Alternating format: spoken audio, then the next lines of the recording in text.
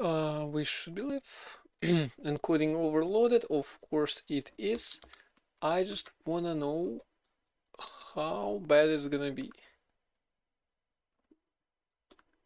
Because they should have a bunch of stuff running.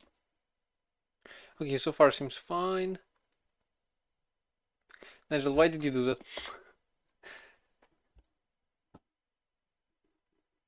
Hey, Divninia. That just happens. That just happened.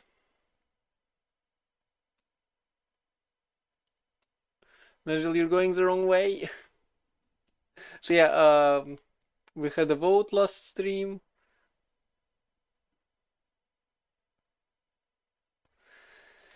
And Gleam won. Okay, this seems to be running. Let's put on some music.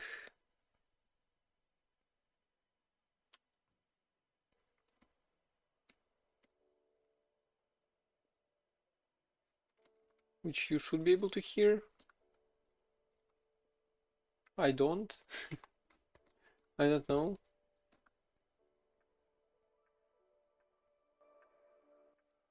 Okay, it's just really quiet.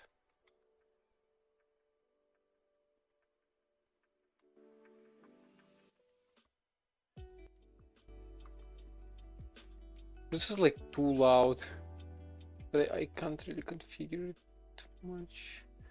Anyway, where Gleam? Gleam exists, hold on. Yo. 25 stream streak. And not a single message technically. Holy, good job, I guess. Finally! Oh my god, it took you 25 streams to write the message. I mean, you did, on one of those streaks you did share it. You did share in the mood, but hey. So yeah. I sure hope my encoder is gonna handle it. Doesn't look like it, but I sure hope. Punch Nigel. And we're rude to each other. So yeah, right. Let's get to the point. Paper.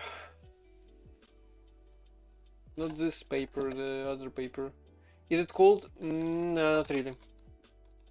So let's open the dev shell and oh my god, the encoder kicked in. Encoder lags kicked in. That's fine. Okay, so far seems okay-ish.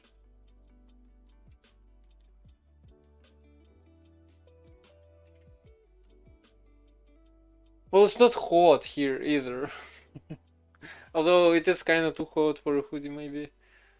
Possibly. Divini, you know how it works.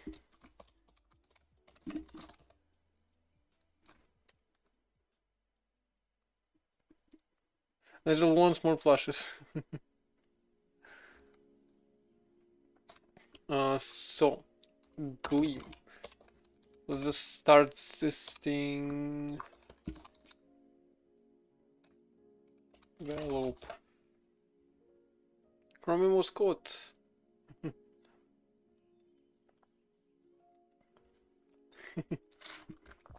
No, chat is usable if you look at the screen. If you want, I can make an extension that will automatically filter out cache messages and like other command messages.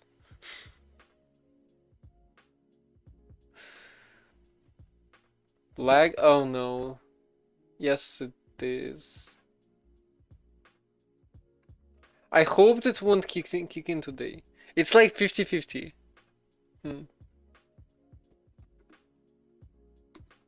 Wonder why it's so spiky. No, like extension. Like the Firefox extension. Or a Chrome extension. Or a script that you paste into a Control-Shift-I. But like, what's the better way? Commands are best. I like commands. I like the terminal.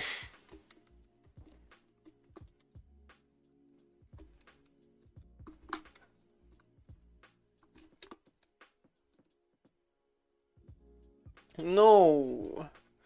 That's a lot of work, and people don't like extensions, and commands are simple.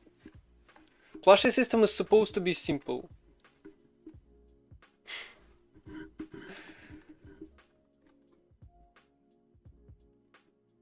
And also you have heat, to be fair, to be clear. To be crystal clear. I am gonna incorporate green heat. But like, not yet. Haven't yet done that, work in progress. So the overlay is old.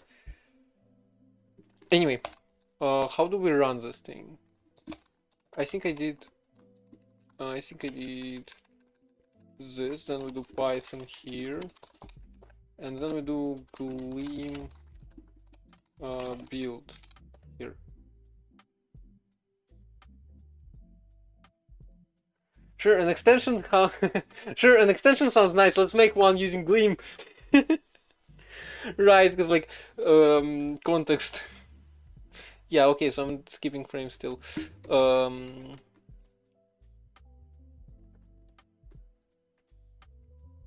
Is this also this? I mean, it should be fine.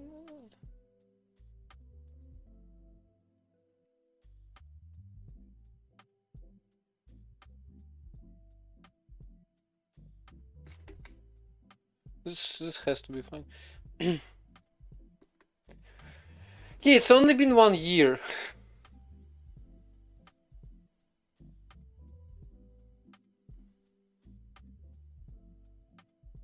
Yeah, that can be an issue. But you get used to your voice. Or you just don't listen to it. Which is what I'm doing. A local host. Yeah, I saw that. So we've got a blank canvas intended. And oh my god, I'm dropping frames. I'm dropping frames on literally a white picture. By the way, I'm so sorry for the flash. I'm gonna disable this. It doesn't work well enough. BRB, see you soon. Or maybe I disable regular recording. Or maybe I do this. But then this. And then enable this. This goes to 60. Is it gonna change anything? Possibly, maybe. Okay, this seems fine so far. It's gonna spike though.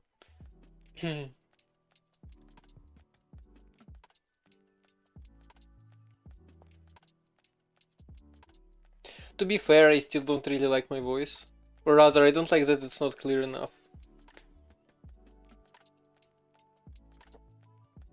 Okay, it seems to be fine. I sure hope it's fine.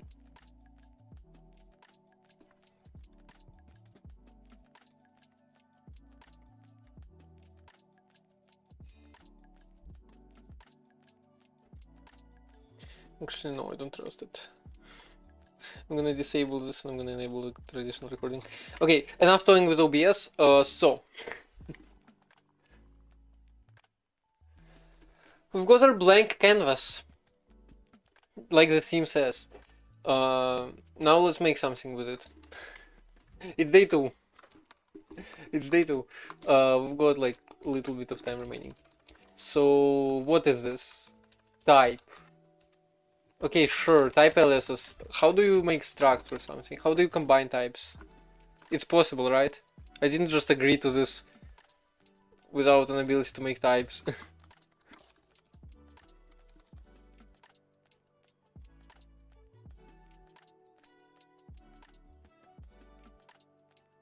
Okay, so there is a struct. Then goes through the type struct equals struct in parentheses. Hold on, I wanna go through the thing that the tutorial.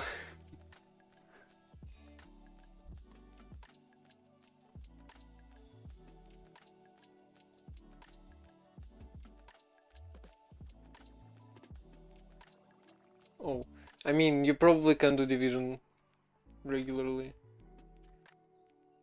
Language store. Sure.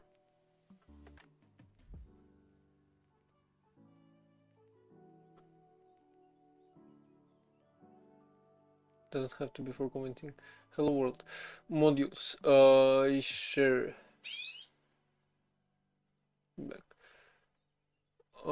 Gleam string as text, huh? Unqualified imports.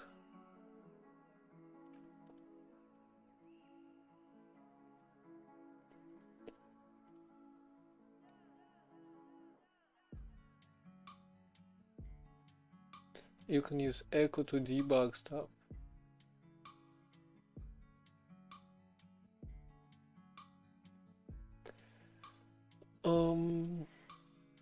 Int. Yeah, sure.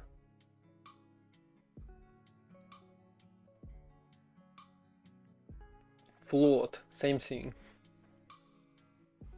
Number from the underscores, good to know. Other stuff supported.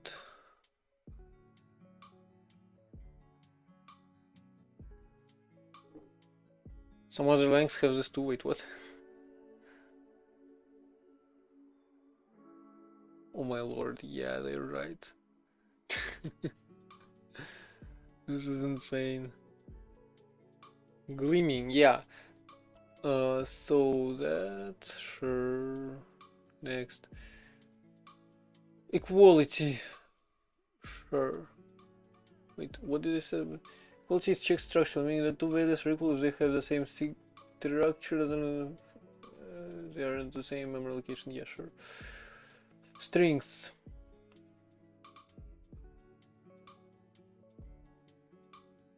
String concatenation is the diamond operator.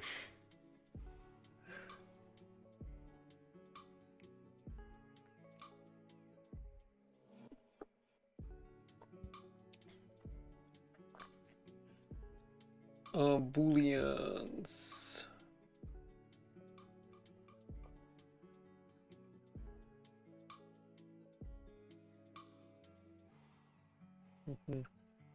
Assignment. I mean, we don't have mutation, right? Although we have shadowing. Oh, I didn't know that that worked. Next we have. Let me check my. Yeah, okay, we don't seem to be skipping anything, so it's fine. What do we have? Discard patterns. If a variable is assigned but not used, Gleam will limit a warning. If variable is intended to be not used, the name can be prefixed with an underscore.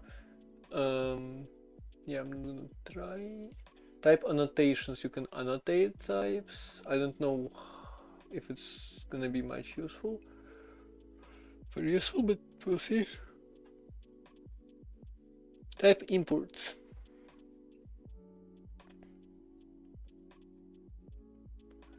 Read by a qualified way.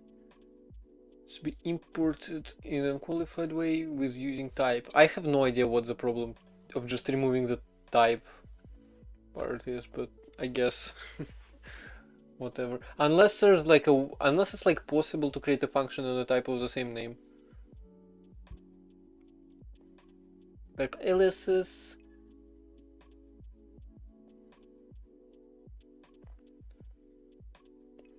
Blocks. Ooh, blocks are useful.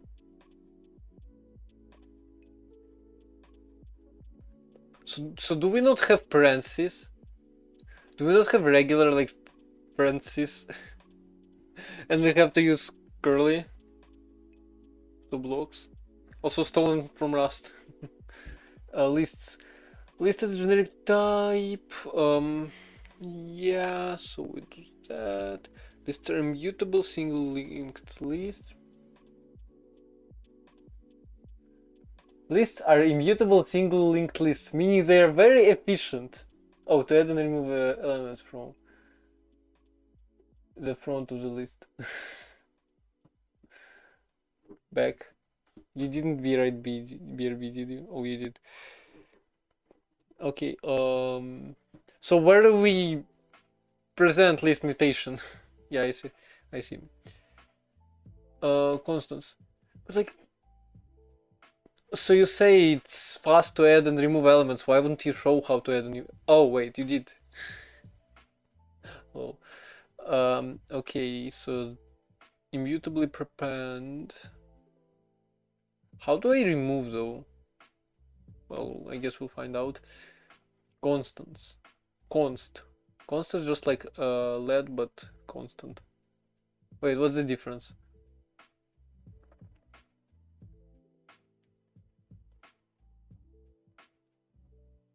Oh, best way is pattern matching. Fair enough. Formulas that are used throughout your program.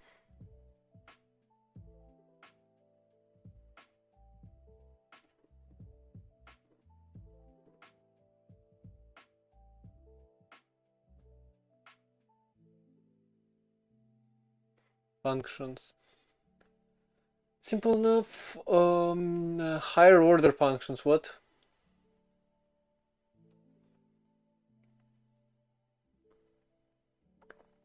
Send to variables, pass to other functions, and anything else you can do with values. Okay, sure. So we can just pass stuff. I mean, simple enough. Do we have closures? We do have anonymous functions.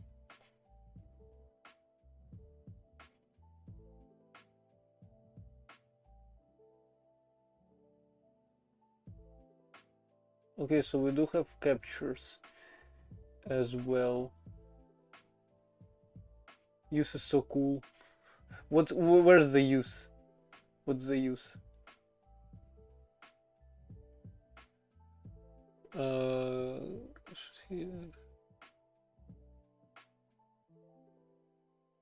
Gleam has a shorthand syntax for creating anonymous function that takes one argument and immediately call other function with that argument. Function capture syntax. What? Oh, the what?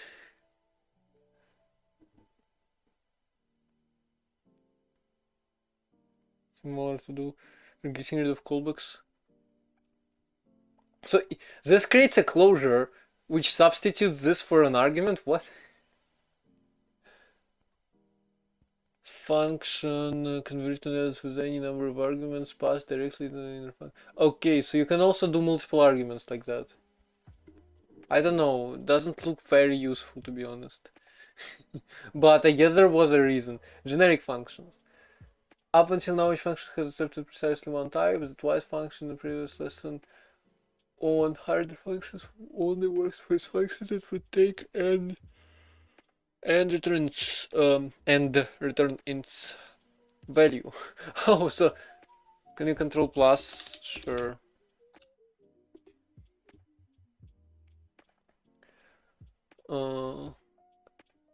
This is overly restrictive. No, it's not. Especially because you have one type of int and one type of float. And no, like int 8, int 16, int 32, int 64, unsigned int 128, I don't know, circular int. Generics, also known as parametric polymorphism. By the way, existentialization. I've read the paper. Oh my god. It's been a while. But I also read it at 1 a.m. It was so tough. I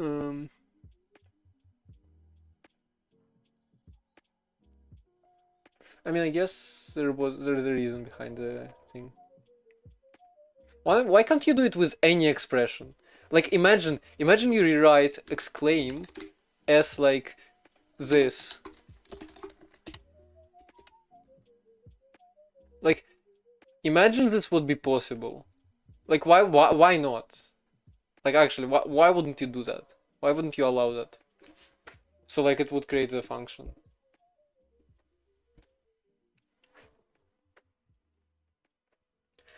on higher order functions, only work with functions that would take and return ints.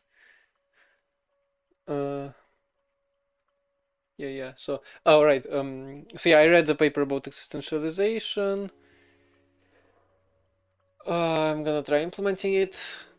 It did change my ideas for monomorphization of traits as well, which is interesting, and like a lot of other stuff changed in my mind.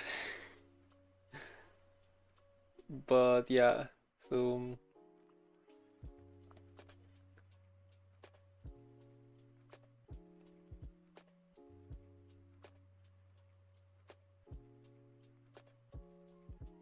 I mean, to be honest, the underscore. To be honest, the underscore is not very clear either, in my opinion. Anyway, generics. Type variables. So we never specify where the type variables exist. We just use them. Sure.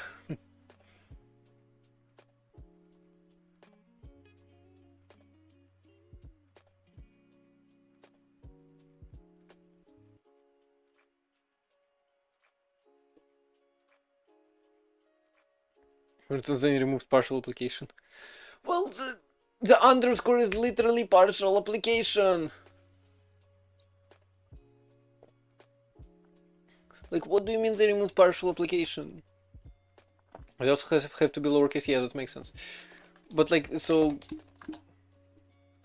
like, let some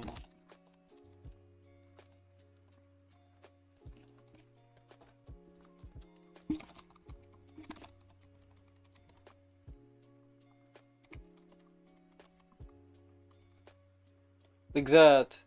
Literally partial application.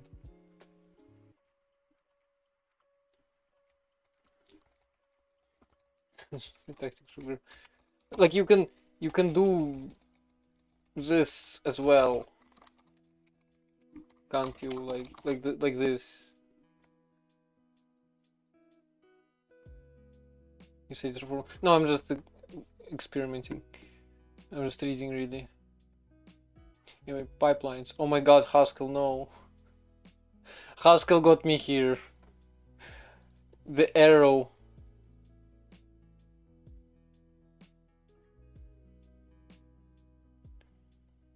Well, can't you just create another function that calls the previous function with some values? Without wrapping... What's the problem with wrapping it in closure?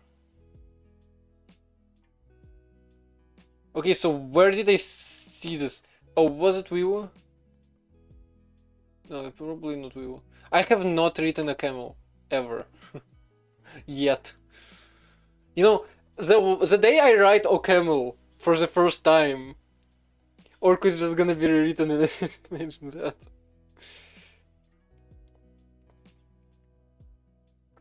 So yeah, by the way, yeah, I should probably add OCaml to my to-do list, and it's like important because I'm a lang dev, at least partially. No, I swear Haskell had something like that.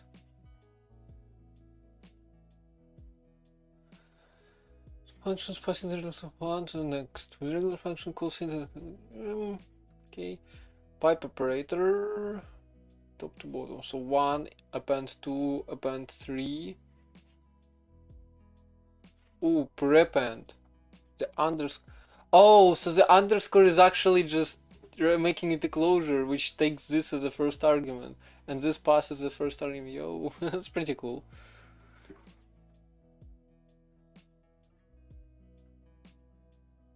Okay. Rocket launch. So that's what you use instead of a dot to call methods. Okay, next. I said next. Yep. Labeled arguments. Added. Addend. What? Multiplier. Why? Gleam has cast tuples. What? So yeah, why? Why is like, why is it like that?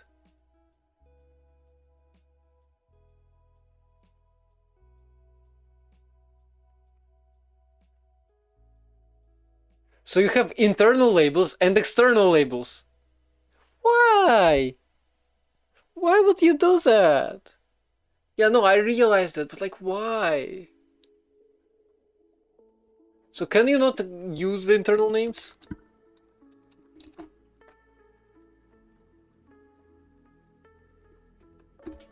Why? Why is this like, okay, for rare cases, but most of the time you probably hey dude, YouTube chat doesn't update as always.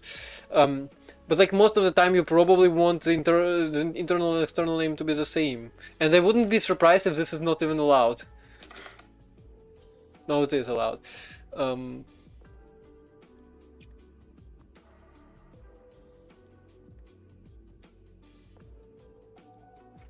is music too loud? Possibly.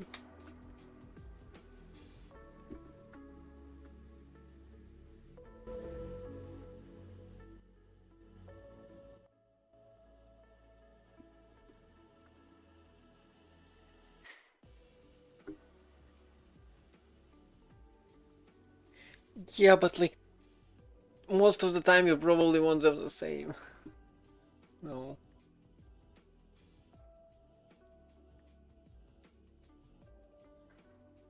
Fair enough. But still.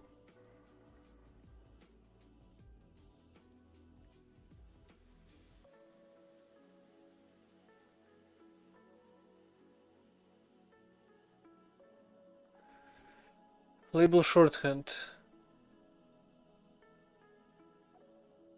What?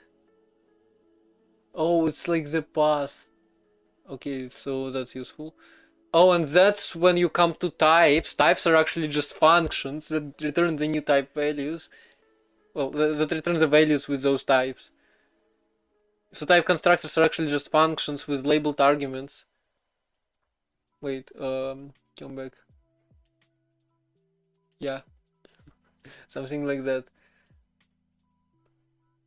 Doc comments. Quadruple slash, yo!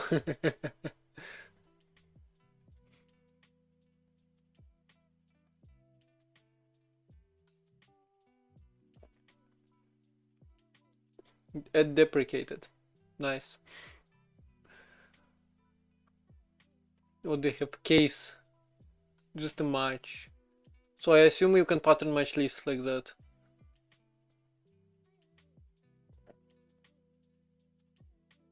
Variable patterns, sure. String patterns. Ooh. That is pretty cool. That is pretty cool for like parsing stuff. Yo. But like, I don't know how useful it will actually be.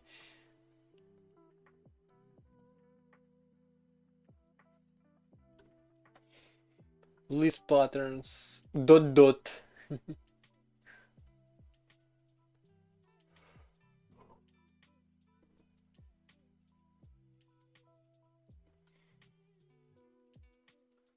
But the match saying list has at least 2 elements. Okay.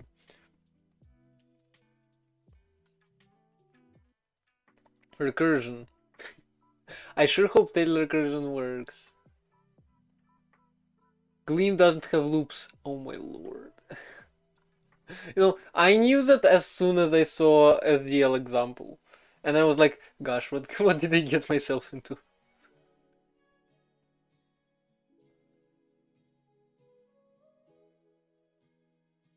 But like, to be honest, I don't like using recursion instead of loops.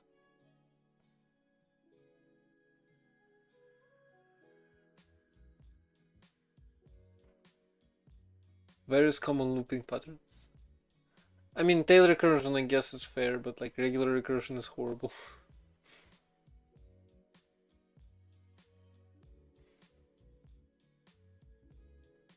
That's why you have fold. What is fold? And also we still didn't get to use tail calls, there we go.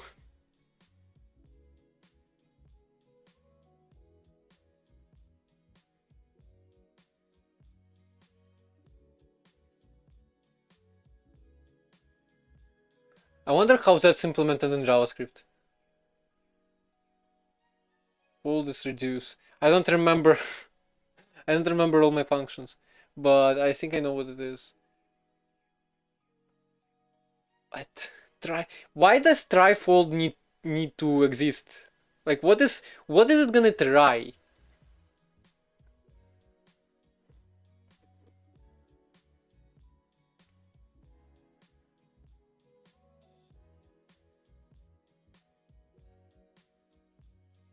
Results or options?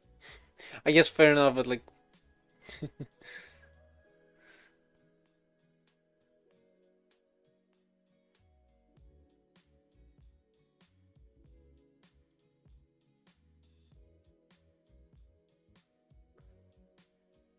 unoptimized recursive functions can often be rewritten into tail called optimized functions by using an accumulator.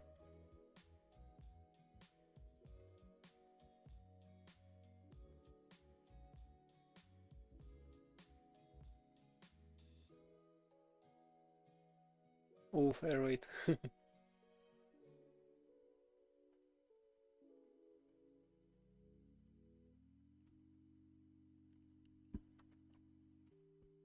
I mean, fair enough, but Rust is not a functional language, so you don't have that problem.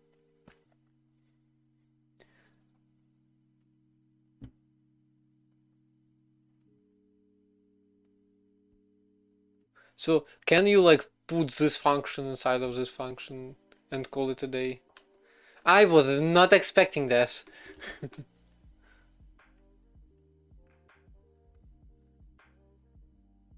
Haskell has it, so I have been proven wrong. What? What do you mean?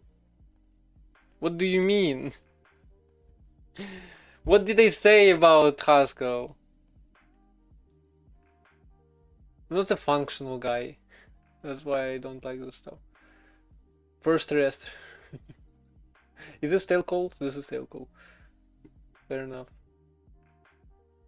And I knew it's gonna be this. Get me to structs. Multiple sub-objects. What is this? Oh, right. I mean, that was to be expected. Tic-tac-toe. Tail code doesn't have a tail. Fair enough.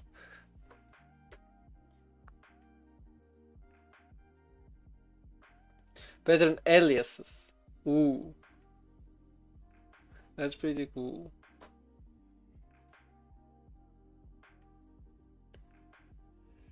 Guards. Guards are great.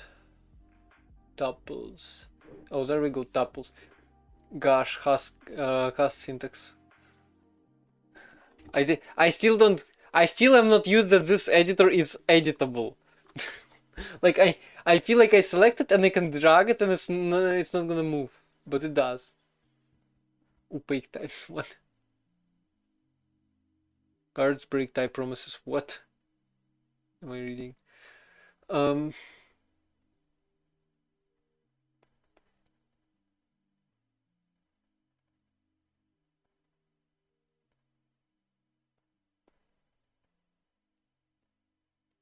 Okay, so we have pattern matching here.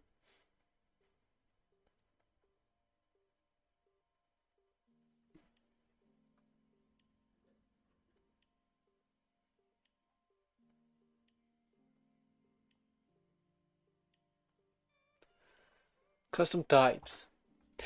So we have enum. So we have arithmetic types, right? So we have parentheses. We have list of values, and in parentheses you can probably specify the list of fields for each or something. Because only DTs will, yeah. Only flashbang. Well, sorry, Gleam's website is in light theme. Do not look at this button. I am not pressing it. Actually, I kind of want to see. No, I don't like it. I like white and pink. It combines nicely.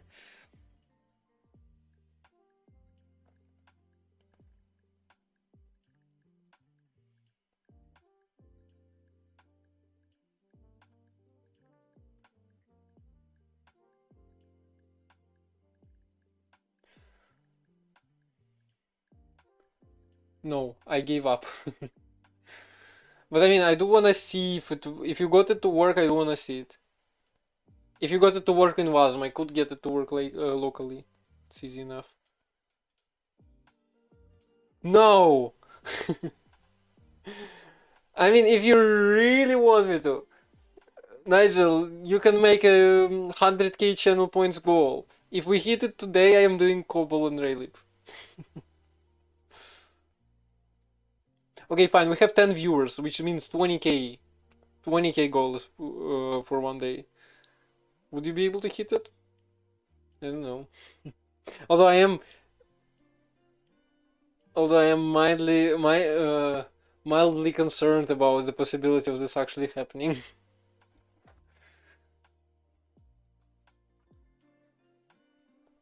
Okay, what do we have here?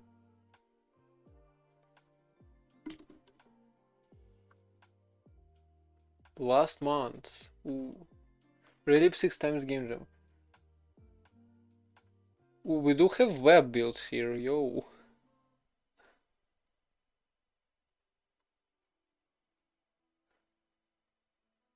So they upgraded it. Okay.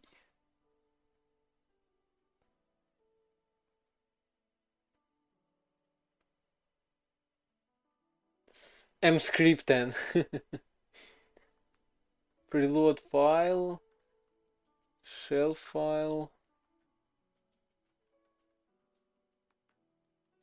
Sources. So like, how does this?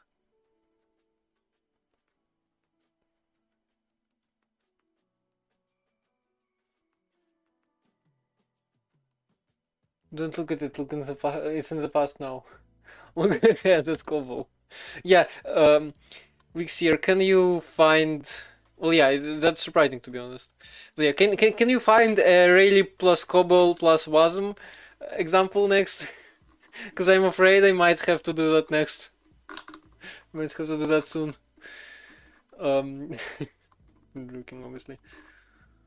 Um, anyway, records. Constructor, and we have stop needs glasses. Me. What about Ada? Okay, do I do Advent of Code? Do I do this? Do I do Advent of Code for this new year, where every day I use a different programming language? That could be interesting. I have never done Advent of Code. No, that would be interesting. Suggest me languages for that. I might actually try it. Although I am kinda afraid of it. In Pony, what is this? Because like I don't have enough game jams to try all the languages. Anyway, records look simple enough. Array of records, sure. Record accessors, what? Oh, so you can access fields.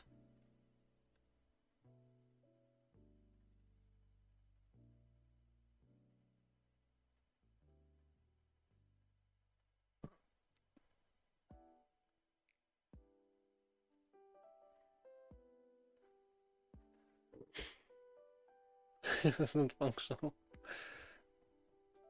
Okay, I have no idea about those languages. I have never heard of those. What do we have? Record pattern matching. Yeah, that is obvious, just like in Rust. Record updates. Oh, this one is interesting. Yeah, so the update syntax. Generic custom types. Yo, Rust!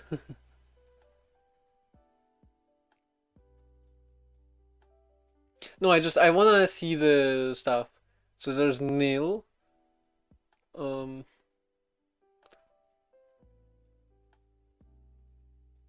value that is returned by functions that have nothing else to return those functions. Valid for any other types, therefore values not nullable. Okay, sure. Just unit. Just underscore underscore parenthesis underscore underscore parenthesis.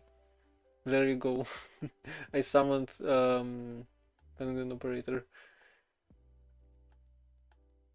Gleam doesn't use exceptions, instead computation that can either succeed or fail. Turn the value of the build type result. Yeah. Penguin underscore underscore operator, wait. So true.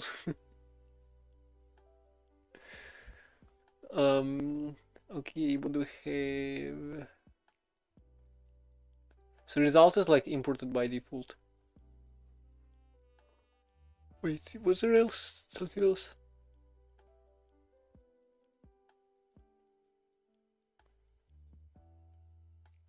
Only uses Gleam results standard library module and use expressions when working with results. Okay, I wanna see you use expressions.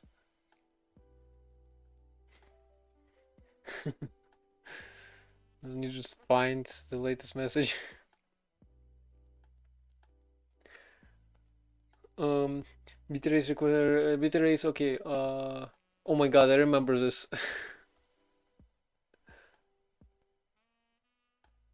8-bit int in binary, 16-bit int, UTF-8. Yeah. What do we have? Concatenation.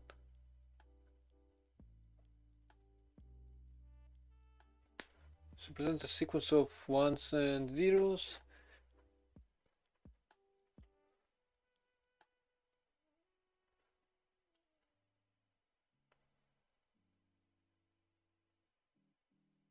Size unit.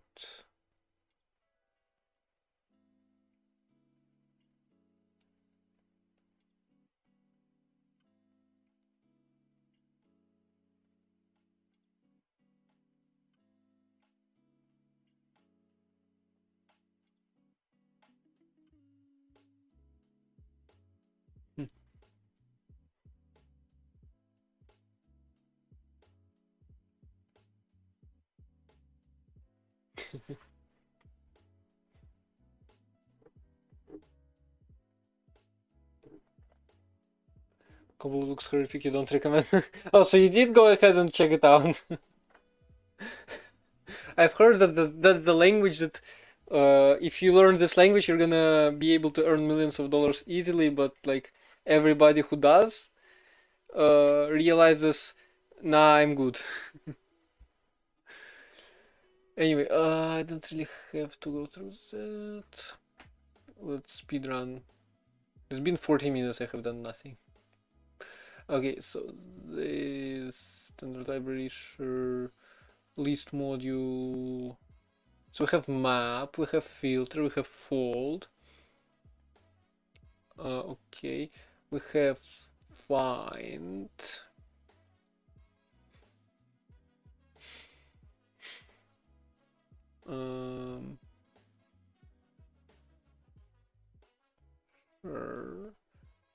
Result module, map, try.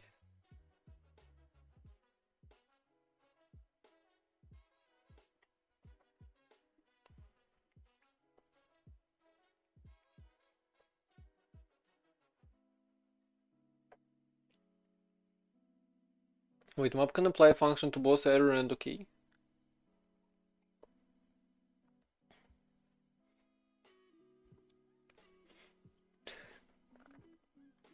Every other list operation can be implemented with a loop, Nigel. With a while loop, in fact. And I like while loop, because it exists in C. And everything that doesn't exist in C is bad. Or, okay, not bad, but like, is not ideal, not perfect. Because C is the perfect language. Result try. Okay, so what does try do? Okay, 1, error nil. Okay, makes sense. So like map. Or like and then rather it's called in Rust. Result unwrap.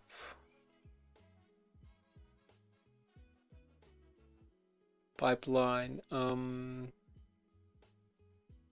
right. Int remainder, huh?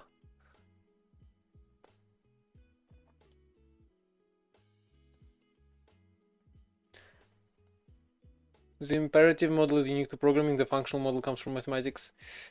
You know, I always said I'm not a mathematician, really, mathematician really, and I don't like functional programming. I mean, it's not entirely pointless, but like, it's not my native, it's not my main. Yeah. Anyway, dict functional. Who cares? That means that imperative paradigm came later, which means it's better because it's later. All the best writing green. It's fine. It's fine. I have written many things before. I have written nicks before. I have written tons of nicks. Kilobytes of nicks, maybe even megabytes. I mean, probably not megabytes, but kilobytes definitely. Person with pad, person without a pad. Option module. Opaque types.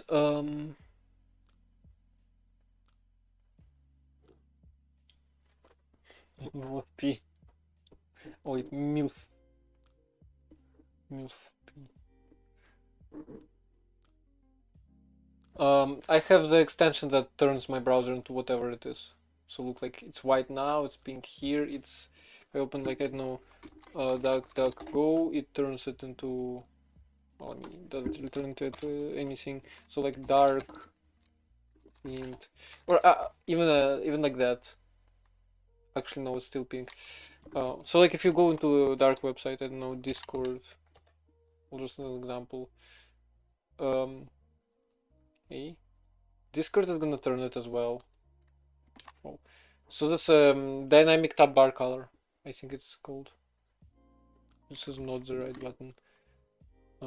I'm just pressing random. Like, cause I don't see them either. There we go. Adaptive tab bar color is called.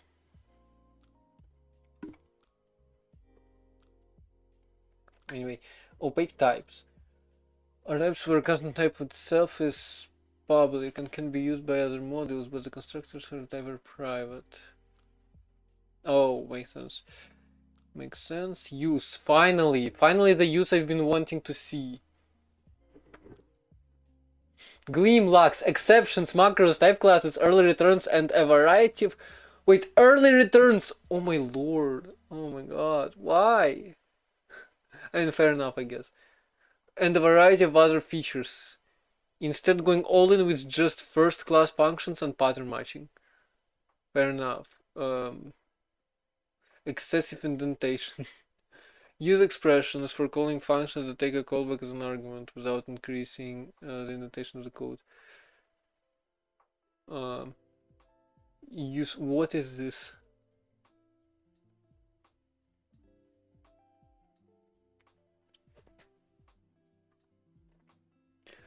All the code below the use becomes an anonymous function, and the assigned variables become the arguments to that anonymous function. So like username is the argument, and it comes from result try. I assume this fits as the first argument into result try. So we try, so we try get username and then call whatever this is on the username. Makes sense.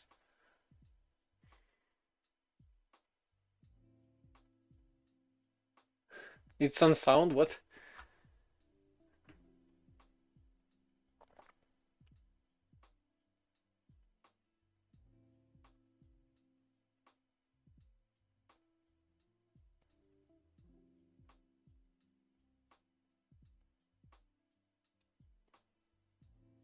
To ensure that your use code works and is as understandable as possible, the right hand side ideally should be a regular function call rather than a more complex expression which would be more difficult to read.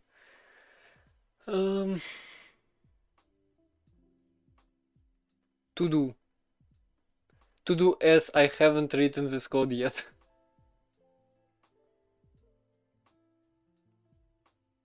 Error, I haven't written this code yet. Warning to do found. Be sure to finish it before writing your program. I mean, Gleam compiler is just so funny when it's wording something. Still working on it.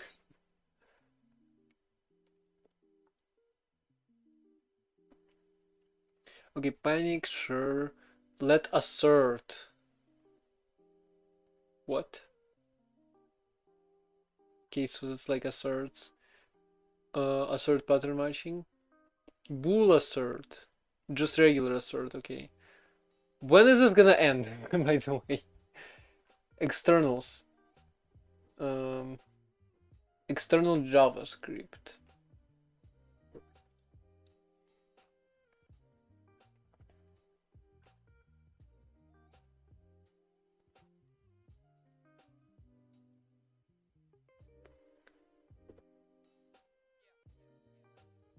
Okay, don't start on monads and monoids and stuff.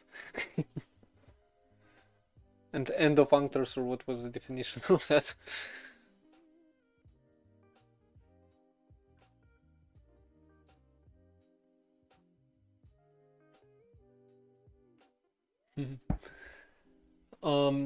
Multi-target. Oh, that makes so much sense.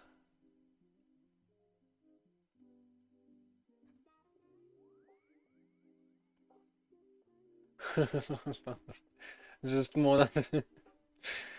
Okay, external Gleam fallbacks. Oh, so like, okay, that's interesting. What's next? Call. Erlang the movie. What? Congratulations on completing the tour. Okay, finally. Let's code. So can I ignore the parentheses immediately? What was the parentheses thing? I don't think I can ignore the parentheses. So state. Can I ignore one constructor? Can I like shorten this? So maybe like that or something.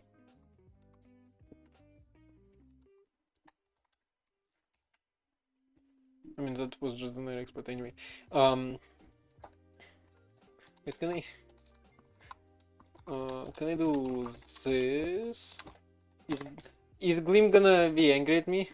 Yeah, I guess. Okay, so what do we have? Let's start with paper. I wanna start with paper.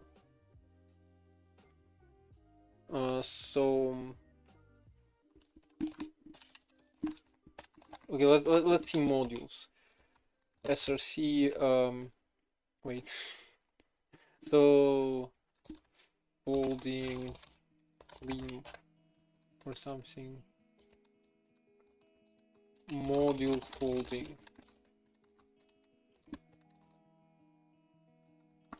Or is that not how you do it? Not shorthand for that, unfortunate. I guess you don't do modules. Wait, that was from C3, hold on. Okay, so type, public type, I guess. Folding state.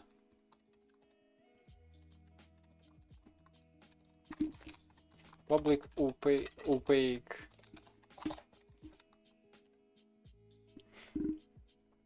So how I have not. By the way, I haven't thought about how I'm gonna do that at all. So I have no idea what I'm gonna do, what I'm doing. But I guess let's do line optional. Oh, wait, that's not how we do it. How do we generate dynamic decoder? What? Oh, that's so cool. Generate type. Wait, no, I don't want to generate option. I want to import option. Why is there no import? Gleam slash option dot type option. option of I need a vector.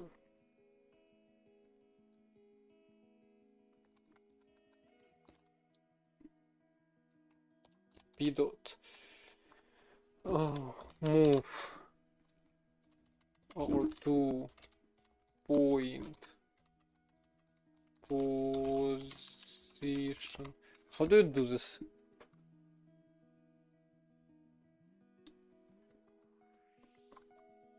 I have no idea what I'm doing either. Okay, so hex or hex, PM package, packages, paint.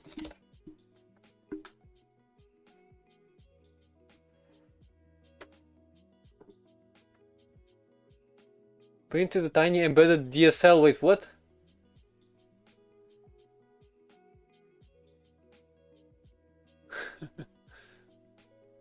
How do you translate stuff? P dot translate. Okay, that's gonna be fun. Translate XY. Oh, we don't have vectors. Damn it. Edit about to start now.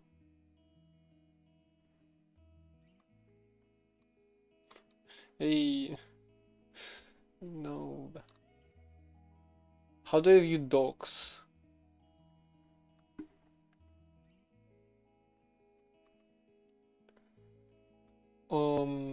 Vector? Wait, vec2. Ooh, that exists. Hold on. See you. Hopefully I'm gonna be live in an hour. I mean, I should be, right? Okay, vec2. A tuple. Right. Sure. I mean, it makes sense. Option of vec2. Import paint dot type vec2. Gonna be useful. No, live, not alive. I'm gonna be alive in an hour. I sure hope so. Like streaming. Live streaming. So, right, folding state. Pub, fn. How do you do this again? No, I am gonna be alive, right? I am gonna be alive. Hopefully you're gonna be able to see me alive. So public function update. Can I just import folding here? Import folding. Okay. Imported module with errors. Oh right, that's fine. Fix the errors first. State folding dot. You know, paper. I'm gonna call it paper. I'm gonna rename this to paper. Paper. And then, oops, that didn't work.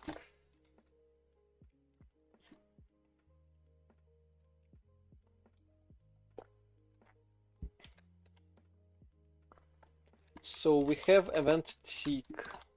What other events do we have? Mouse moved, mouse pressed, mouse released. Well, I mean, I guess I want let's state equal state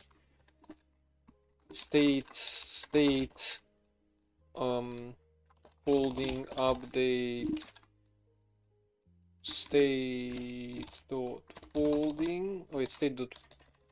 Wait, how do you do this? How did I do this? Hold on, paper. I'm supposed to like add names to stuff, right? State dot paper.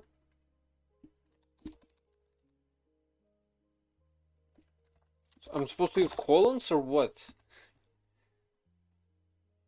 I don't think I'm supposed to use colons. Oh wait, paper colon state dot folding dot. Now I do wanna know also event. This is gonna be the separate module. Okay, I don't wanna know if this is possible to optimize. So like, regularly you would have add start and over in 5 seconds. You're so lucky with that. Nigel, is it possible to make shorter? Like you would have paper equals, or even like folding dot update mute state paper event. So like you would have this in Rust, for example. So you'd pass a mutable reference and it would update. But instead I reconstruct the object. I like apply the function, pass in the field. Is there like a way to do this? There's a way. How? Fork time. No. I'm not forking Gleam for a game. You remember what happened when I spent 8 days? We do not mutate. Yeah, but like, but I need to. I need to mutate. I need to mutate, and this is mutation. Or well, I'm trying to mutate here, but like, no way. There's no easier way. I mean, I guess I could just discard it and say, Pixamo, then LDTK codegen for garbage collector 3. So like garbage collector 3 had stuff. It's a field update. Well, yeah, is there a shorthand version for field updates? Is there a way to shorthand field updates? I mean, I can just do this. Oh, you remember. Also, can you hear the drill in the background?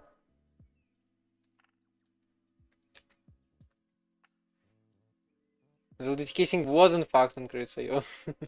I think. Init state folding.new folding.init. Wait, canvas config, what is this? Width and height. Okay, folding. Pub fn init returns paper line none.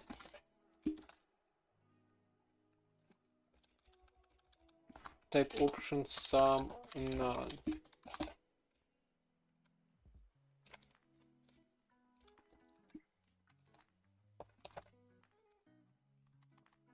So we take paper, return paper.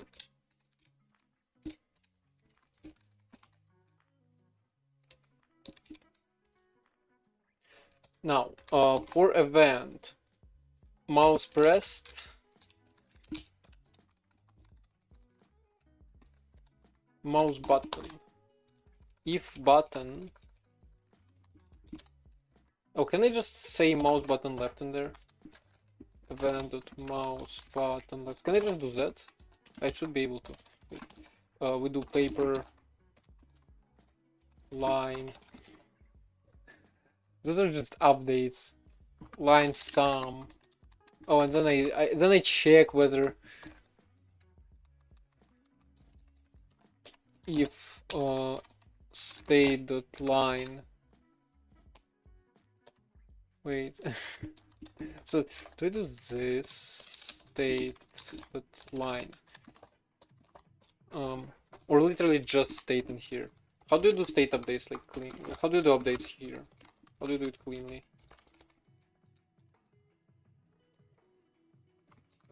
Paper line sum start. Wait, no, that is not possible. Hold on. I'm just gonna do paper with line sum. Wait, a mouse press does not. Damn it! I cannot get the mouse position.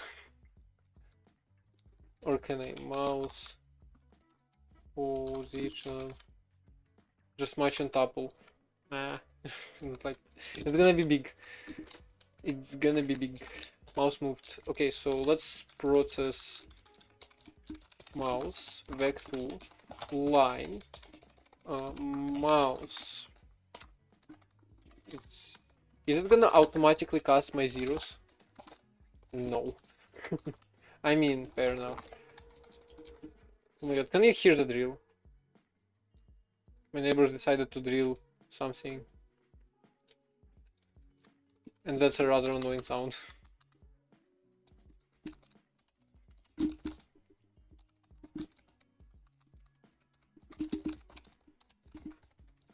I mean, I can just do the state. So mouse pressed. Mouse release would yield none. Anything else would yield state. I don't like the formatting for this. Like, it's not consistent. But fair enough. Let's do public function draw or view, I guess, to keep the naming convention. Fork time. No, I don't have time to fork it.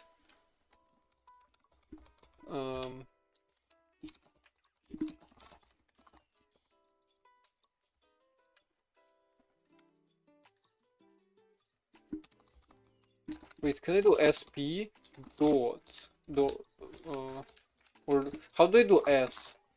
Like that? That's insane.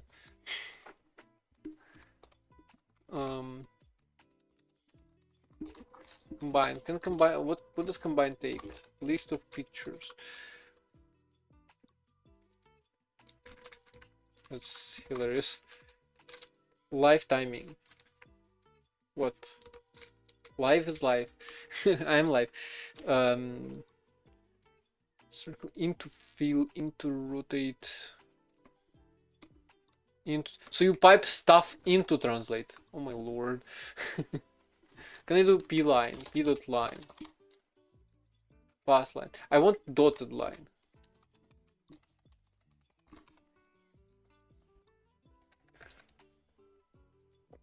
Line to path, path. A path. Start and end. Line 2 in path. How do I start path? Move to line 2 or something. Or do you do path and then I guess I need path.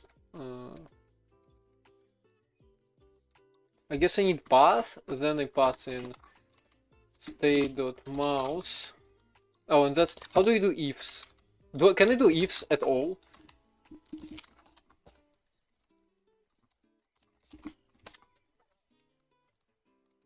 Paper mouse.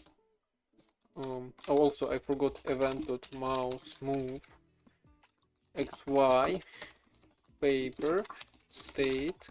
Wait, yeah, state mouse x y. I mean, it's not bad. This is actually quite calm.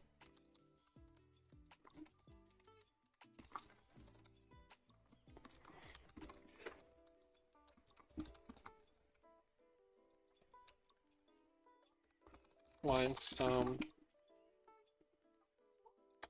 start. So I'm gonna do p dot wait, stroke dashed. That's exactly what I want. So I'm gonna pipe a path into this, right? Or picture color this stuff. Am I not supposed to? I mean, I'm not using an AI. I'm participating in the game jam specifically, especially like I'm not gonna write code with AI for a game jam, even though I don't think rules mentioned it, although they probably did. No if else. Damn it. I mean, it's fine. We have case. Case is fine. Case is good enough. Case is useful. So I need path. Is path gonna become a picture? How do you do the triangle thingy? Top quadrant? No. I mean, the name sounds familiar, but I don't remember much. So path. We start with start and end with mouse.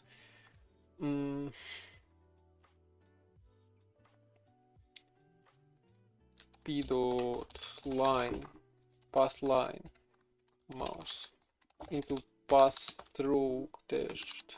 Stroke dashed. So stroke dashed will have color. Then float and floats. What is? Dashes. Oh my lord, why? MVC, what is MVC?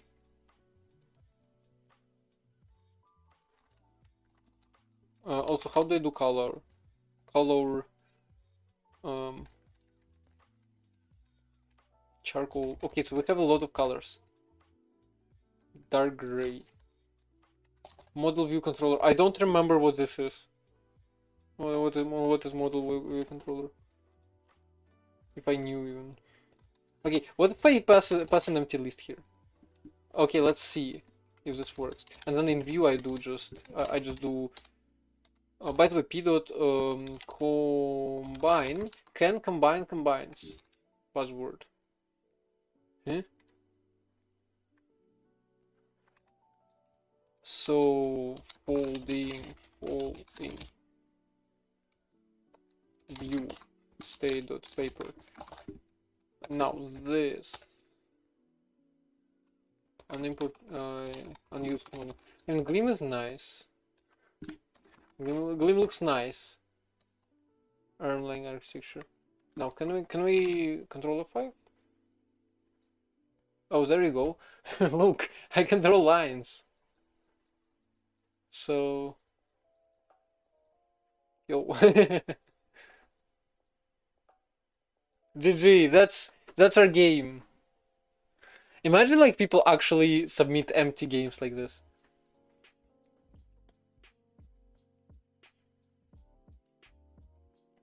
Elm programs always look something like this. HTML, MSG.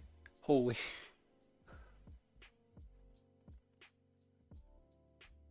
Oh, model view update.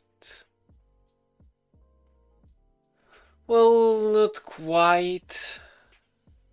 I mean, I guess somewhat.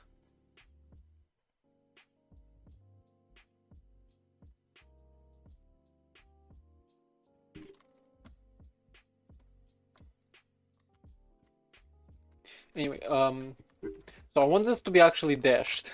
Do I have to? What if I do 5-3? Is it gonna be a pattern? It's probably like a JavaScript function in the background. That's not what I wanted to press. I think I pressed Ctrl F4. Yo, look, we've got a dashed line.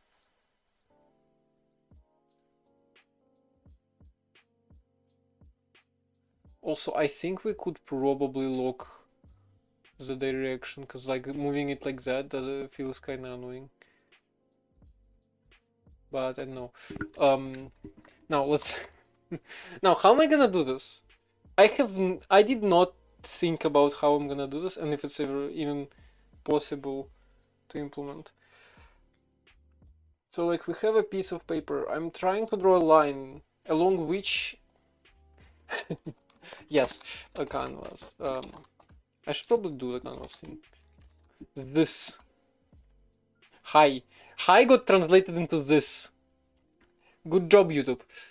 Okay, so where was it? HTML shell index. Let's just make it 1080 by 720 and let's make it centered. I don't know how to do that, but I can surely do that. Margin auto. This doesn't help. Hold on. What is this? Inspect.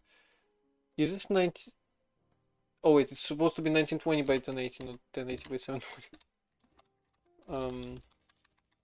1920 by 1080. Now how do I center you?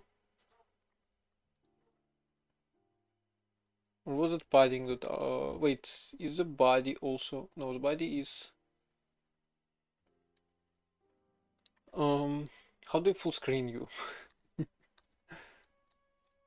Height 100%, width 100%.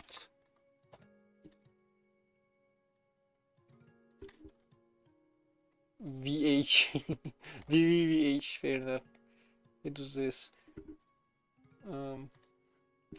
100 view widths.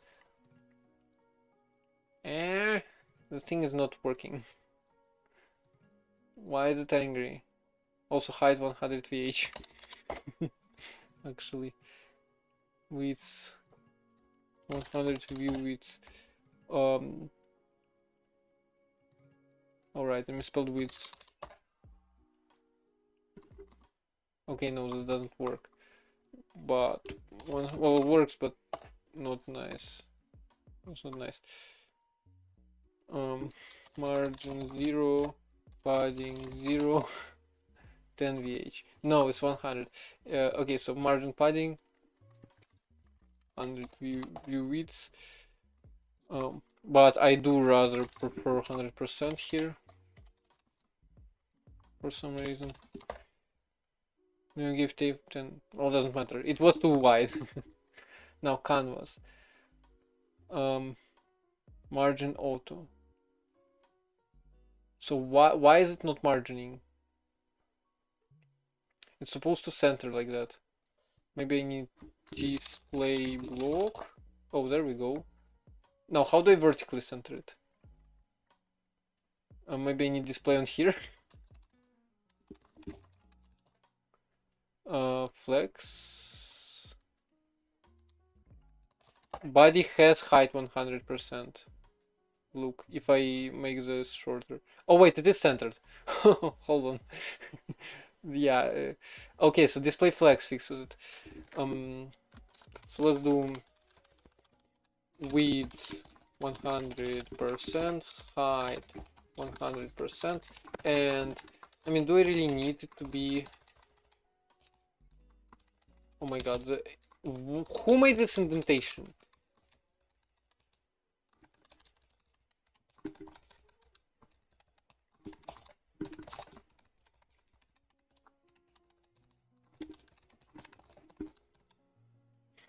Display block, and then I'm gonna do width 100%, height 100% as well. I don't know why I'm doing this, to be honest, like that. Still says, yeah, it's fine. I'm not gonna change. I'm just kidding. So I'm just gonna copy this and put it here. We don't even need displays. I'm just gonna put it here.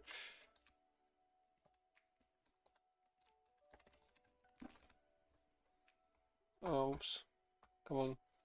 So this looks okay-ish, apart from the vertical thing. So the body is 778. This 778.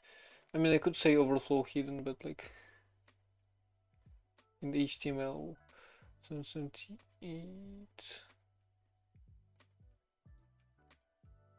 So like I make the viewport 450, for example. I cannot. There we go. So body is 450, canvas is 450. Inner space 450. Why does it overflow hidden? Is that enough? No, okay, I need this in a different place. I need this on body. There we go. Overflow hidden. And paper. Work in progress title, hey. Now, I should be able to draw any lines now. Right. So the idea is there is a piece of paper here. I cross it and it falls. How hard would it be to make it? How hard would it be to make this? So I need rectangle. I just go over. I mean, folding it once looks very possible. Folding it twice looks very impossible. Folding it thrice. Let's not waste time. So first first of all, we need a piece of paper, which we're gonna make out of a polygon. So like if it's so it's gonna be clockwise, right? Then if we wanna fold it onto itself, it's gonna go clockwise. Oh my god, this is so confusing. This is gonna be or do I just store folds like differently? Do I store them in do I cut it into sections? So like I have initially rectangle, then you fold it, it cuts into two sections and flip that one. Maybe like that. It's gonna be easiest.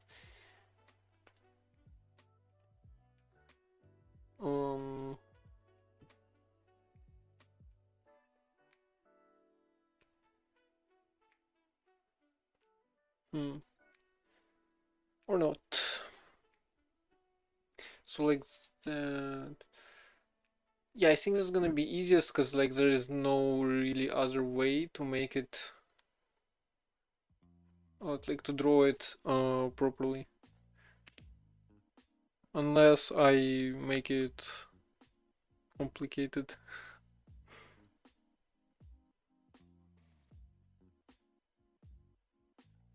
Which I could. I could probably do that. I mean, let's do it here.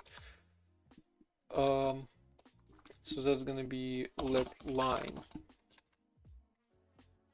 Then we're gonna do p dot combine line, p dot path. So let's do start in 100, 100. Yeah, this is gonna be fun. P dot line 2 or path line. Why did they rename it like that? Path line. So we to start at okay, let's start at 100 and 400. Then we go up to 100, 100. That's 1000. I'm missing the dots. Wait, can I do this? No. It's gonna add the zero itself. Anyway. Dot. P dot path. What do we have? Do we have path close or something? No. I guess it's gonna close automatically. If I do fill. So we have this up. Down right to 150, 150. Let's do. Because like it's gonna be much easier if I can store the whole thing in one list of points. So that then right to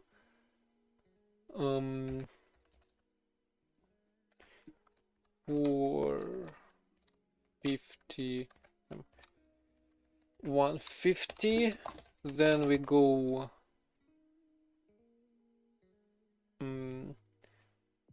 up left to 400, 100.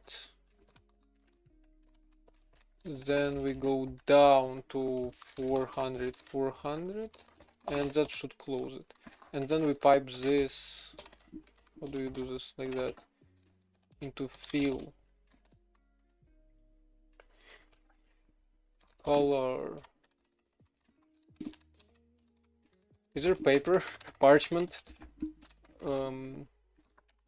Parchment, hex, color. Or I guess not parchment, just paper. Well, this works. Official register of color names. Register. Yeah, what? Hex. From RGB hex. Bro, why is this a result? Why is this a result? Who made this a result? Who? Why?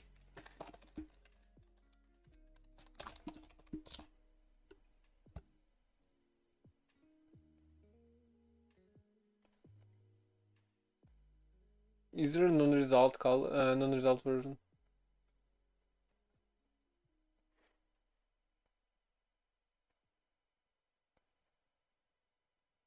Or do I just unwrap it? How do I unwrap this? Result, unwrap, error.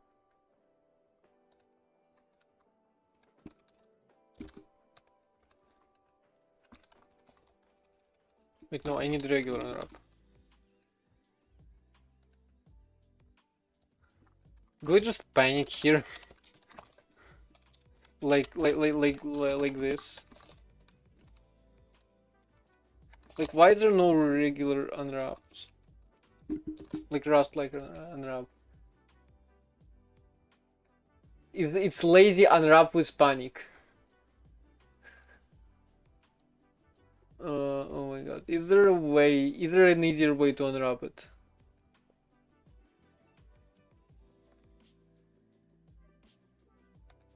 Like, dude, what?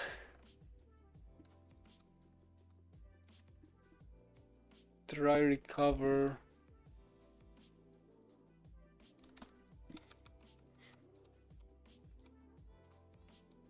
So we have lazy unwrap. What else do we have? We have try. We have flatten.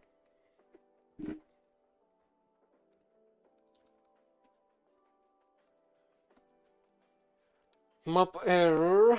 Map is okay. Okay, this is bad. Lazy unwrap. Panic underscore. Wait, how does panic work? Is panic a function? Can I do this? No. Panic is not a function and will crash before it can do anything with this argument. Let's display a message. What did you say? You should write what? I should write what? Panic S. No. Okay, append error. Panic S error.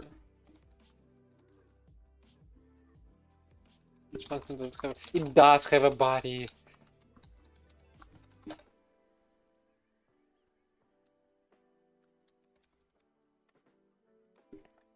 Expected type. Nothing to color. Found type A to B. Okay, again, I get rid of error. Now this. I mean, I can just do const here somewhere. Const paper color. This. What the? Oh, I can't. Damn it. Let paper equals this. Paper color. Paper color. It's angry. Oh, semicolons extra. And then I put paper color in here. Paper color. And then into p stroke.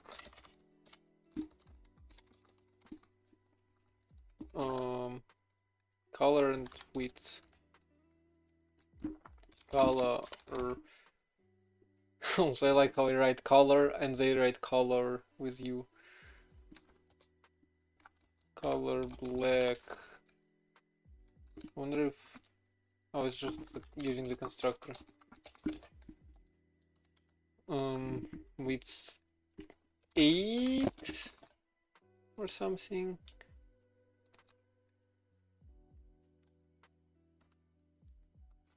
Line 30. In case, yeah, but line can be none. Line can be none.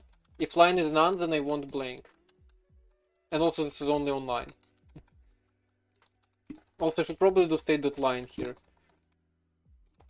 Because since this is not the only thing and I'm gonna combine it, I can probably just do that. So state.mouse, like that. Now I wanted to see if it works. Wait, this is a if it draws, what it draws. Okay, How do I... This is horrible. How do I make it work better? Okay, so first of all, we add 100 for 100.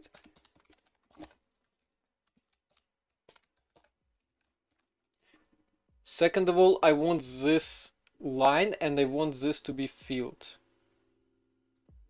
Then I'm gonna be happy. So I need a mode. I need a different mode. And also that line could be thinner or different. I don't think this is possible though, to be honest.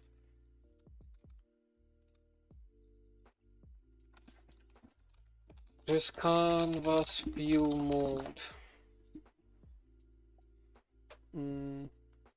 Fill rule. There is fill rule. I doubt they're gonna let me use fill rule. But like, what if? Picture fill rule fill rule. No, unfortunately. Fill rule. Okay, fine, we're gonna do it ourselves. So how do I do this?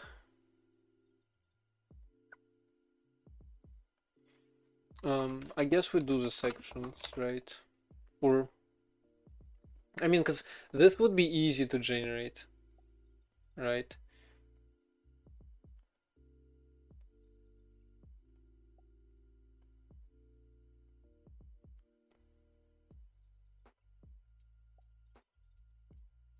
Then I have line polygons.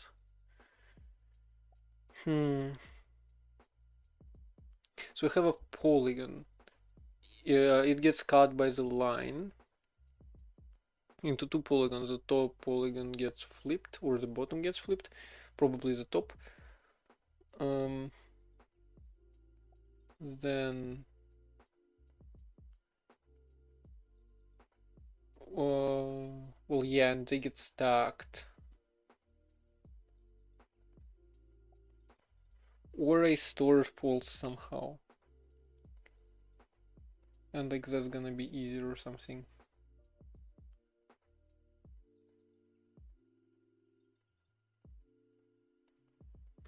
Which, you know, actually might be.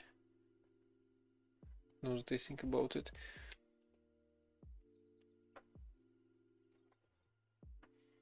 So like angle and offset. Then I somehow compute points and draw.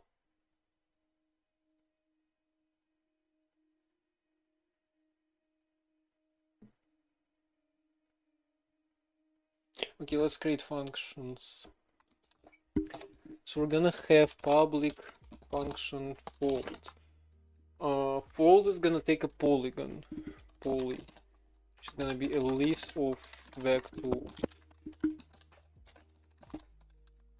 To do it, it automatically inserts a to do. And if I want this function to be empty, no, no, thank you. Also, I don't really have to do this. Probably this is fine. Wait, p dot. Then I can probably do option dot option. Make the import list shorter. Actually, this is rather annoying. No, no, thank you. Gleam community / color. Sorry, hit the microphone. So we have the polygon and then we have the line, which is gonna be a tuple of two vectors. You know, importing vec2 was not a bad idea. Which, yo, this is so nice that they have LSP stuff like this. So I need line, polygon, intersection. Also, this polygon is guaranteed to be convex. So this should be fairly simple. I just need line and then... And what is it gonna return? Two polygons? Hash of Okay, I'm gonna do type, public type poly.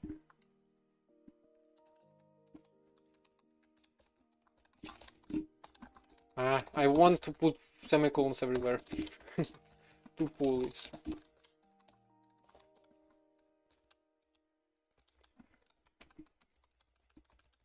This is like more library stuff.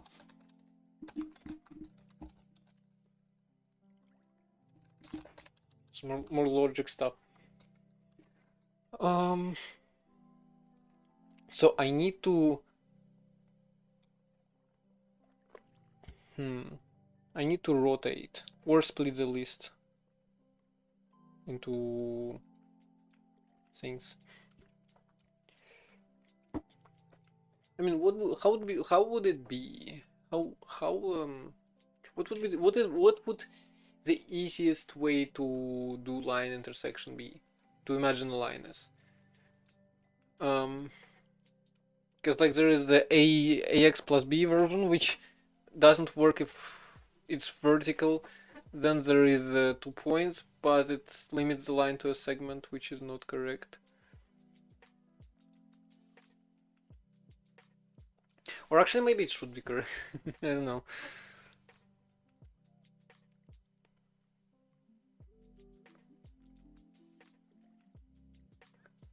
I mean, I could just have float, and bool here. Anyway, okay, so let vertical equals, so let delta equals line 1 minus line 0. Operator overloading doesn't exist, unfortunately. Wait, do we not have vector operations?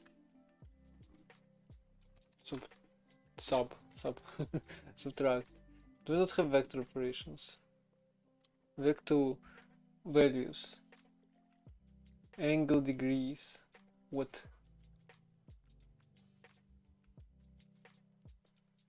Blank color hex. Oh, we have color hex. Why didn't you tell me about color hex before? And where is this color thingy?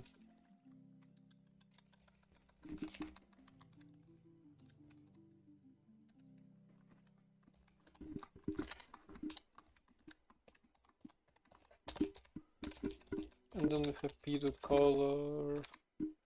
I mean, I could just do color hex here as well to not pollute imports. I can get rid of this. So vertical equals to do. So what do we have? Mass operations? Do we really not have mass operations? Concat, fill, font family, insane.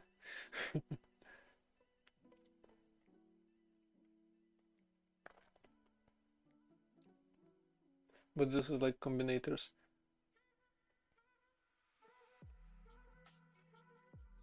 So we don't have vector math. Damn.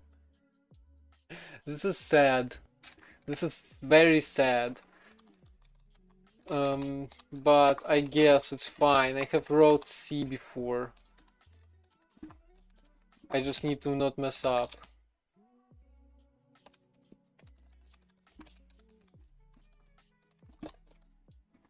Go absolute. Load absolute value. Okay, who needs ABS? Abs. We have absolute value. The full name.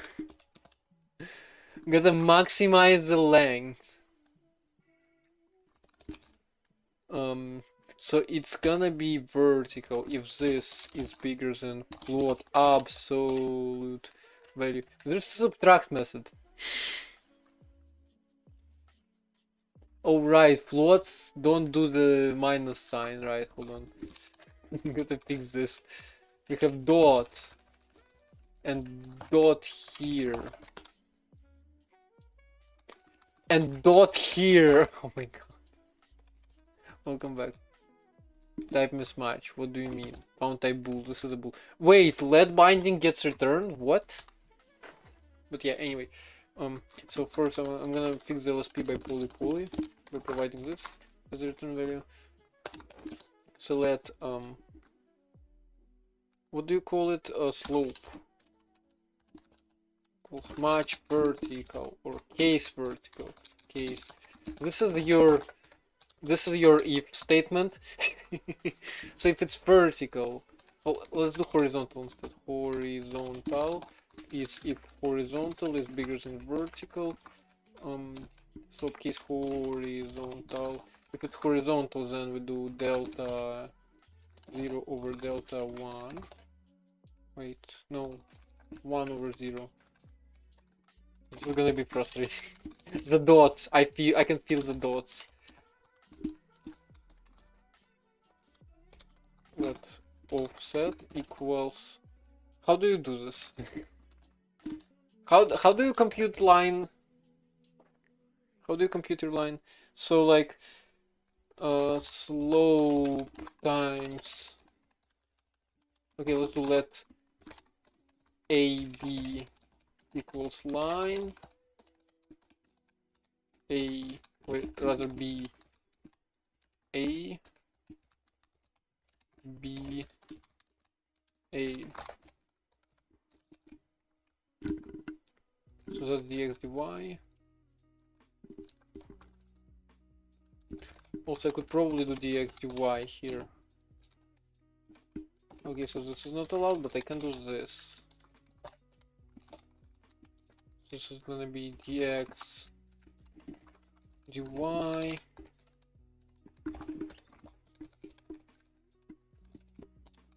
over dx over dy. It's embarrassing how long it takes to do this. So simple.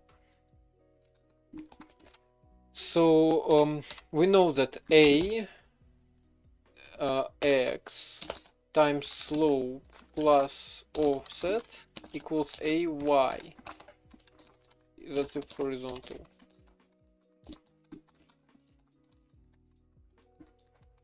So to compute offset, we subtract this,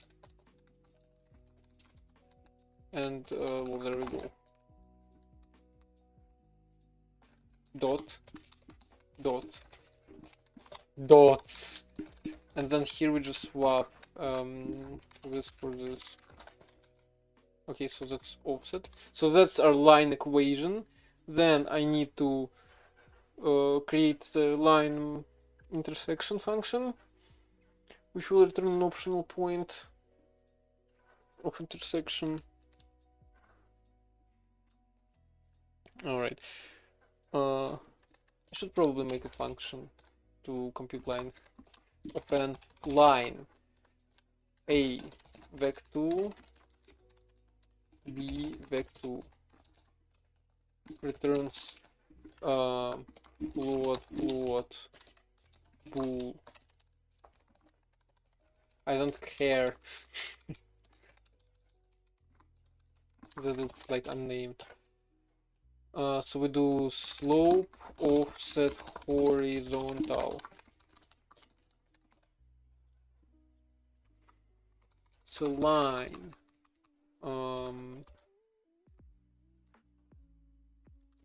right. So I do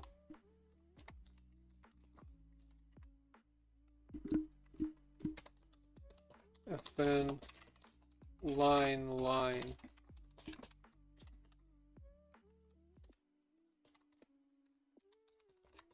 one. Oh my god, what am I doing?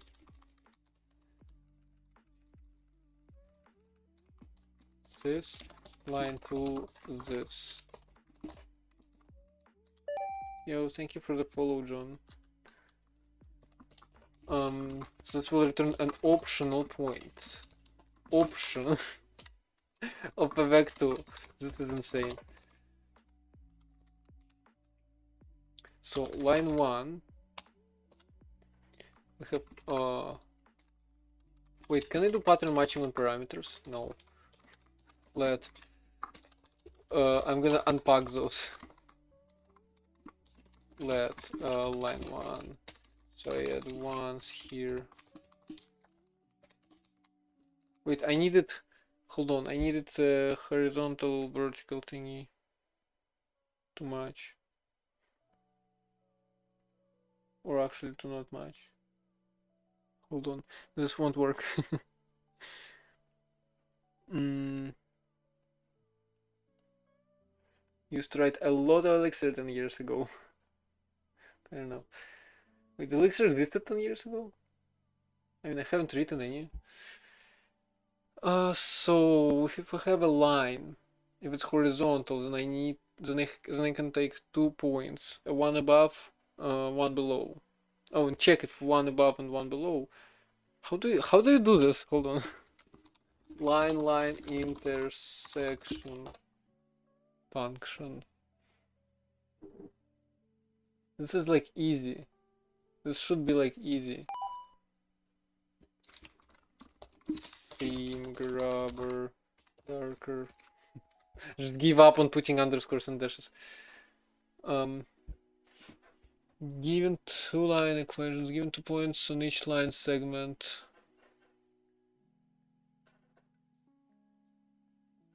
Find Bezier parameters. Wow. Okay, Wikipedia is not very easy to figure out.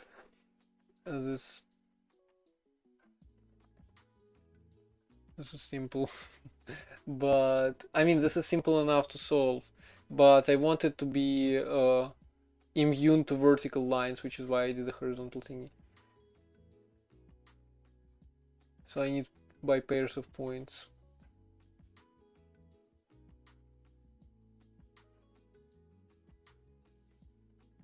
That's not the equation. Actually, those are different equations. Hold on.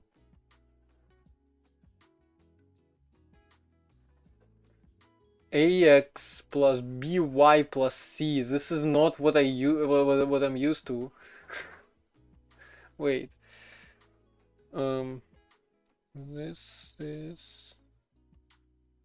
So those are like two tilted planes. What?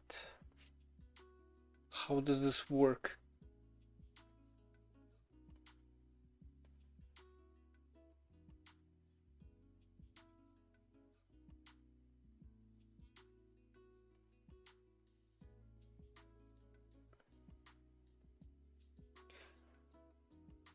How do you compute?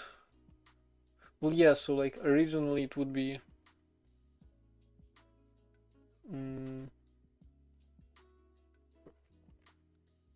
Yes, let's convert. How do you convert? How do you convert from 2 points to those equations? And also, what happens if lines are parallel?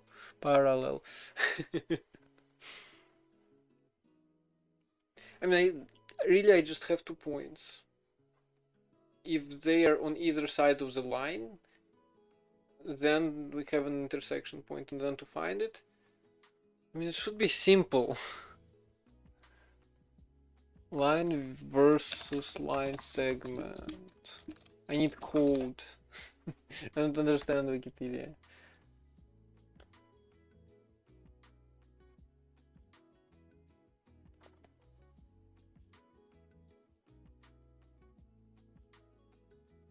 Normal. And dot. Oh my god, that's so simple. Actually. So like you can imagine line as a vector. It's like vector of direction, you can compute its normals easily. And then if you project each of the 2 points onto the normal, I mean, you do also need an offset along the normal, but that should be simple enough to find. Right? And so if you project and they lie on, one lies on the one side, so positive, other on the negative, you can then intersection exists, and intersection is gonna be the 0 point.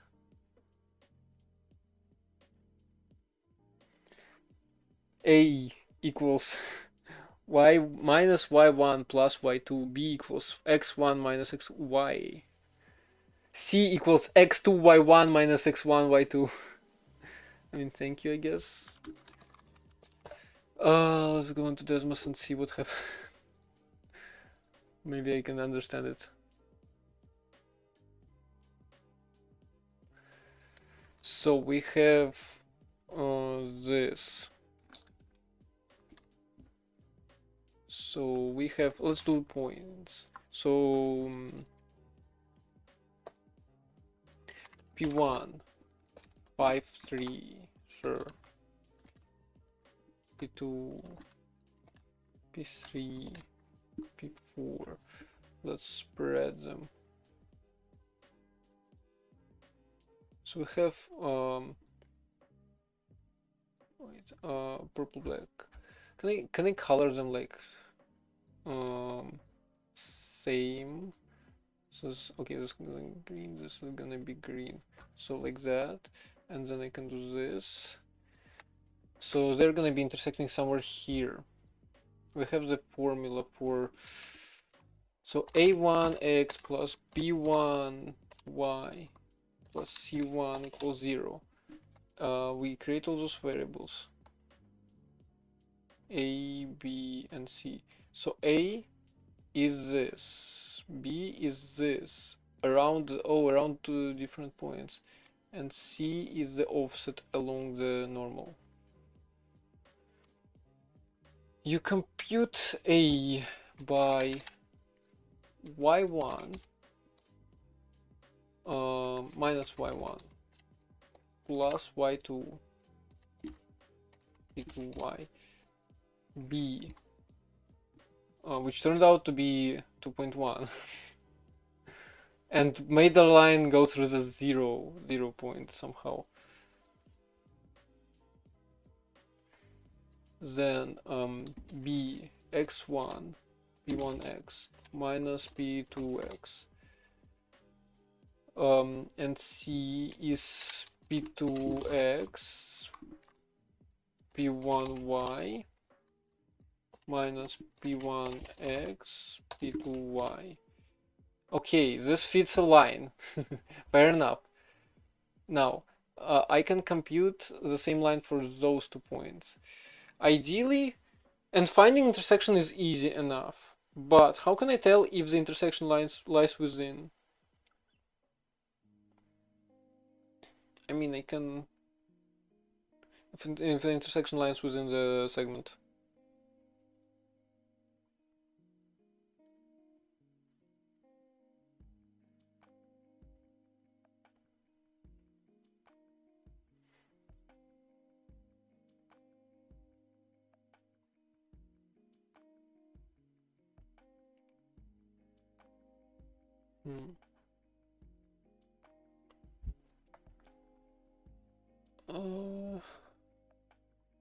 I mean, normal approach is easier,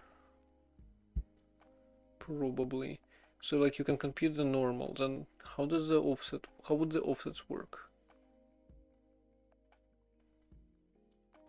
Yeah.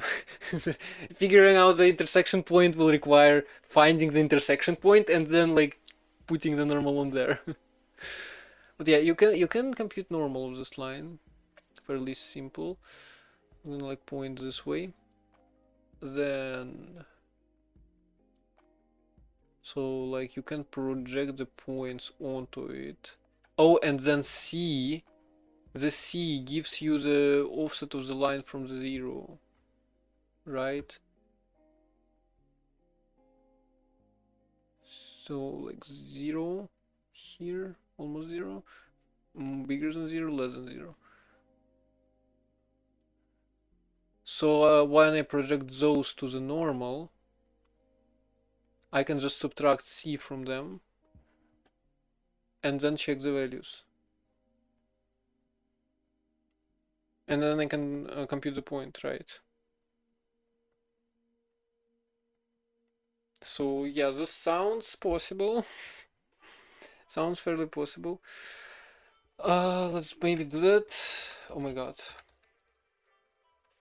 So we have what? Well, first of all, let's change this to pairs of vectors. vec2, vec2, and this is vec2, vec2. So we'll compute, first of all, let's do a1, b1, line 1, hashtag, a2, b2, line 2, back, welcome back. You didn't be right back, you didn't BRB. Nigel, missed that. Okay, I actually really don't like that this team has very similar colors for, so like I can barely tell this from an error. It said it's a flag, what? I mean, it's fine, but like, what? Flag?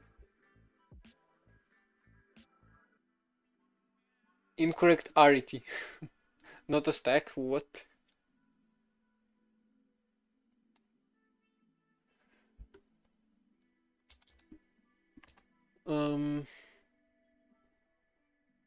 Oh, that's what you mean. So you spoke when you were BRB'd for a while. That's what you mean. Gravebox might... Well, obviously. Team Gravebox material. Ooh, I like this one. It's a little, like, harder than the one I usually use. I actually, by the way, Gravebox. You wanna hear the story of how I started using Gravebox? Well, there's a YouTuber. It's a short one. GDH. Which this name now means so much more to me. Like besides this YouTuber. By the way, they haven't uploaded for a while, which is sad. I mean, actually, not really. So this guy, a very nice YouTuber. I mean, yeah, it's an amazing person. So, if we roll back, we have Minecraft with no game engine, Minecraft with no game engine, Minecraft with no game engine. Oh, into D now. Then they're making a game. Game engine, Tetris OS, designing a custom CPU. It's Windows. What do you mean Windows guy? Then more. Oh, custom graphics card. I think this is the first time the first graphics card I have seen on the breadboard. It works. More CPU design. Then back to Minecraft. Ooh, what? Have I not watched? I probably have watched those videos. I definitely have watched all of those. Wave function collapse. I forgot he did like Doom stuff. Or first person shooter stuff. More custom engine stuff. Then one Christmas video. I sure hope he's gonna upload more. So he streamed. And on one of the streams, what Windows? It has a Mac icon. So on one of the streams, every single person just asked. Oh, by the way, different languages. So every single person just asked, what's your theme? And he answered Gravebox, and like every single person kept asking, and he put a huge sign on the whole screen. Maybe Penguin is thinking of Nier. I don't know. Maybe this guy uses Windows. I don't know. I don't remember. No, I don't think. Well, he uses Beam, so like, no reason to hate, right? Nier does use Windows though. Yeah. I forgot. Okay. I did forget this guy exists. To be honest. Okay, no, he does definitely use Mac, like the profile picture. But dude, wait, this is my second channel. Wait, no, this is my main. Wait, am I not subscribed to this guy? Really? Ain't no way. Why did I unsubscribe? At least Mac. Yeah. Who's that guy? Let's see. Ad was 20 seconds. Great. So GDH, an amazing YouTuber. I really miss him.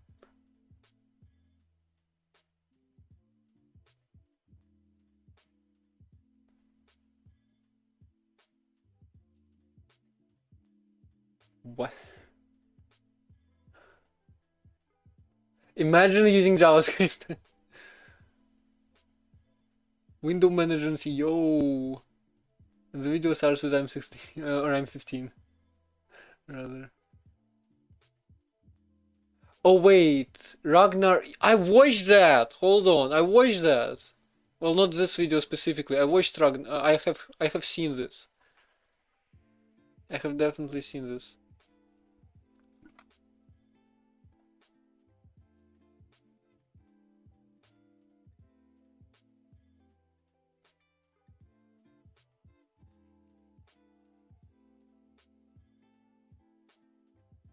Anyway.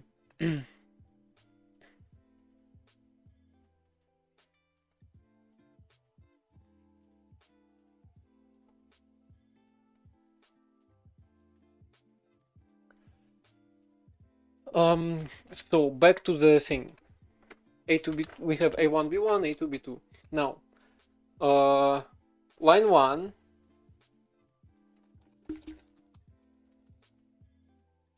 line segment.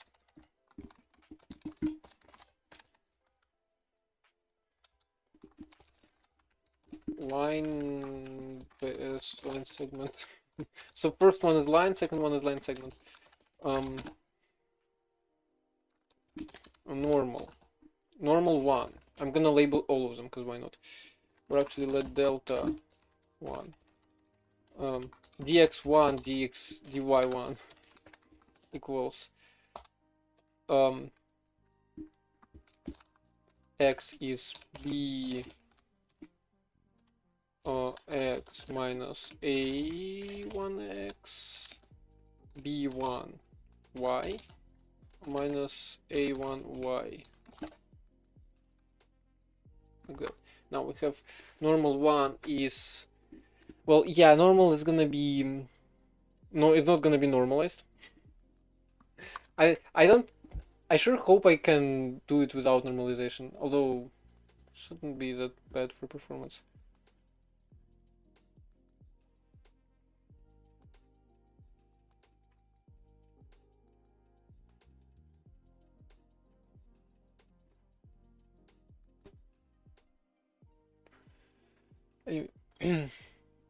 So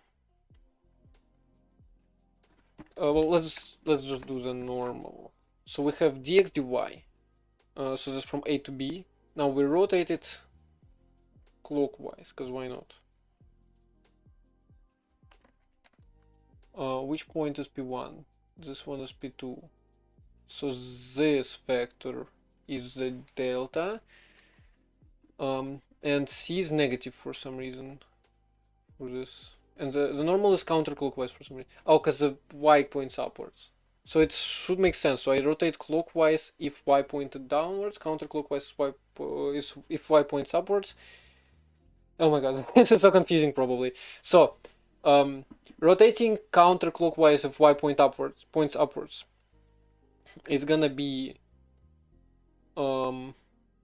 minus yx. Yeah. So let's do minus dy dx. So that's our normal. Except it's not normalized, but it's fine.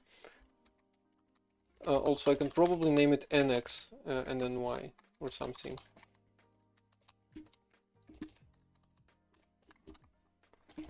So this is n, this is n. Then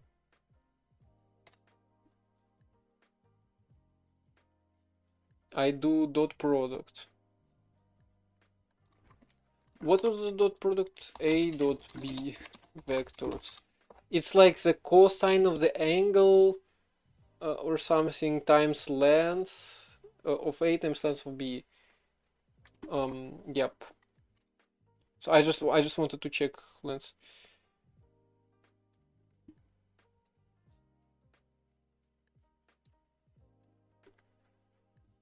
So we have the normal.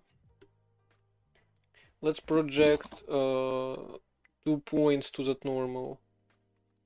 C1. This is gonna be so confusing. Let's actually project everything. So, well, first of all, C. C is gonna be this, like a Wizard in YouTube chat suggested. Thank you so much. So that'd be B1 and A1, right? B1 X times wait, P1, P2, yeah, okay. A1. Am I happy with my life? Mostly. You read YouTube chat? I did.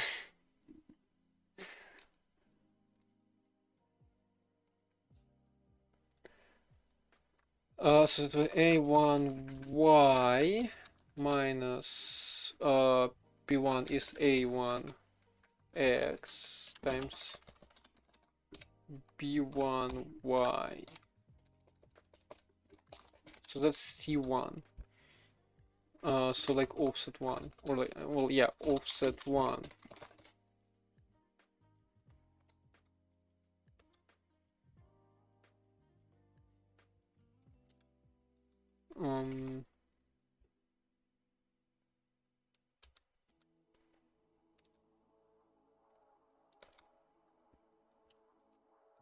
Then let's do offset A2. We're gonna project we're gonna do dot between A2. I'm just writing it for myself. And N1 normal. So the normal dot A divided by normal's length, probably. So I do need square root in here, unfortunately. I hope they wouldn't have to. Why is there no Gleam vector library? Why is there actually no vector stuff? 2D vector library. 2D vector math. Well, yeah.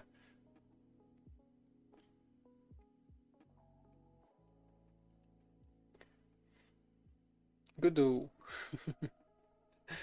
I don't like that it's different library though, and it uses types as well. I wish I just had functions. I mean, I could probably make a small utility thingy. Also get rid of that. I don't need that anymore.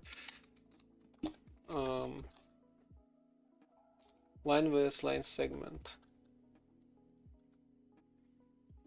So we have this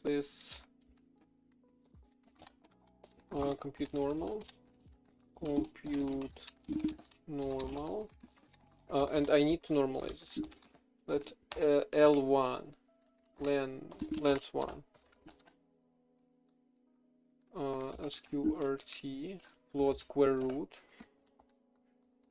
dx1 plus dy1 times do dx1 do dy1 times do dy1. So they're floats, no? What? Oh, dots. More dots. Dot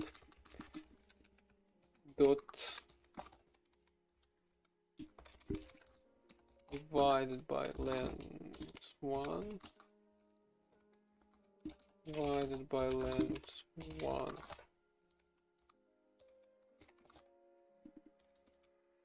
I hoped like the square is gonna appear somewhere, but no.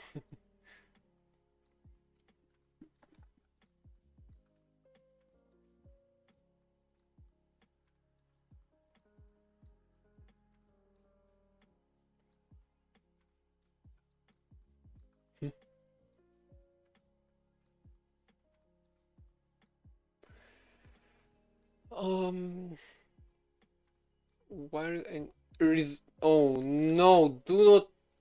Oh, come on, why? Why? Why?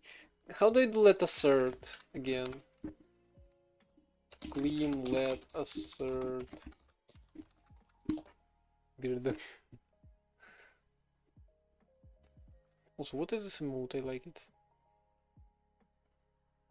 Oh, just rain again.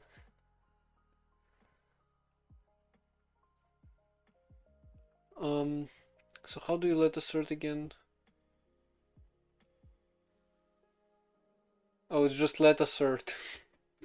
Literally. Let assert. Okay. Like it can't be negative, dude. Just let me.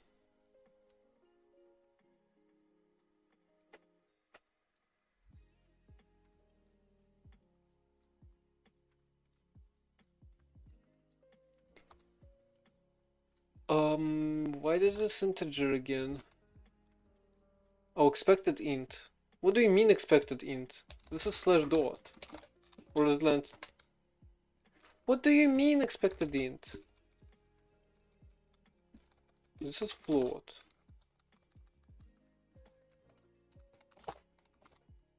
Expected int length is float. Division is float.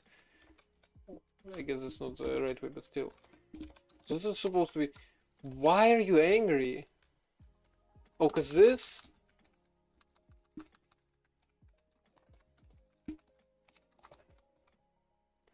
Offset A2. So we're gonna dot A2 as the point.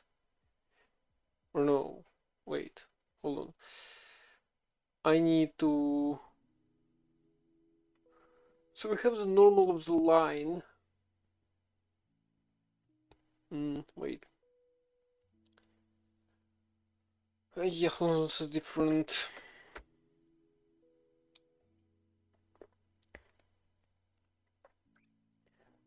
So just dot the normals. Yeah, maybe I should return back to this. Because like I need to make sure it's there. So you can thank you for the follow. So I can construct another. Well, it's not. It's just. It's not easy. Well, if I project it to normal, why is this hard? This is supposed to be easy. Like what exactly am I gonna project? I guess point vectors. So like on this line, on the perpendicular line that goes through 0, 0, I put all of the values. Also, this is 5. This is insane. Like this is too much for what it should be. So if I make this horizontal, so this should be 4 here, which is, what is this value? Okay, so C is not what I expected it to be. Whatever. I mean, I can really just project any of the points. Yeah, actually I can really just project any of the points. Offset A1. I'm just gonna make a function. Let dot equals, oh, fn dot vec2 a b returns float. So we have a dot x times b dot x plus a dot y times b dot y, like that. Simple enough. Let's add dots. Dot.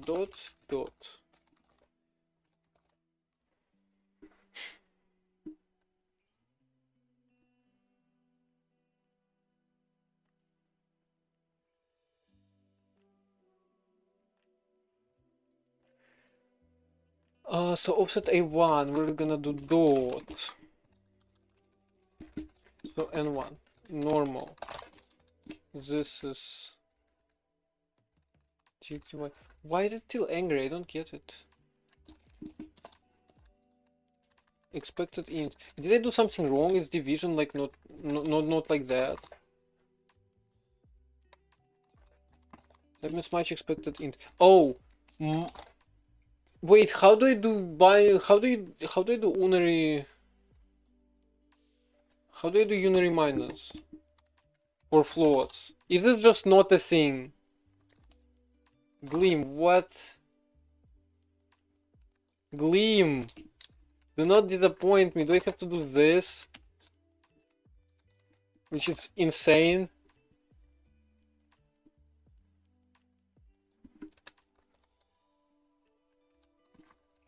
Okay, so we project A1, A2, and B2. So the goal is for A1 to be on one side of A2 and B1, A2 be on one side of A1 and B2 on the other. And if that's the case, well, this function is probably way too complicated for what it should be. Like I can just use probably use this formula.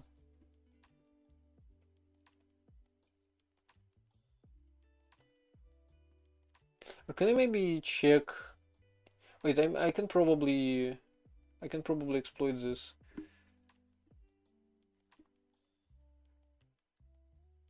Hold on. I do this, this, this. This. This is line 1. Then we do. So like this is the line equation. I need to check whether. By the way, is there non-equality for booleans? I mean, I sure hope equals dot is not a thing, right? Please.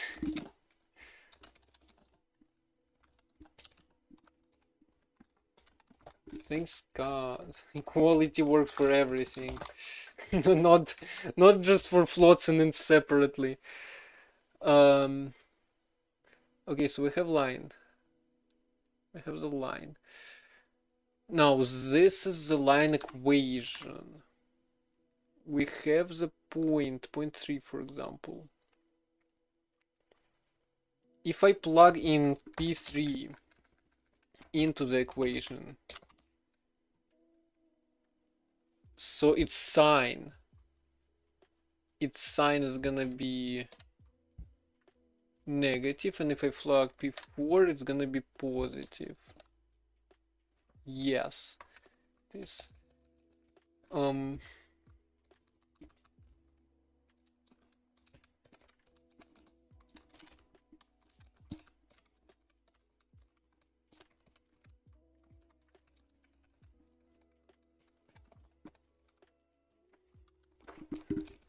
so this is 2 points, and this is gonna be float actually. Fn line to points to line. It's gonna be a little bit of a dense file. Also, I don't like that half of it is white. It's just white. We have A vec2, B vec2, and we're gonna return ABC. So let's steal those. So we have A. So we have minus AY plus BY first. Plus BY.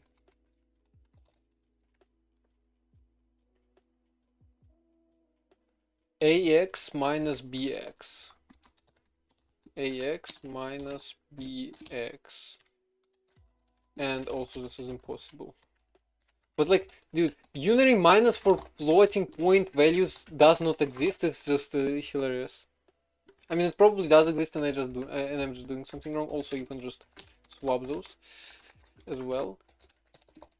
But like, that's still, that's insane.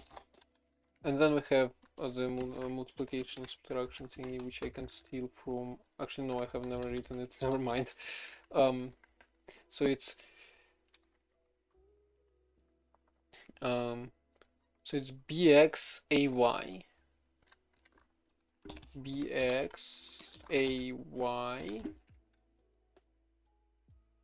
minus axby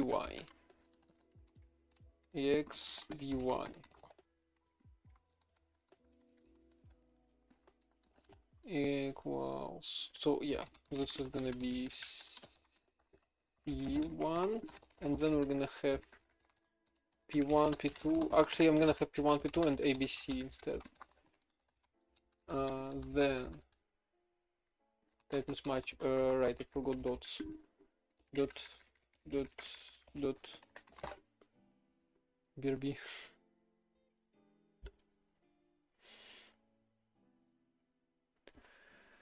Okay, so now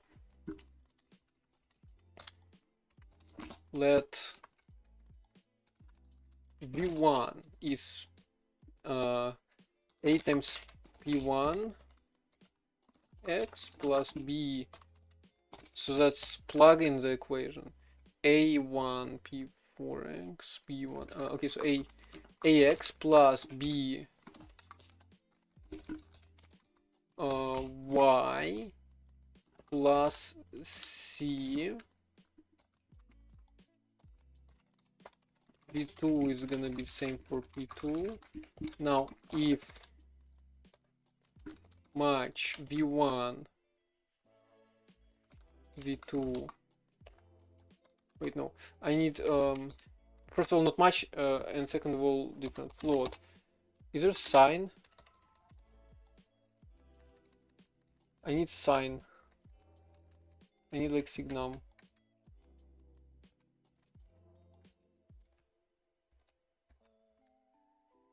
Ceiling clamp. Signum is not here, unfortunately. Float.negate. Parse power product random runs. Subtract some precision. I wonder if the precision of 0 would yield what I want. Probably no. Well, I can do v1 greater than or equal to 0 with a dot. So case if v1 sign does not match v2 greater than or equal to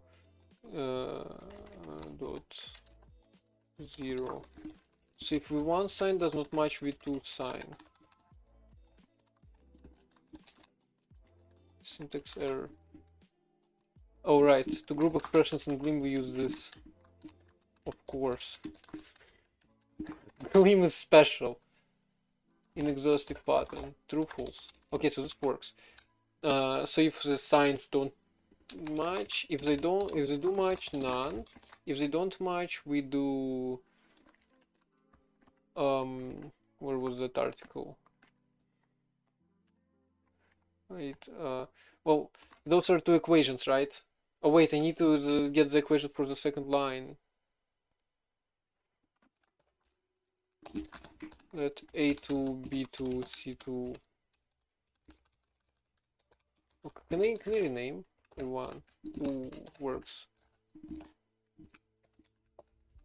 Never mind. Never mind.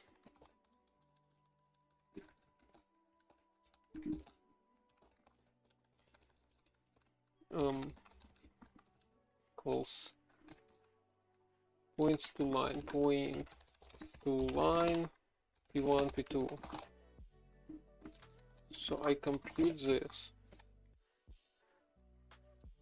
Then I need to, so a1x plus b1y plus c1 is equal to a2x plus b2y plus c2. So those are line equations and those are equal.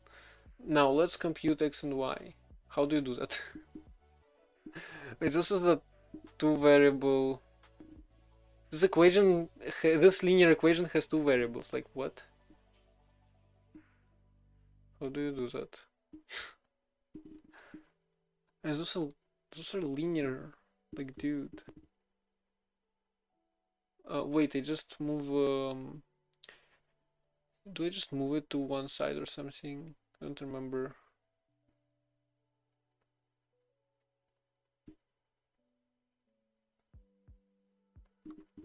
Wait, no, then it's gonna be. Huh? Oh, and this is equal to 0 as well. Both of them are equal to 0. Wait.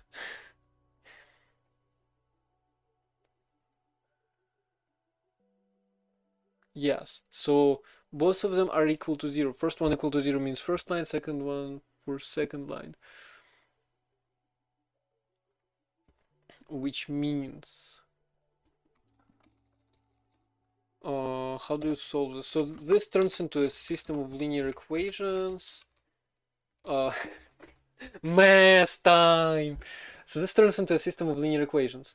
We all know how to solve systems of linear equations, right? Using the... what is it called?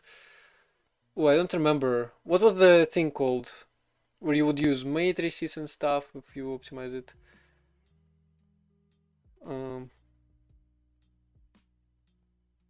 Gauss method or something, right? So a1x equals wait, x equals let's take this. So we move this. Oh, let's start with. So we move this to the other side. Negative this minus this. Then we divide by a1. Divide by a1. Then we substitute it here.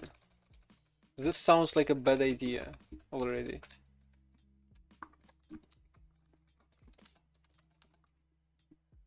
Wait, I substituted a2. I substituted here. Solve this equation. Which, it's linear, right? Solve this equation for y. Hold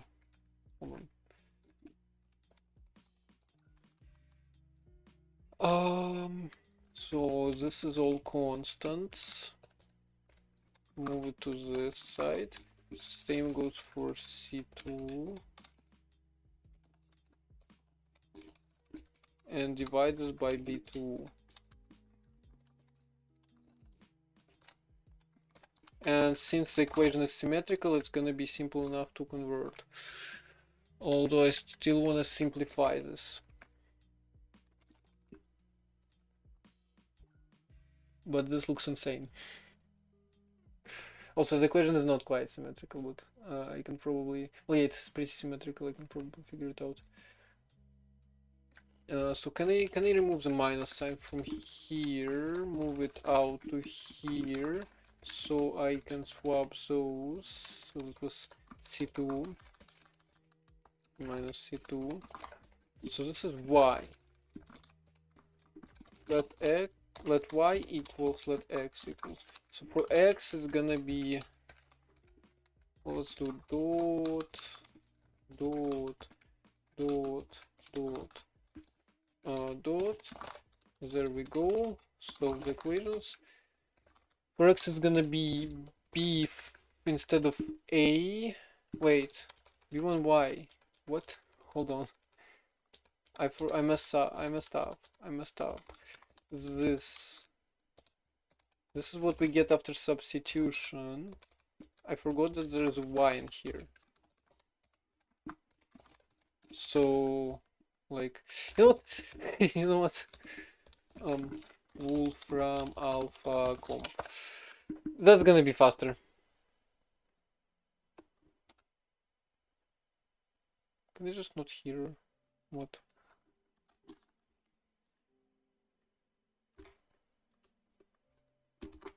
Can't tell. Helix gang, yay.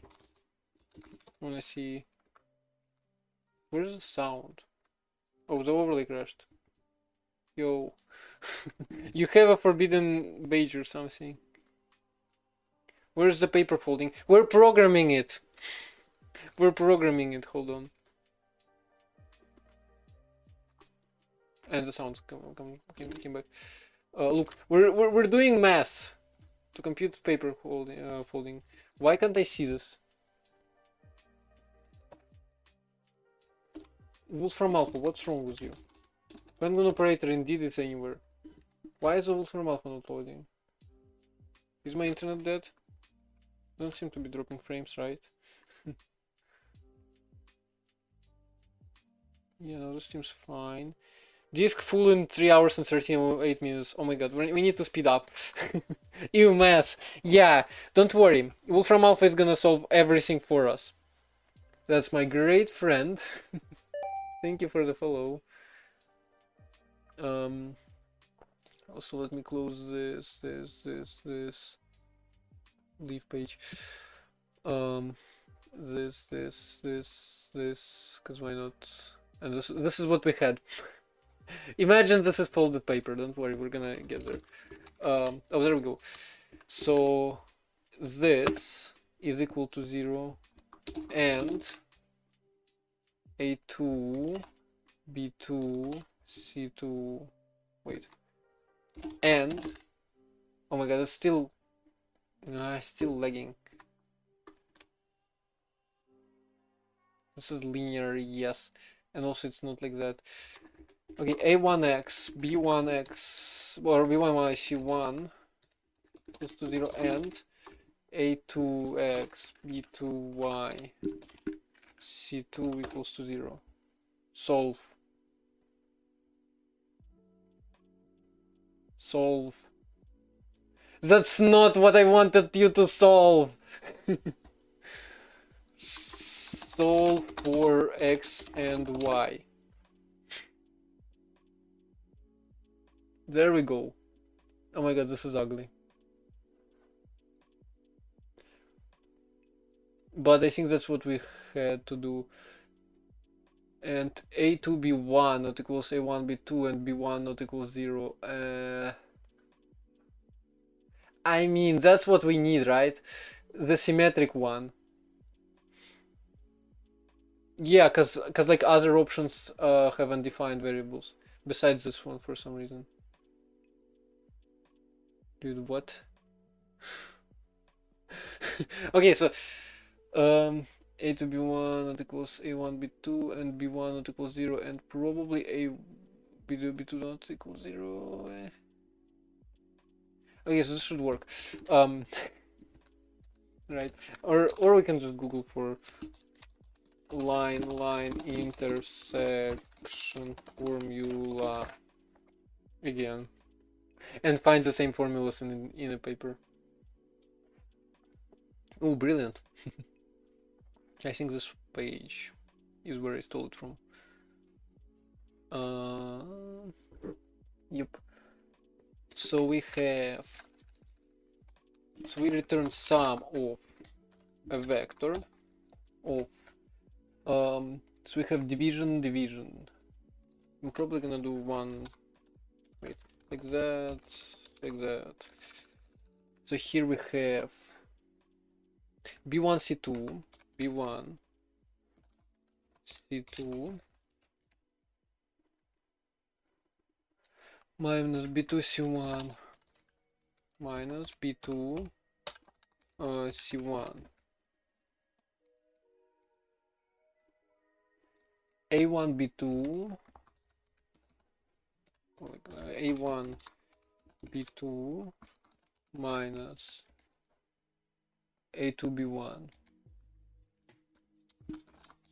B1 copy paste for C1 A2, C2 A1, C1 A2, C2 A1, A1 B2, A2 B1, B2 A1, and wait, are those the same? A1 B2, A2 B1, A1 B2, A2 B1, yep.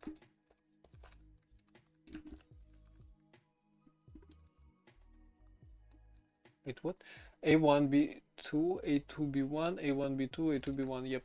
A1 B2, A2 B1, A1 B2, A2 B1. Looks like we don't have to bust out the geometry books yet. Okay, let's just let what was it called?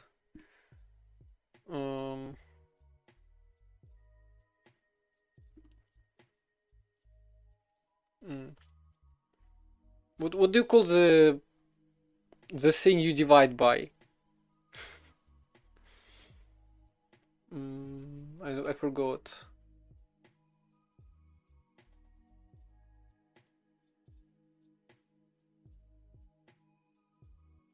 Divisor? Or is it? I mean, I guess. But I think there was a better one. There was like a better. Well, okay, I just keep it. Let's keep it like that. Thanks to the internet. Also, does this format? Yes, this formats. So this is line versus line segment. Now, our fold function. 40 minutes of math. Oh my god. So how do we do this? List. We have list. List dot continue stop. Huh? Returns true if the given function returns true for all elements. List all list any. So we need to find two segments of the list. Which have this function return sum. Split those segments. And well, that should be simple enough. I just don't know how to do this in functional way. Chunk.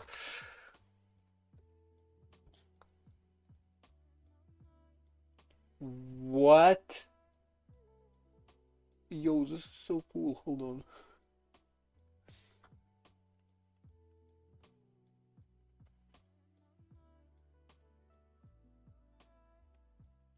To be fair, expressing paper folding with math is much less painful. Is it? I'm starting to doubt it, to be honest. So chunk is actually a pretty cool function. Would be useful here if I did it differently. Not gonna lie.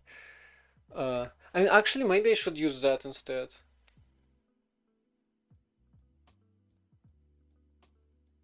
So like I chunk the polygons into points which lie above and below the line. Then I connect and get the intersection or something. Okay, let's do fn line intersection or just line intersection. It's gonna return a vector. And it's gonna take two lines which are expressed as floats, as 3 floats each.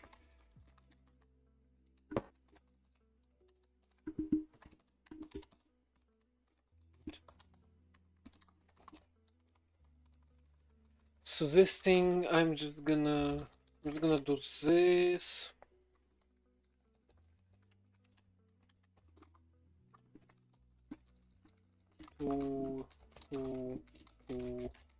Two.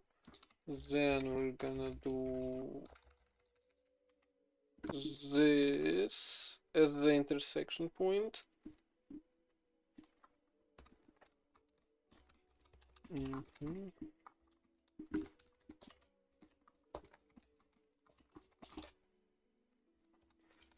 and then I can do line or above line point. We're gonna have line and then we're gonna have point. It's gonna be a vector, and this is gonna return bool. How to do it? Boolean bool, like that. So a b c equals line with x y equals point. Then we'll just do a times x plus b times y plus c. So it's gonna be above in a downward facing world where y points downwards. If this value, great question. Great question. Well, I mean, I didn't really care, but I wanted to make sense, right? So let's bring this back. P equals 5, 5. L1 equals 3, 2, 2. L2 equals 3, 3. Okay. So those two form a line. A equals minus L1y. Also, I'm gonna do L2y. B equals L1x minus L2x. C equals L2x L1y minus L1x L2y. Ax plus by plus c equals 0. Now a bx bpy plus c. So this is negative. This is positive. Negative, positive. Okay, makes sense.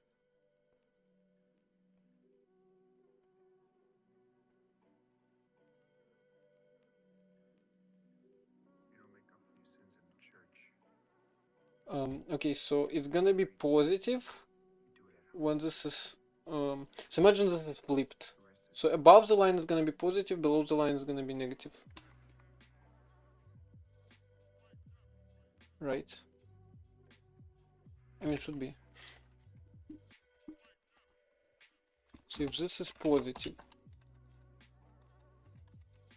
or 0, I'm gonna keep it. Then we're gonna chunk the polygon, which I probably want to move in here. So let line equals points to line 0, line 1, which I really feel like this could be possible, but I doubt it.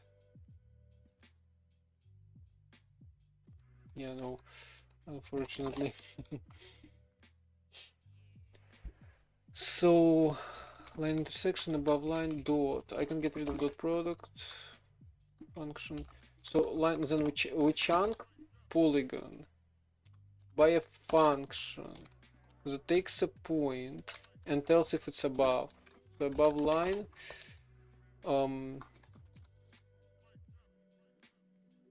line point.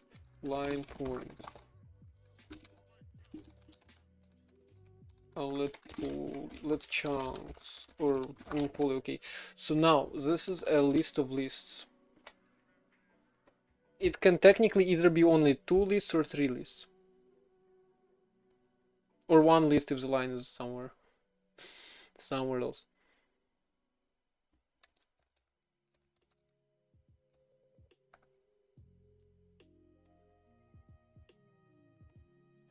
So let's return. Let's actually return a list of poly.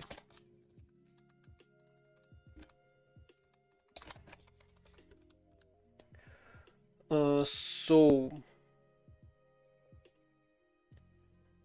now for each of those lists, in between them, I need to insert an extra point into each one of them. And so same goes for first and last one.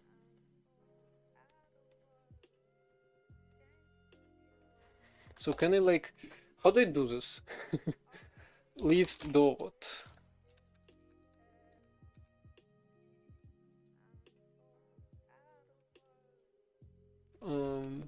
Combinations, contains, count, drop.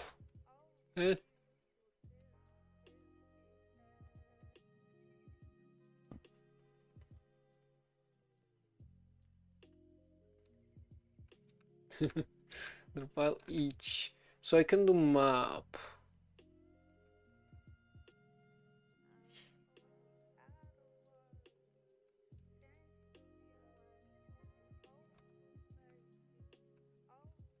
All I need to do is map. But I need to do map index map. Oh, there we go. So index map, polygon index. I need, like, really what I need is, because like, can you access poly at E? I mean, I guess it should be fast, right? Fn poly idx police, and I'm just gonna return that because why not? So poly. So I need to append and prepend a point, for which I need to do police idx -1. Okay, so it didn't work. What is the square brackets? How do you access like list? List.get, list.add, list.index. This is so idx. I mean, I could probably fold, but like fold is annoying. In this case, at least. Can I really not just access a list by index? Gleam index list. Where am I going in?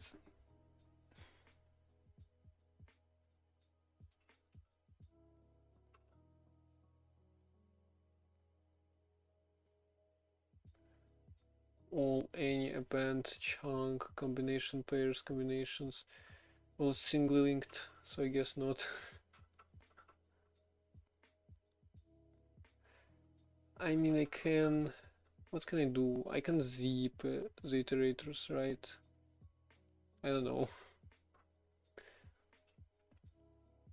Like, I need a map that will get previous element and next element and looped, and that should be looped.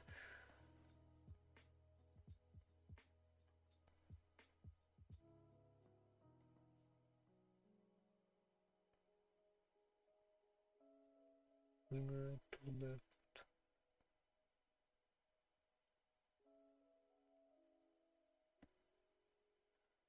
Use fold for less memory. This is so silly. Group. Oh, I can group. Index fold.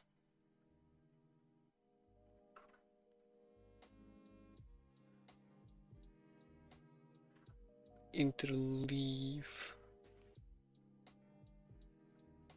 Intersperse is empty. Key filter. Key find. I need to like. Is there zip? There is strict zip.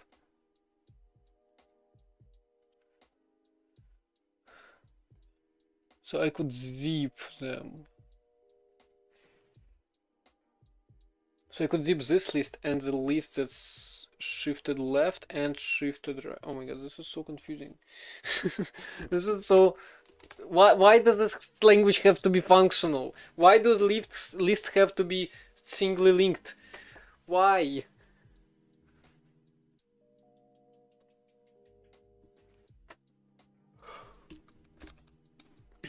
So much pulleys or case pulleys. Okay, I'm just gonna hard code. I'm just gonna hard code underscore pulley returns pulley double list AB. A returns, it just returns it. AB returns, so it's like it can technically be, oh, it can be just 2. And the rest, I'm just gonna panic. Let me just panic here as folded into too many polygons. Or actually, panic as folding concave shapes is not supported. So A and B.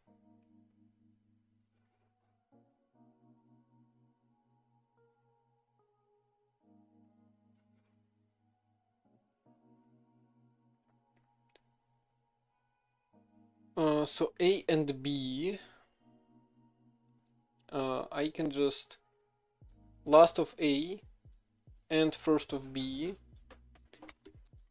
and first of A and last of B. Let P1 equals is there list dot last? There is.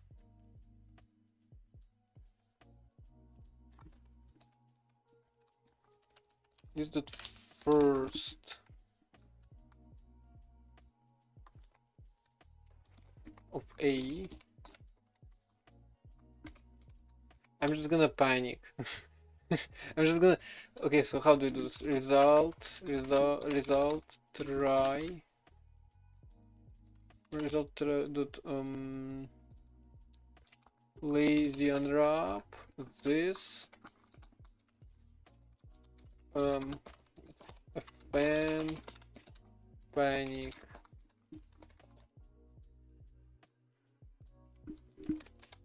P1 P2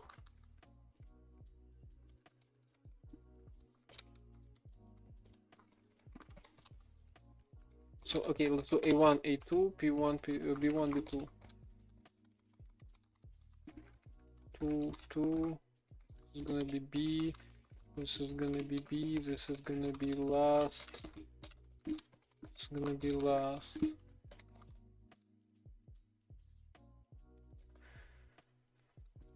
Now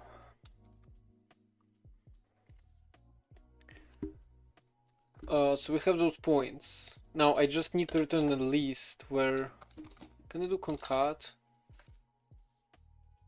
Yeah. Wait, I can do concat.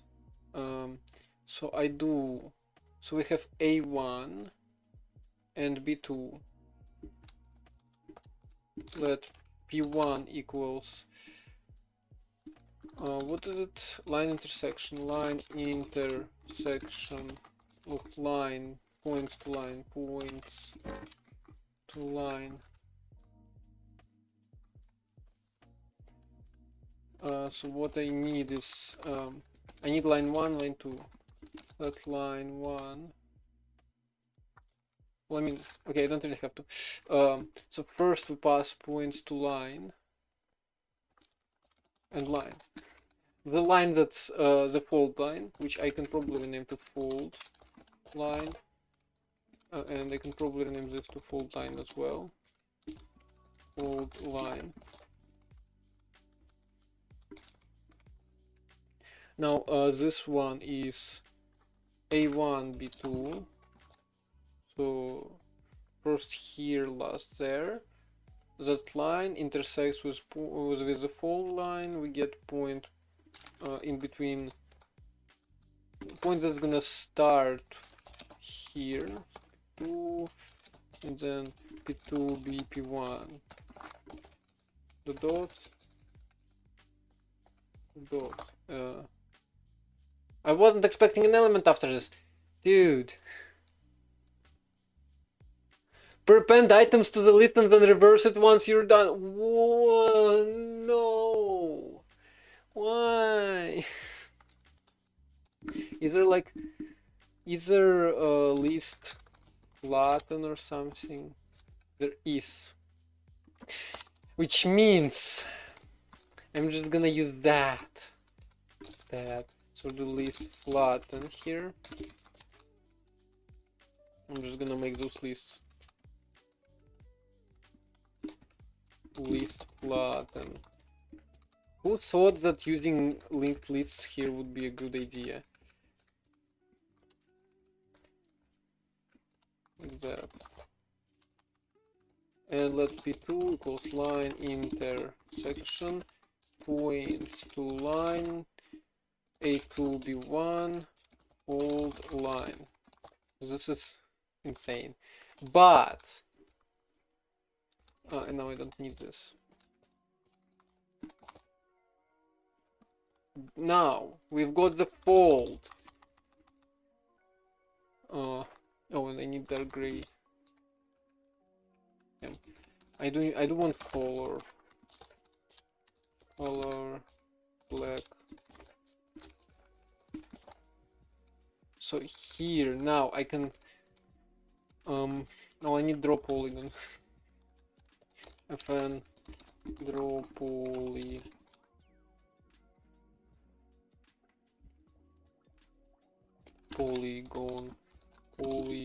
Or poly, I guess.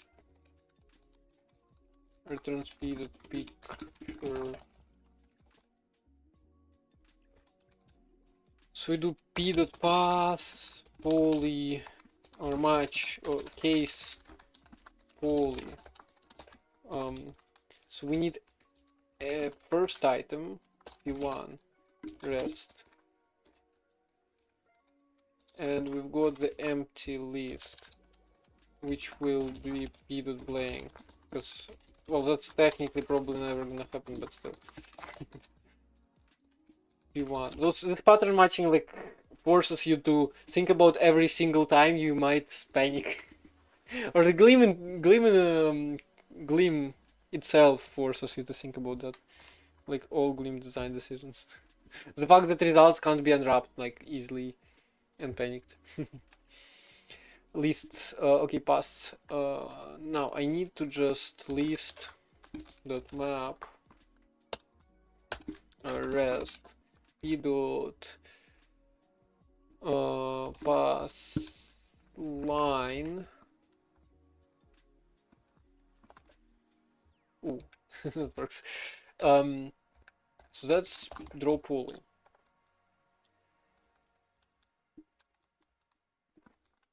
Now we combine this and draw poly, and then I just copy, or I guess just hard code the 100 more of those. Also, I did do splitting, I didn't do folding itself. 400 here. So this we draw into fill into stroke. Green float never used, surprising, but okay. Now we actually get to see something different at least. and I need to, oh my god, rerolls are disabled. At least that. So I go to, if I go to last, wait, how do I, I wish I could do P2 here, but unfortunately no. So we're gonna go the whole circle, and then I need to append, which, oh wait, append exists, holy.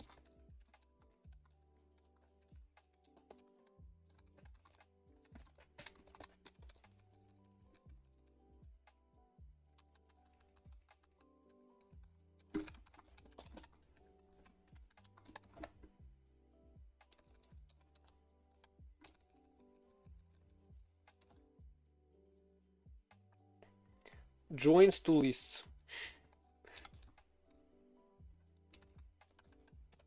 Push. Okay, append, whatever. If it's append, then it's append.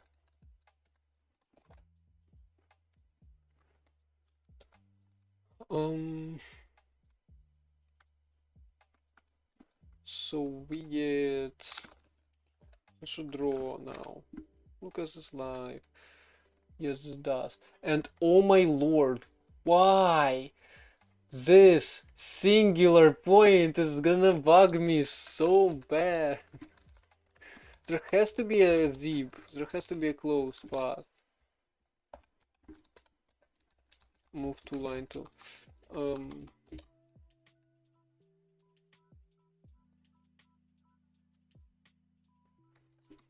How do you end the path?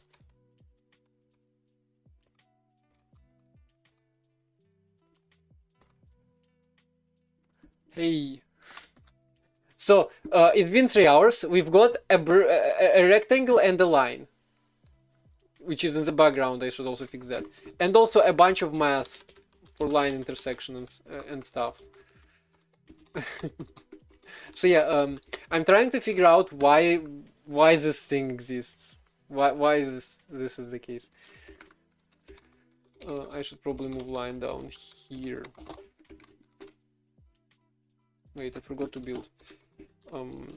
There. But we're close to folding the paper. So look, imagine I draw a line and it folds. Just gotta make it work. So the corner here, I don't know how to fix it, honestly, because the paint apparently doesn't provide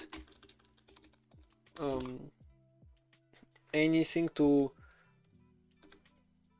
stroke it, to finish the stroke.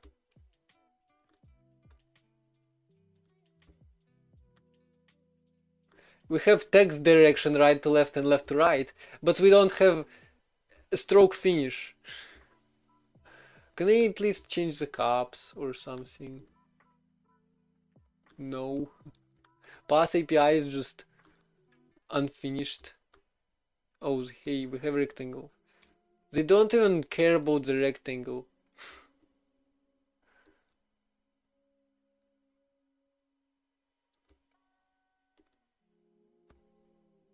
Slime path, move path.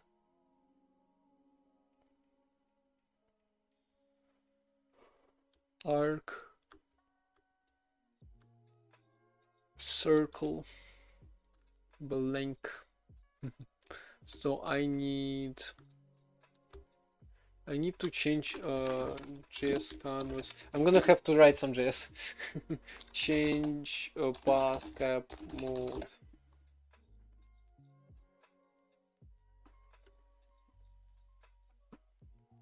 Line cap.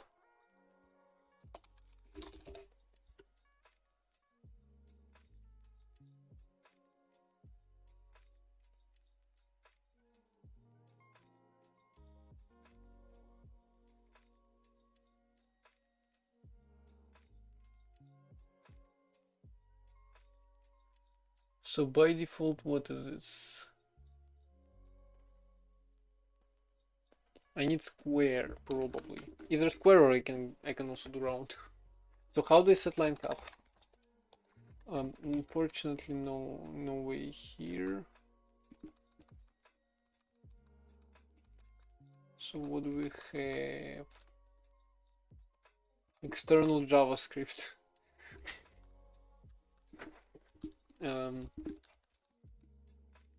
Where do we have the thing itself?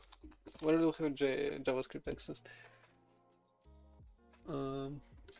Is it on canvas or is it on context? It is on context.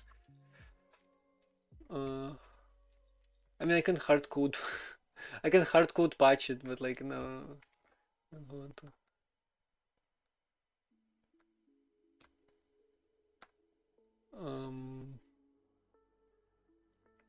So we get context. How do we get the context itself?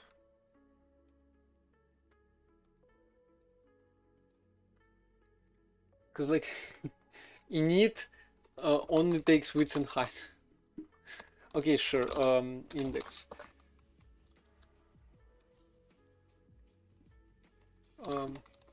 Const tx equals document query selector my canvas get context to the dot line cap. So don't even start on the fact that I'm using different quotes in the code. Square hard code patch.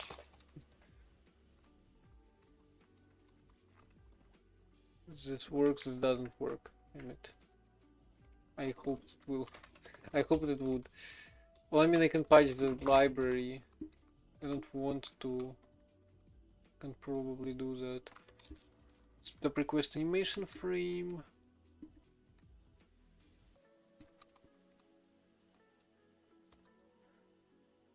Get tick function. Okay, so where's the view?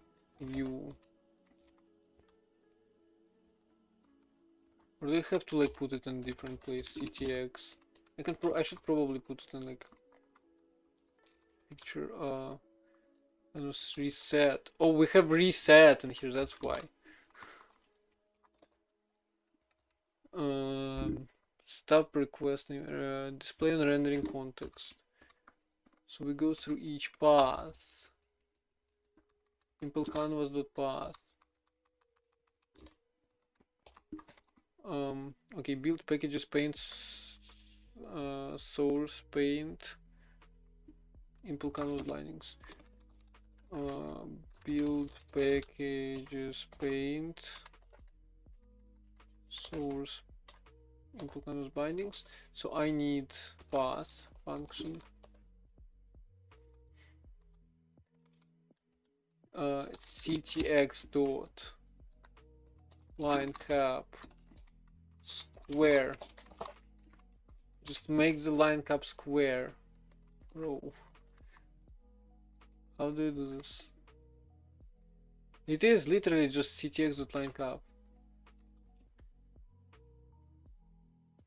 Or do I do before here, like this?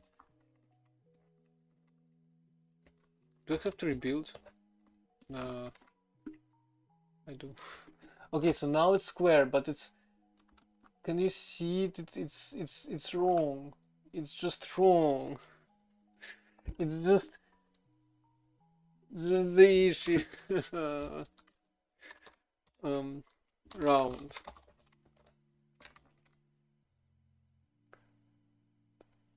What? Is it the on? Bro, what? Okay, where are add segments?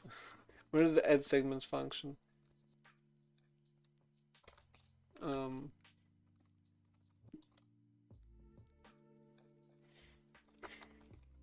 Add segment.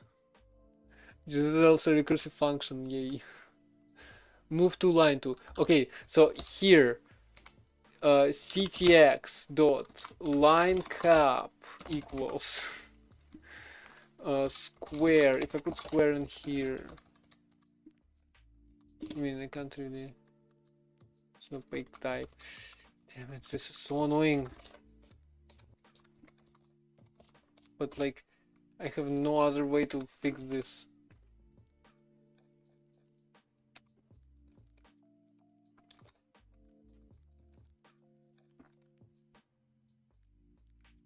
I mean, I have technically a horrible way to fix it. Which I can do P1, P2. Then this turns into list conc list flatten this P dot.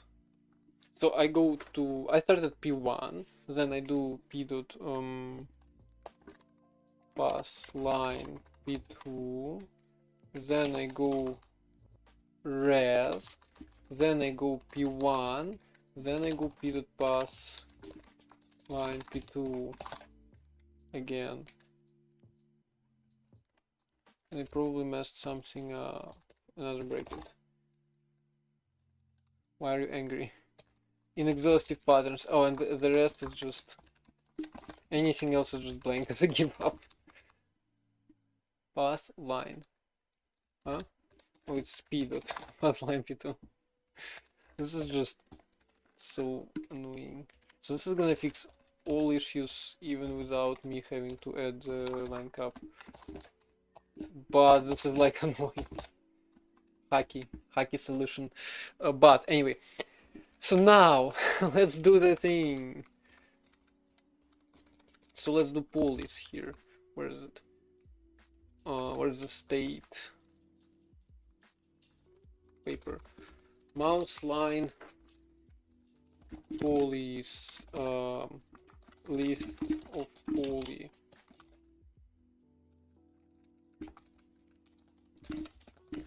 Polys. Hey.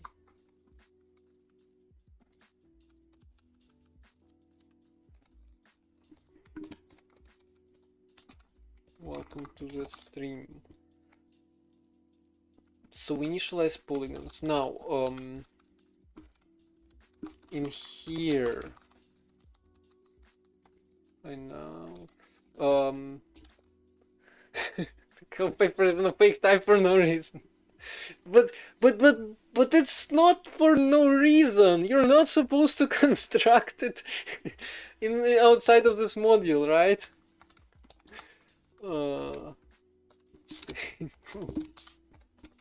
Okay, so oh my god, I'm gonna have to do appends and stuff. Oh my god, why did I choose to do this? All lists should be reversed in Gleam. So yeah, what am I working on? So see, this is a game. We have a piece of paper. We're supposed to be able to fold it. That's my idea, and I don't have the idea for the game itself yet, because I thought if I implement this thing.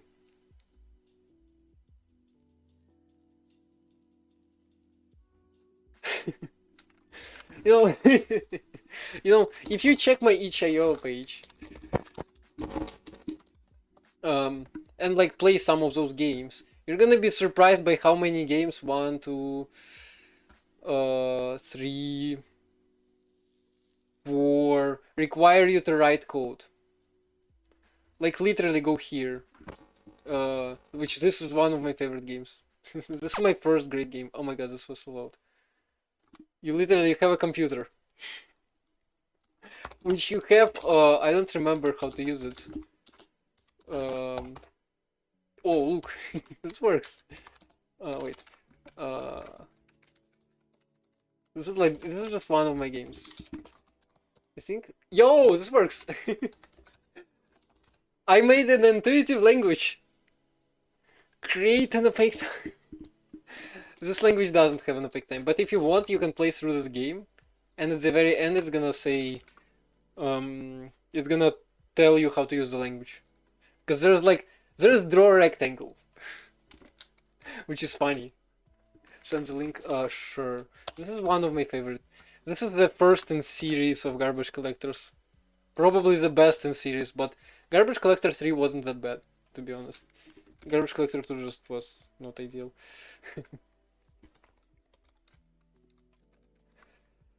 Okay, so how do I do this? So I have polygons. I fold this one, I append to the... I prepend, right? Okay. So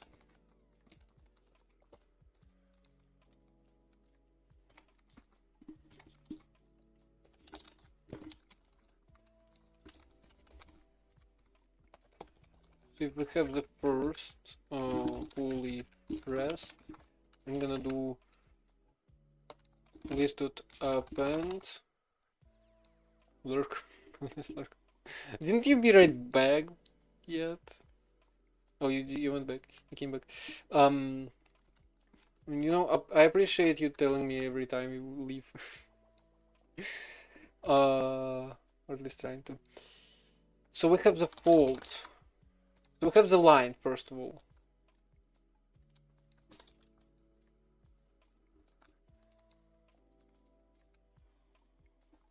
Oh, here I need to case state. State paper.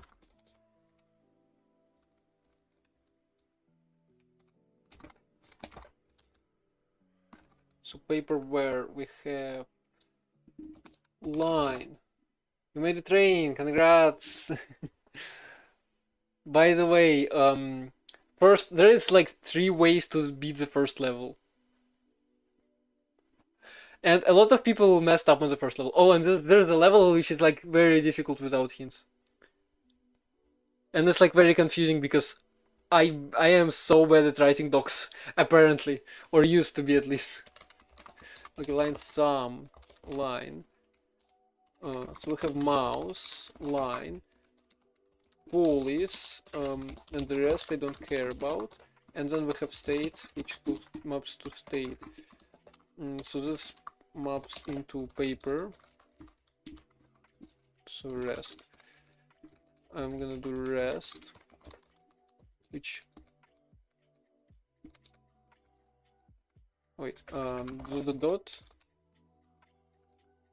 Well, whatever. State. So line is gonna be none. Pulleys is gonna be case pulleys. Oh wait, pulleys.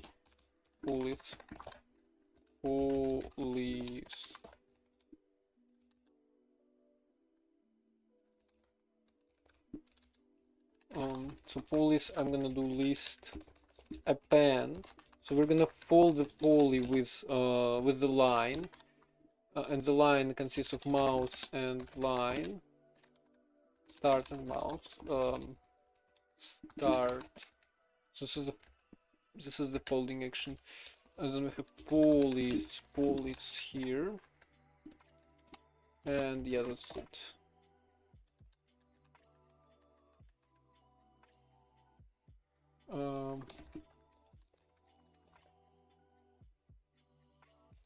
This is just something.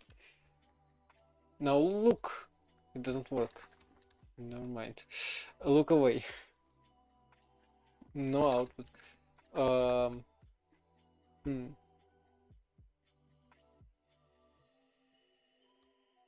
Well, I failed.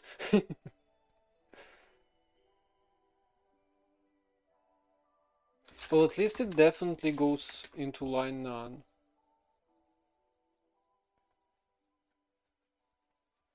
I can echo. Can I just prepend this with echo? Or like this with echo? Will this just work? Folding concave shapes, what do you mean? Already?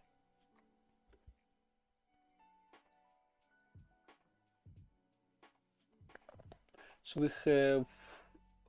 we do in fact have 2 pulleys. I'm gonna do this. Pulleys 60 x60 y200. What? Why do we have x60 in the first place? 100 or 100. Not supposed to be like that. 400, 69, 213, and 213, 100, 400. Wait, what? What is this? Also, I forgot to draw them, I think. Yeah. P dot combine list map state pulleys, draw pulley, pipe into fill, pipe into stroke. This should in theory work. Yo! This doesn't work like it should, but it works, you know, somewhat. So let's figure out why this. Oh wait, because we can have 3. So like in case it's A and B.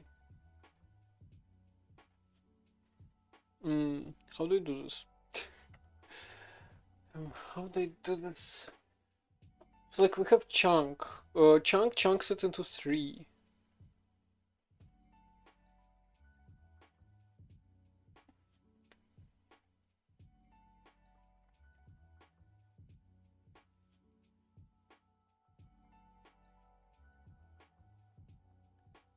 So chunk can split it into 2 or 3. Or 1. Keep it as 1. Right.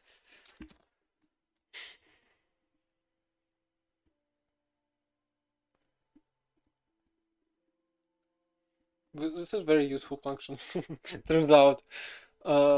So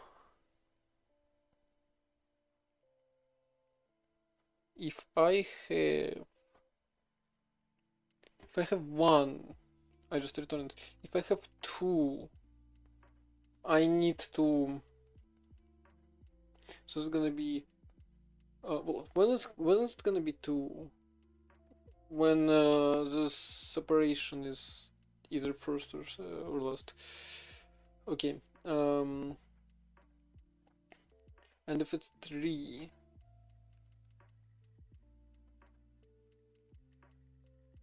then I just shift it and do the 2 thing.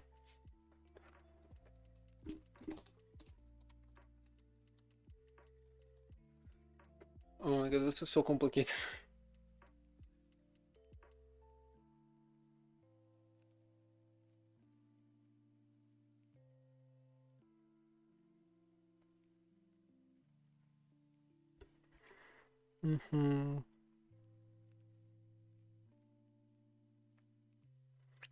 So every time we change, I need to append the point to both of them.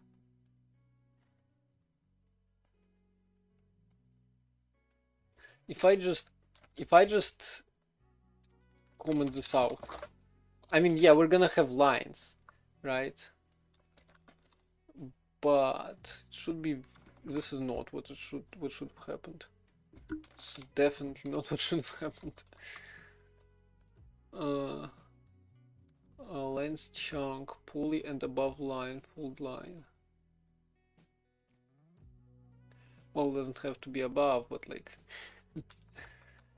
doesn't matter.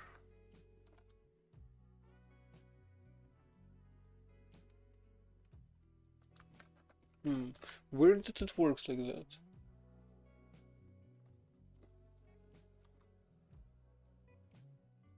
So like if I do this, nothing changes, right? Yeah. If I do this, I just remove 1 point for some reason.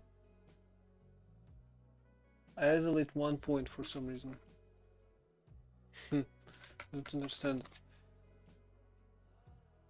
So like if I do this, okay, so if I make it longer, it works. If I keep it short, what? The length shouldn't matter. Oh my god. What?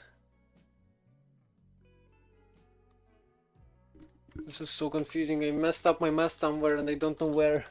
And I don't want to find it out. I don't want to figure it out.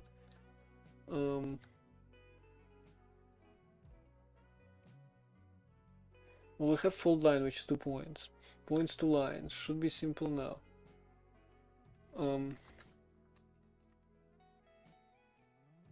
This is, wait, this should not, this should be negative. This should be minus. There's no pluses in the formula. So this should make it better at least. Yep. Well, this is not quite. Oh yeah, I know why this happens. This cuts off the corner. Okay, now if I bring back the case,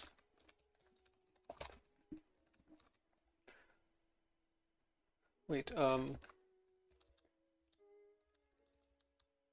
forgot to build. So now this should cut it. Look, would you look at that? We cut it. Now it's a paper cutting game. Except if I cut it anywhere but this line, it's gonna crash. So I need to fix that first of all, and second of all, we need to actually like flip it. Let pull is equals. Well, let pull is equals case pull is ABC yields pull is. Can I generalize this somehow?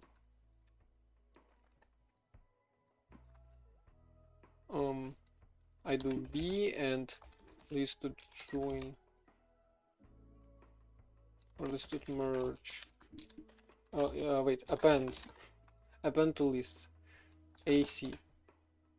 Wait, CA. Then I can do this and it should work. Yo, and now I should be able to cut it down further and further. Although I don't know which one is the last. But look, boom, this.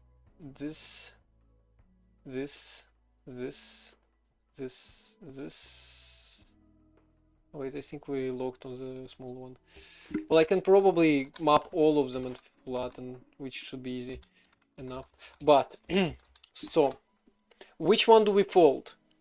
How do we detect which one do we fold? Which one we fold? I honestly don't know. Would it make sense to always fold down? Wait, no. I need to fold the last. Well, I need to fold the last because the first is attached. Oh my god, it's gonna be so much harder. Because like each of those has the line,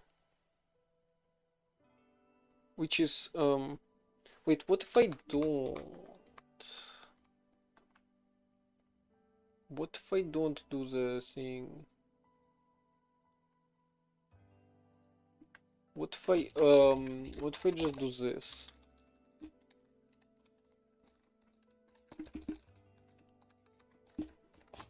And then after the cut, it's gonna be like the line is invisible. So in theory, and then when I cut, so the bottom one became. How is this a small? How is it? How does this work? Okay, because yeah, the two bottom ones now. So now this one is just this. Well, so this, and then we have this one, and we have this one. And if I cut them further, which the top one. What? Smith Santa Claus. Yo, you're so far. Okay, so this is kind of confusing, but it makes sense. Oh no. So yeah, this kind of works. Except I do wanna keep this as a feature. So now we know which one to fold because so here we want to fold B, and in case of 2 it's this. We don't really care, so we're gonna fold the first one over. Yeah, so we're gonna fold the first one over. So I need to process all those points, reflect them along the line. How do you do that? How do you reflect a point along the line? So like p dot x, p dot y. I mean, the simplest one is like finding the normal vector of the line and like adding it twice. Um, I mean, just Googling probably useful. Point along the line.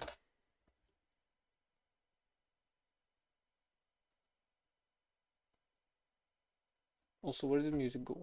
This thing, yeah, of course.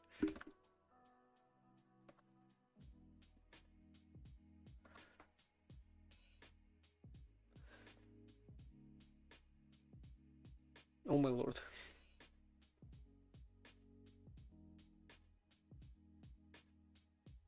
So we have the line. Reflected point can be determined by x1 minus. Oh my lord. Can I copy this? No. Minus 2a ax1. So minus 2a ax1. Probably close this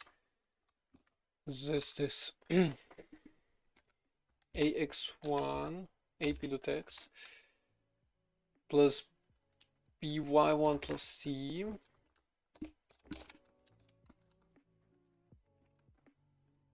divided by a squared plus b squared.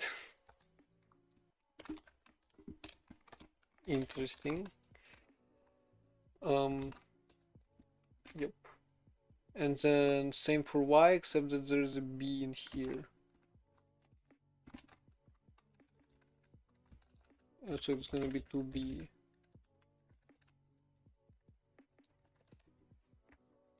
And yo, so this works. Great. Except it's gonna be counterclockwise, but like who cares at this point? So like technically I need to reverse. Actually no, I don't want it reversed. I don't want it. I don't want to.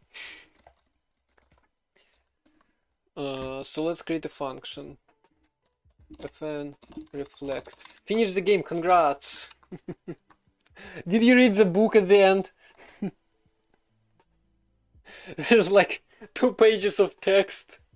Last day I decided I'm gonna it was fun. I'm glad you liked it. I decided on the last day of the game jam I'm like I gotta make this language Turing complete so that people can make their own programs in it. That would be so cool. And so I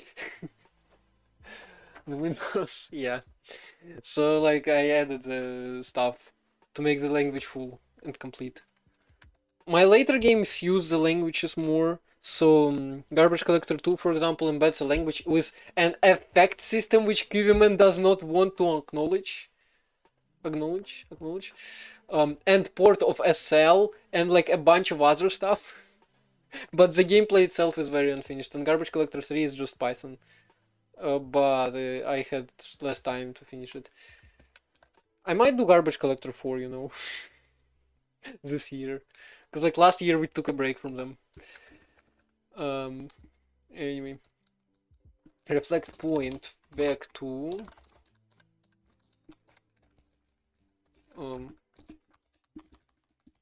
maybe swap the arguments here.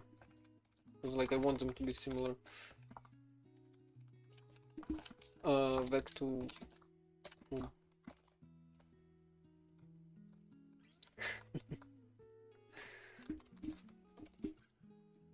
so right, I swap those, which probably removes, no?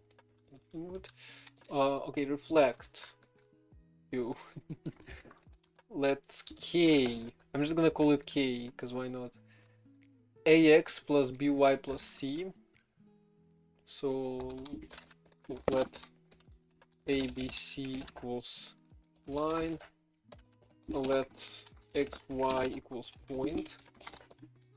AX plus BY plus C, which I am gonna format it, don't worry.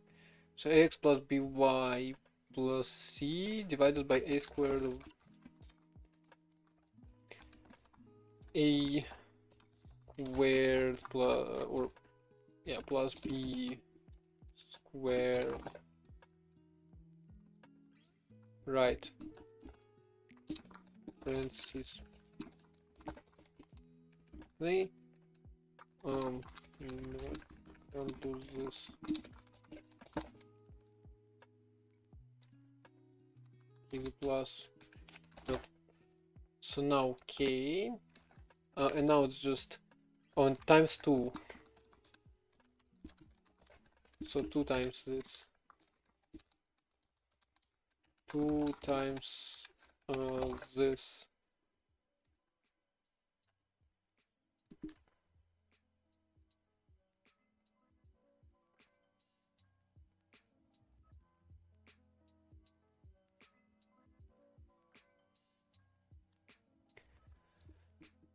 So a times, so x minus a times this, y minus b times this. So x minus ak, y minus bk. X minus a times k, y minus b times k. A lot of math. And of course I need to add dots everywhere. Who thought this was a good idea? Now I just map, list.map. Do take list first. Reflect. Point line, fold line. And then this is not used.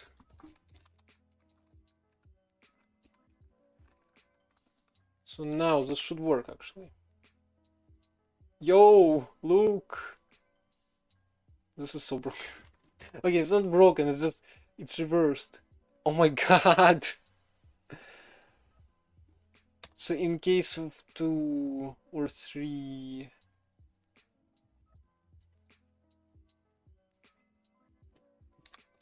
should probably be like 1. Okay, so it flips the other direction. I need to reverse it in here. This dot reverse. Why is there no reverse map?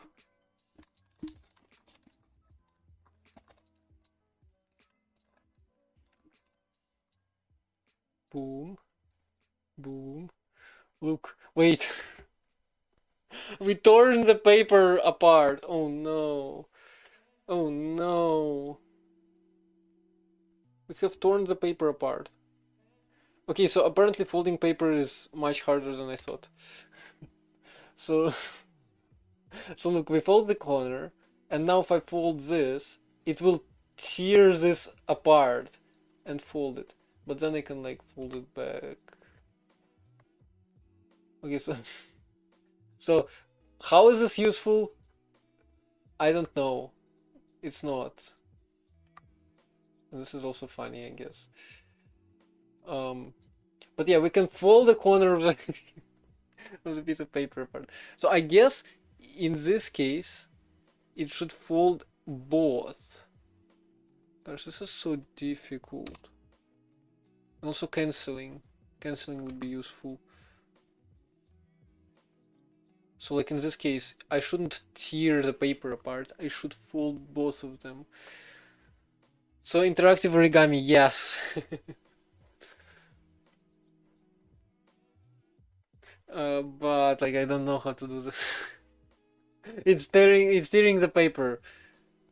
Paper tearing.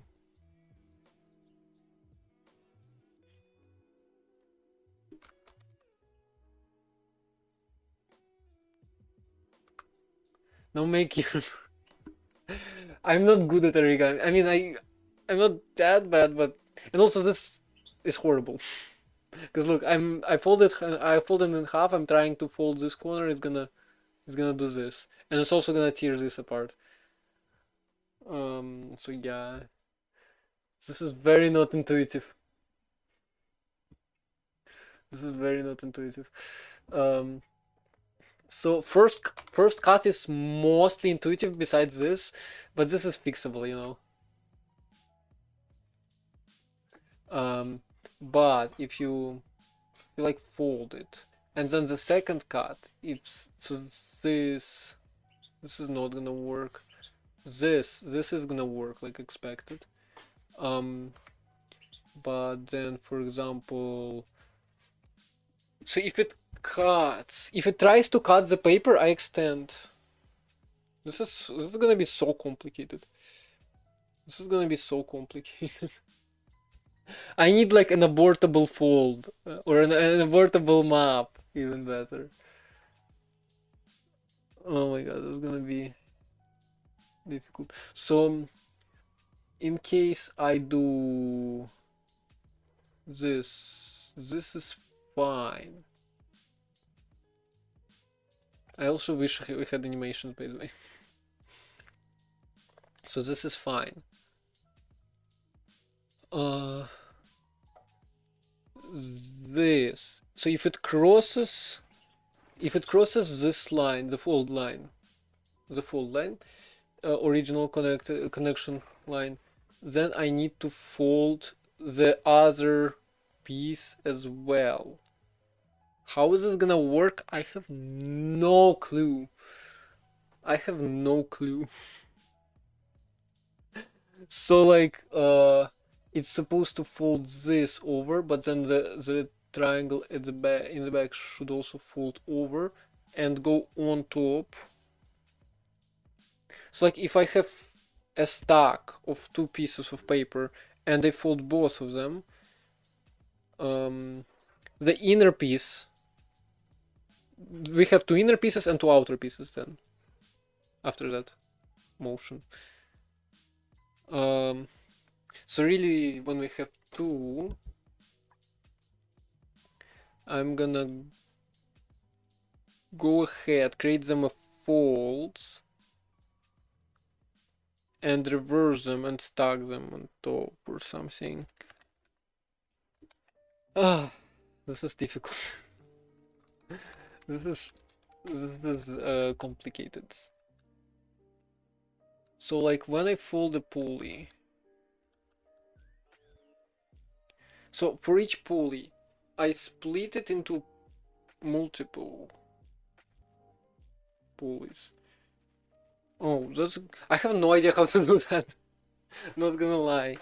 I mean, I could do it a more imperative way with folds, but like, so each pulley can append to the top of the stack. Wait, this should be simple. I go from left to right, and I gather what it appends while mutating the originals. Is there like map fold? List map. I wonder what it does. I wonder what it does. How do you work? How do I use you? Map fold. Similar to map, but also lets you pass around an accumulated value. Sure. So list A, B, function of BA to BC. Okay. So I map fold. I pass in the list first and then the accumulator. So the list is gonna be polis. I wish this was abortable as well, you know. Which I could in theory make it abortable, but like, oh, that's gonna be difficult. So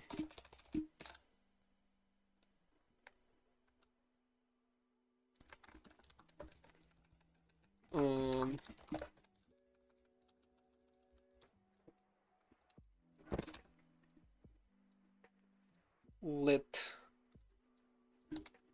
so we're gonna have polis top.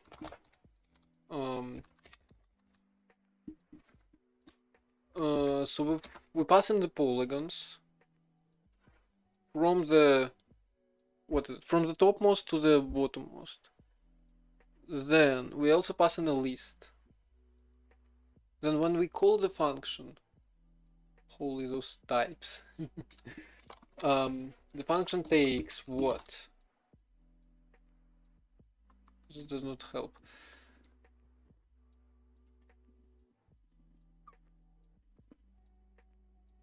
So we have the accumulator first, right?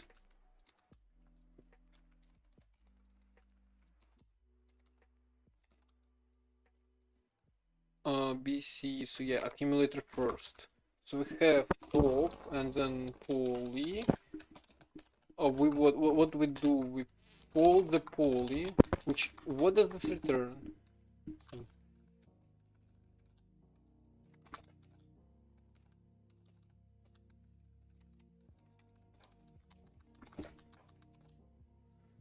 This returns B and then list, so it actually returns top first. Oh, and that's what map returns. The function should return the new accumulator first. Yep, as well. So we fold the polygon. So I'm gonna keep the fold.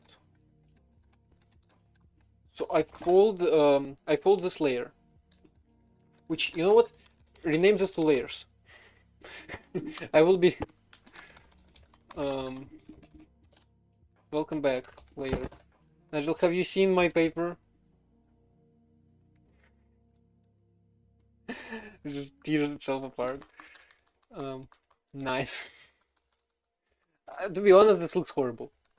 And I have no idea how to make it look better. But yeah, I guess. Very crisp. So, fold line. So we have a layer. And right the marker. Fair enough. So I chunk the layer into polys, and then I do the operations on them. Yeah, sure.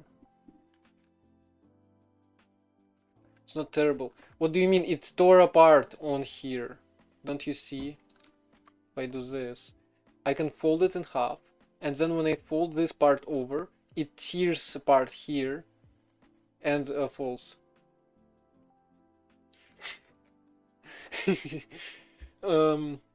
I don't know English enough to notice this.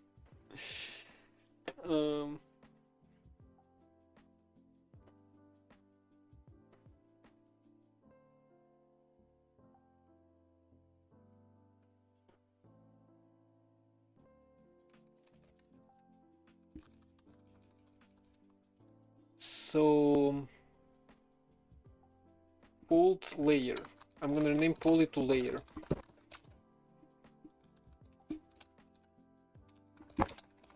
Who thought that was a good idea? What? Oh my god, they're renaming like that. Oh my god. Who thought that was a good idea? Okay. So draw layer. Layer. View. Okay, so we have state layers. Basically two meanings. I know what pan means. I don't see them though. That's the problem. Oops. Yeah, so we've made a lot of progress in 4 hours, yo. We made this in 4. Oh my god.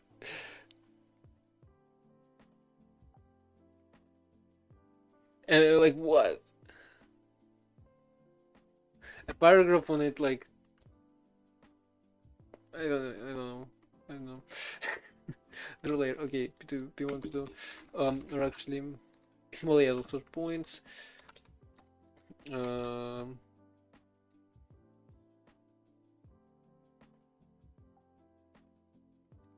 Oh, so that is what I expected it. But like, well, kind of what I expected. So this is one of the puns.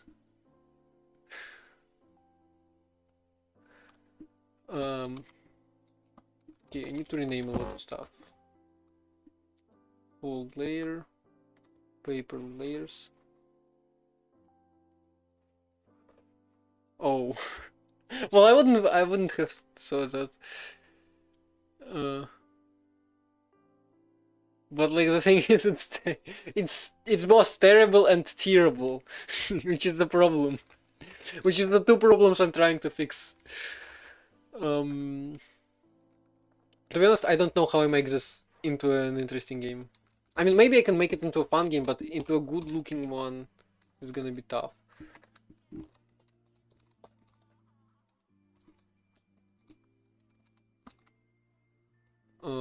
So update layers. New.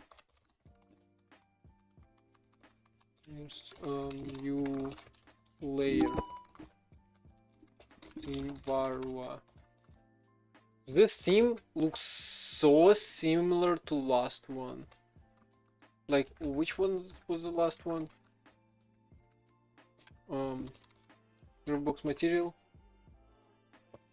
Yeah, those are very similar. Okay. So, and I want to make sure layers, list, append, fold. Well, figure this out. I want to make sure I named everything else. So, we have layers. Give me unexpected positional arguments when it's literally that. It's not a positional argument. So we do new and layers, and then we'll append. So I'll prepend new layers. Yo, you realize my elo is like 620. Although I feel like I'm getting better lately. My chess.com graph is so slow. It's just it's full of fails, but its overall trend is going up. Let me just how do you show it?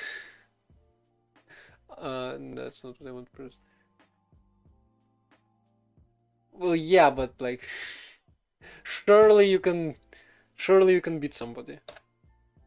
Just don't do it like me, because like, you're gonna see in a moment if chess.com loads. Other, yeah, other. Oh wait, other. How do I find my stats? Where do I find my stats? Chess. Oh wait, here the account menu. Ooh, this UI overhauled. I haven't played on the computer for a while. Yo, look. Rapid all time. So like all time. It goes up to 565. It drops down to 306. Because this is I just I have just beaten random person accidentally. Might have been my friend even. And then I just ruin it. And then I go up somehow, go down. And then last trends I'm just trying to go up. But now I'm at all-time high 624. I'm pretty sure. 235 rapid games. And do not look at others. Do not look at other categories. Do not look at other categories besides puzzles. Puzzles I somewhat am proud of. Which I actually lost rating on this one, apparently. I had 1424, but whatever. This is just downhill. This is like, I barely play daily games anymore. Cause like people are just on vacations. Like look, this is like what, move 5, maybe move 8 or something. And this guy is on vacation. I started this game probably before the summer started. Okay, maybe not, but like probably June, July, something like that. It's the third move of the game, and it's been like what? So look, they took 3 days. I take 1 hour. 3 days. I take 13 minutes. 3 days. 1 minute. Oh, 3 days because vacation time. Vacation time is if you count vacation time, it's gonna be horrible. But like, I would love to play more daily games because I think daily games make me a stronger player. And like, I am just generally 3 days. It says 3 days because vacation. So this one is 3 days a move, but they went over on a vacation every single move. So like, it took them 3 days plus like 15 days of a vacation. Because in summer apparently chess.com gives you vacation time. Although I didn't get the vacation time. I have managed to um I have managed to lose on time in a daily game. I was so sad. But yes, that happened. Anyway, we fold the layer. If it's just a layer back, we get the if it's we get just the layer back, we return the layer. So new layer. New layer. If we get 2 layers back, which means we fold the first one. So the first one is top. Top, bottom.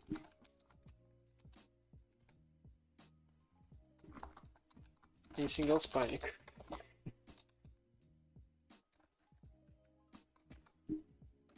So top, bottom. We're gonna do. We're gonna prepend top to new, and then we're gonna return bottom here. Layer fold line. Yeah, so fold line. Wait, remove the fold line code. Simple enough with this.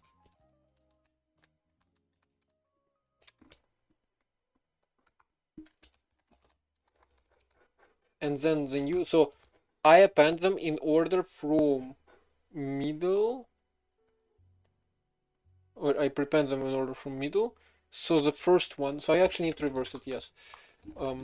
List reverse.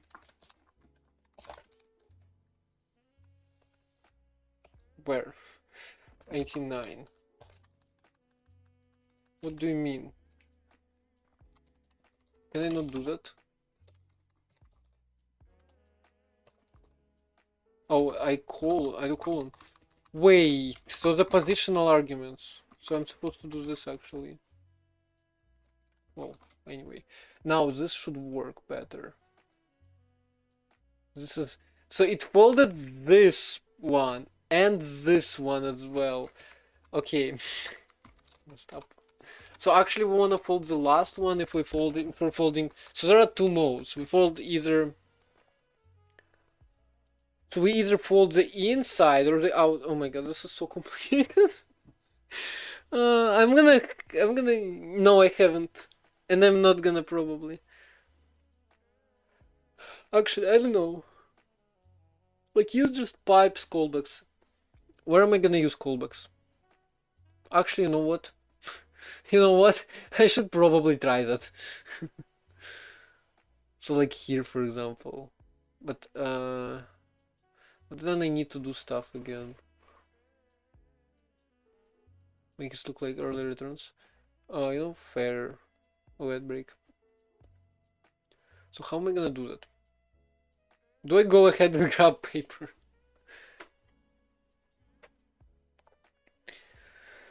You know what? I'm gonna go ahead and grab a piece of paper. Wait, that's not be right back, Steam.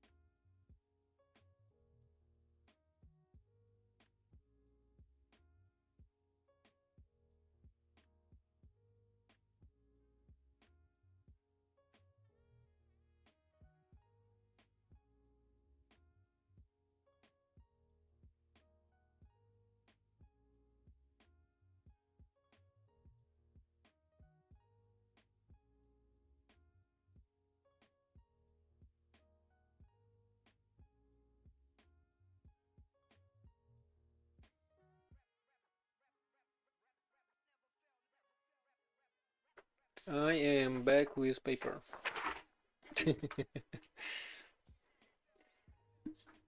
So, first of all, we take a piece of paper. Oh, do I switch to the big camera? Why not? Boom. Get paper.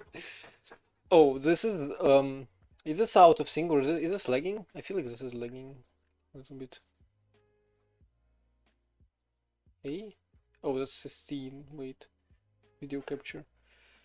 Can I change? Can I fix it? Yo. Color correction? Or what?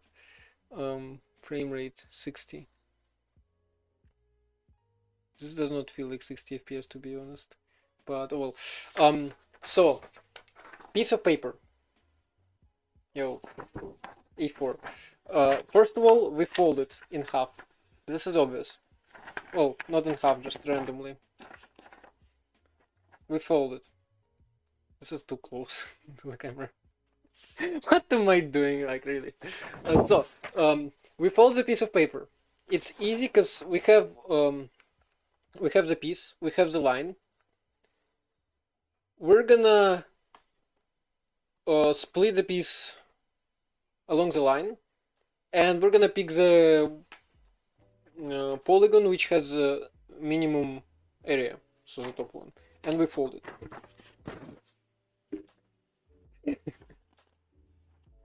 This is just hilarious. Then we have the new line. If it goes here, it's the same process. So the condition is we cross the last layer, which is this. You cannot see anything. We so the line, if the line is here, we cross. It crosses the last layer, and it doesn't cross. It doesn't cross this line. This line, the fold line, the old fold line. And then we just do the fold on it, like regular. And we also pick. So we pick the polygon we pick is. Well, I have it implemented. A more complex scenario. We fold it here, so like this.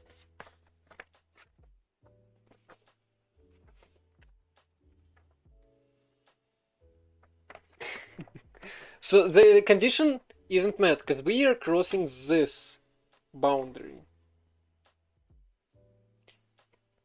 There's not sufficient disk space to continue. Oh no! I ran out of disk space. What do I do? I need this in the recording. I want to turn it into a YouTube video. Wait. What do I do? What do I do? What is this? I honestly don't know. Oh, this is the start of the stream. I can delete this, but this is too little. Delete this. This is the most of the stream. Okay, enough talking. I'm pretty sure. Okay, we got the paper. Oops, I don't want to close it. We've got the paper stuff. Then what do we have? I can go into. I don't want to cut out Minecraft stuff. We have. Where's channel? Videos. Recording. I can delete all of this. So this is like a couple hundred megs. By the way, last stream recording was 10 gigs. This is just Blender stuff. This is the stuff. This is MIDI line. Oh, this is. Yeah, there's more Blender stuff. This needs footage. Then what do I clean up? This waste like at 50 gigs or something, but it's mostly videos and Minecraft. So what do we have here? Garbage, garbage. Okay, so channel, mostly videos, downloads. I can clean up downloads a little. This is the current recording, local. I can probably clean up local. And the rest is just minor. Dot local. And what am I gonna do? I need a hard drive. There. Steam. Sorry. If we're gonna have to play close to light, I'm gonna have to reinstall it again. And rust up. Local share. Rust up. I don't really care about other stuff. Then we have downloads. What do we have here? Chatry probably has. Yo! Chatry. Target. 9 gigs. CMake! Bro.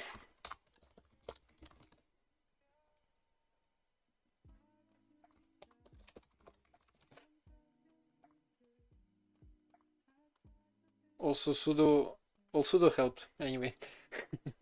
This is minor. Okay, the this is what I use. Home has 18 gigs free, so it should be fine. We're back. We're recording is back. YouTube chat froze. You know, it's fine. So back to paper. If I tell anybody I did this on stream, I'm not gonna be able to. So yeah, condition for the complex fold. So we do this. We have the simple fold, which is this. I can even fold it.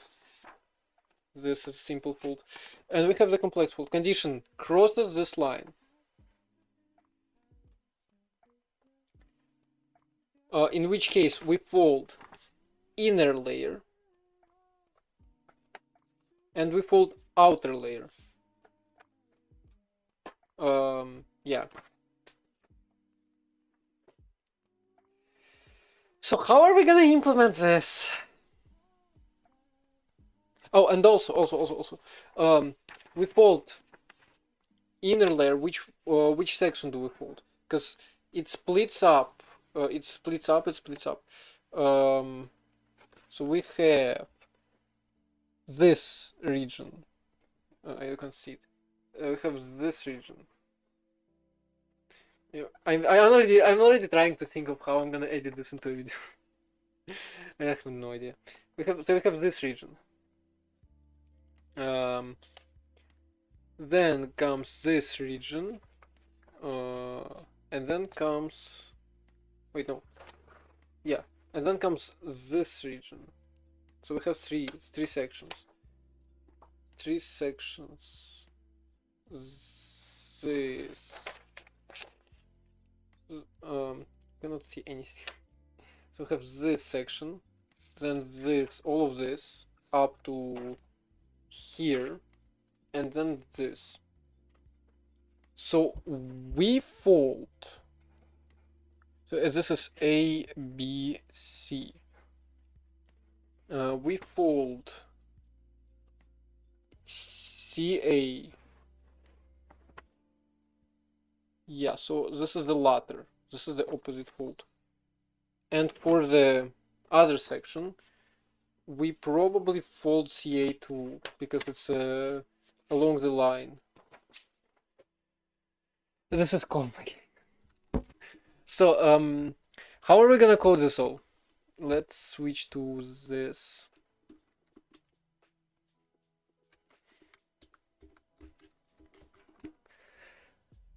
Well, I walked through that. I still have no idea how to do that. I mean, I just feel like it's gonna be a lot of work, but let's get to it. So let's check which kind of fold we want and which layers it's gonna affect, because this is a little more complicated. Because like for example, we have this section and we fold this. It's gonna fold the bottom layer, and that bottom layer is gonna go to the top. And I have no idea how I'm gonna do it. So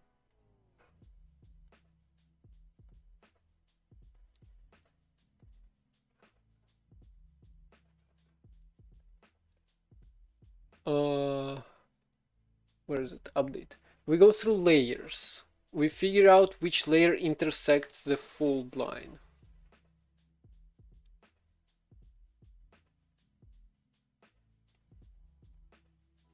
Okay, let's split this up into two functions. Split and fold. Split and reflect. Well, okay. Let's do pub and split. And I'm gonna cut out the folding out of here because well, simple enough. It's just this.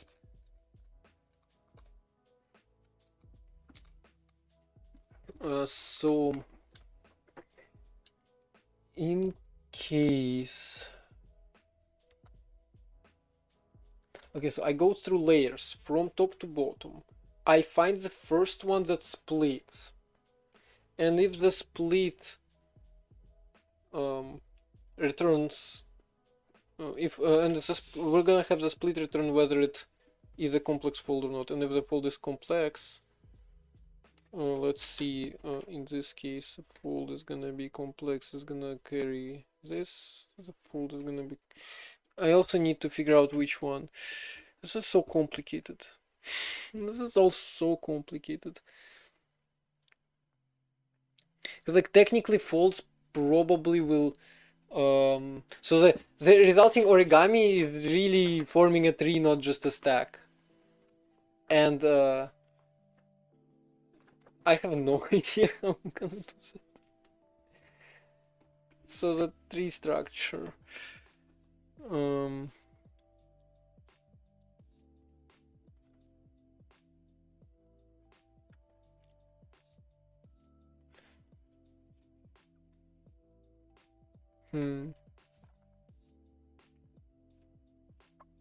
Because like it's a tree of folds. We have the original fold, which splits it into two, which actually, so this fold splits this section into two.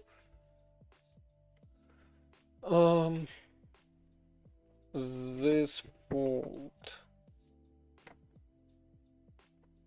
splits this section, well, the bigger section. This is so complicated. Why does origami have to be this complicated?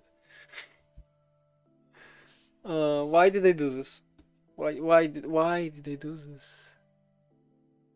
Why did they think origami will be a good idea? Like, come on, it should be simple.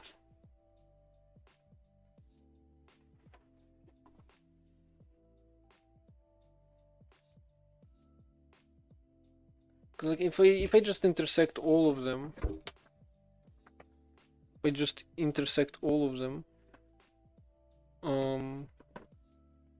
then it should work. So what we have now? Yes, it splits.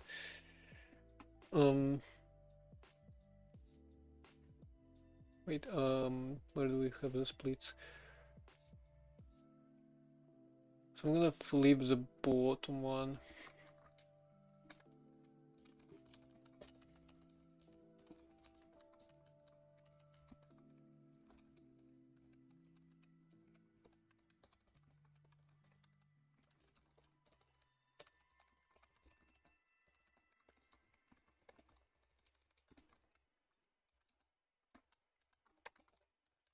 Circles.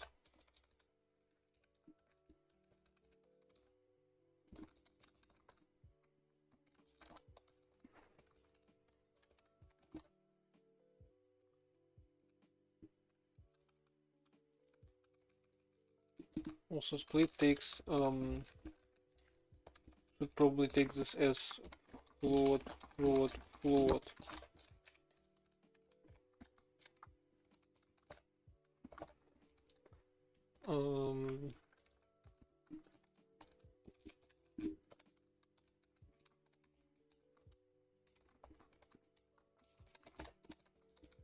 So we reflect along the full line.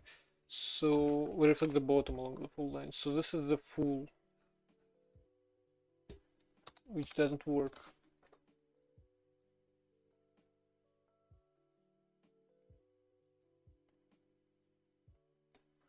Do I split everything? Map fold.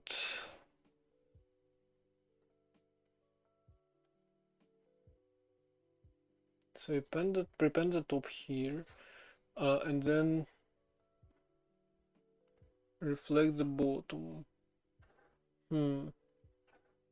But like I feel like it didn't process this triangle at all. Did I build it? I did build it. Like what happened?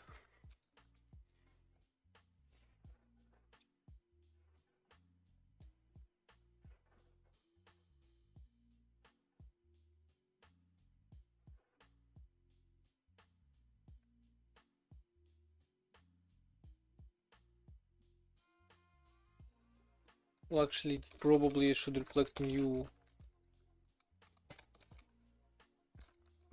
layer instead of the old layer.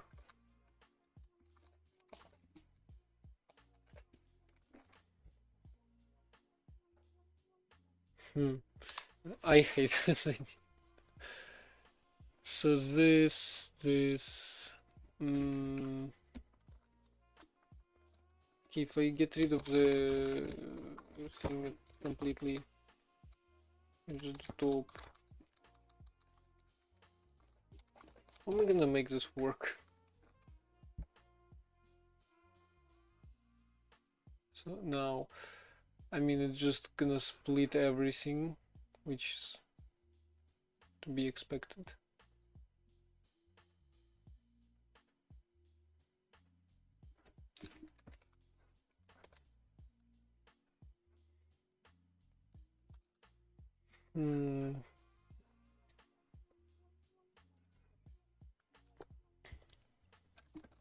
So now if I just, like, I'm supposed to,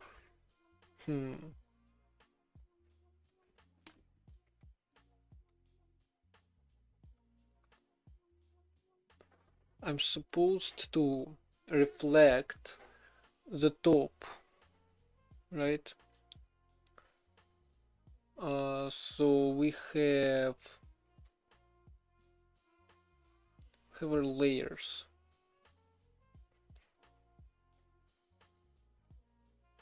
Take the top one, I split it, which gives me two, and then I reflect one of them and put it on top, which makes total sense to me. But it doesn't seem to work for some reason. Like, what is this? Where does this come from? If I make some strategic folds, where does it come from? So like I fold this, then I fold. Do I maybe make this 3D instead? So so the question is, this line goes up and this part goes down instead. Might be what happens. Oh, and it flips twice. What?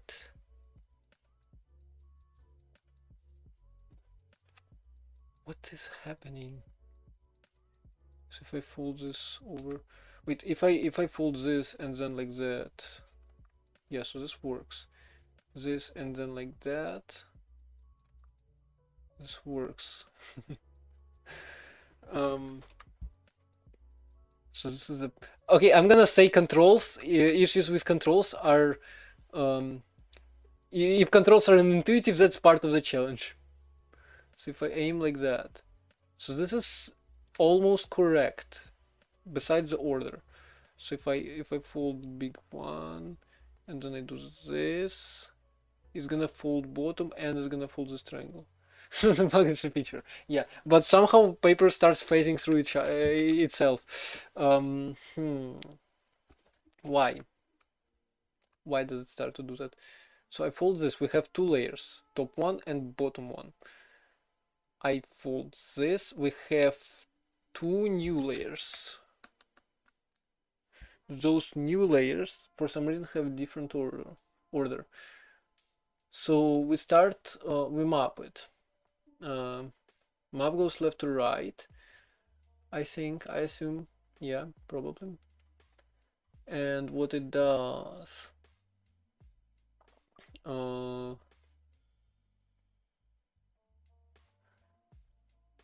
is this and this. Since I prepend, wait, I don't need to reverse it, because since I prepend the layer, so the bottommost one will end up on the top, which is what I want. So like reverse order. So this should now work correctly. Yo. But now this still works wrong. Probably because it selects the wrong one. So like I fold this one up and this it folds the one that was here down.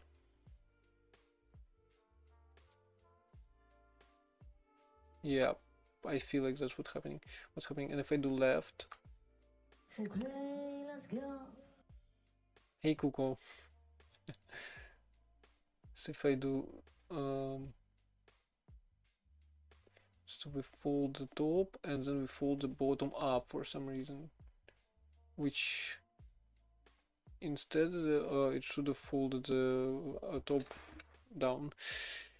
So it really is just a sign selection.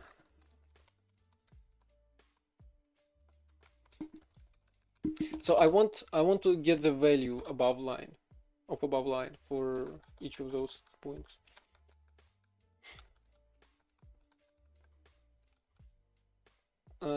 So I want to return new, so top bottom, right? Let's say top is hard coded to be above, so it's gonna be top is A. If A1 is above line,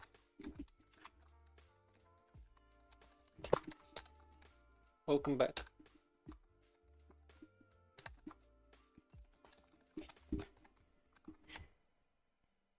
Yo, Pokemon Go. Now Plushie Go is better. Yeah, we're gonna have Plushie Go. Although you're not on the top of the leaderboard, Kuko, for some reason. What happened?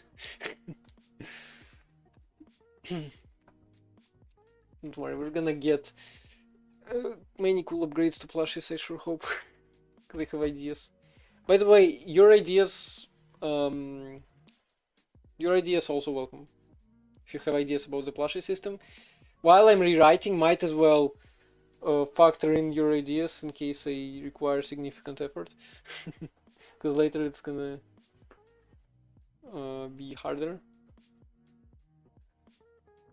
Okay, so if the point is above line, if A is above line, which is good, if B is above line,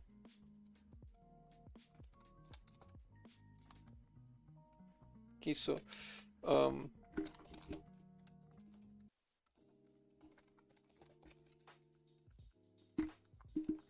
you will use tuples.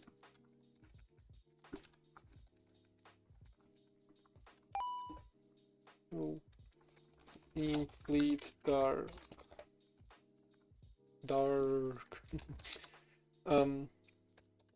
above line A1. Why did I have to do it in functional language? It's a difficult enough challenge, and I'm also doing it in functional language. So in case true, I return AB. In case false, I return BA. The only reason, only thing we care about is it being consistent. Yo, look, it works.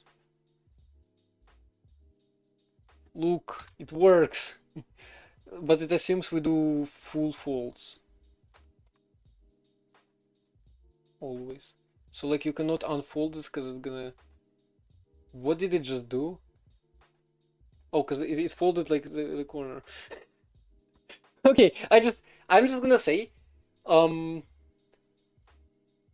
if the controls are, if it feels unintuitive, this is part of the challenge.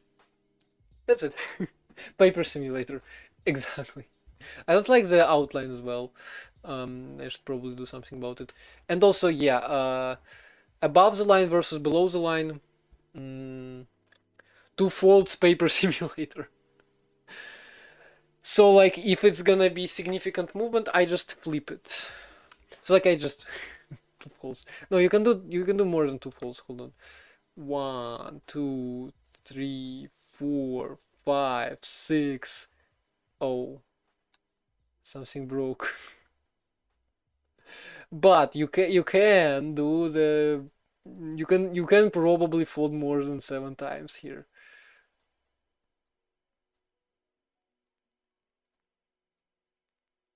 Except it breaks at some point. Which I don't even wanna try to figure out why. After like fifth or sixth, the paper gets too thick. 1, 2, 3, 4, 5, 6. Oh, seventh. This is the record. 8. No, I didn't hard code anything. Ah! What? Oh my god. What am I gonna do with it? Wait, okay, so the corners work. Okay, wait, I know why this happens. Easter egg scissors. Yeah, I know why this happens. Because this one is supposed to be flipped. This one's supposed to be reflected. So what I'm gonna do is where is reflection?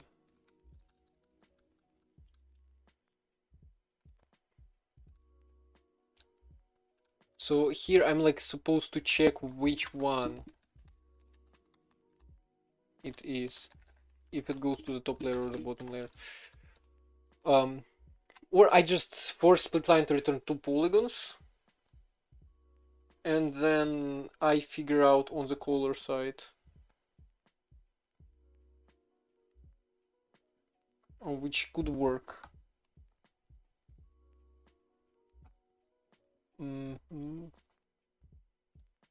So here I just return AB.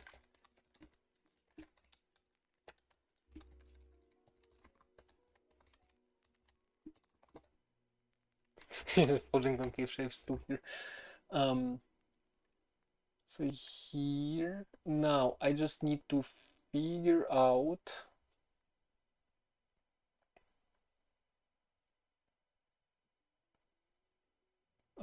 ideally I would sort them, but like I'm too lazy to do that. So no.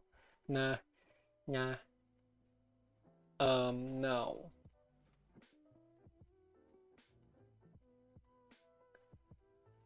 all I need to do is to figure out here whether it goes to top or bottom, and then I'm gonna reflect one of those. I'm gonna move this somewhere else. So we have the new, which will list map. New it what we get is function which will list map, or we get a layer which we map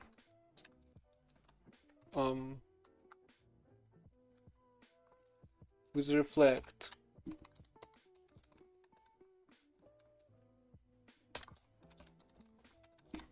So many underscores in here. Okay, so if I do this now, it's gonna be the same. Well, it should be. Yo. Okay, no, something broke. But we can fix it, right? So top goes to new, and here I either do... Wait, map fold filter. I need a filter map fold. Or I guess just fold. Fold. So we're gonna pass in a tuple of 2 lists. So it's gonna be top bottom. Can I pattern match on parameters? No. You let top bottom equal new. I'm gonna do L top, L bottom for list.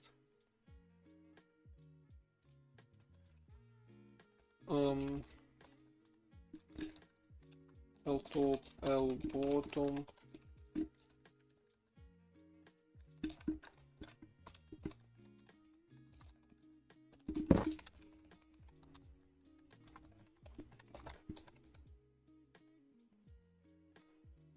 Okay, so we've got top, bottom here, and then I reflect top and a bottom keeps the same, is the same, and then I merge them. Except I need to reverse bottom. List reverse. This is not a map anymore.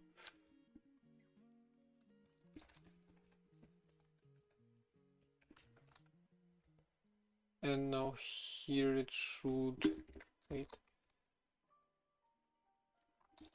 So I assume it goes to bottom.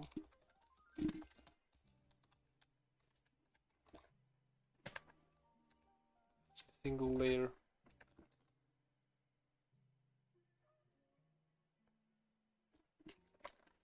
Okay, what if I assume that it goes to the top?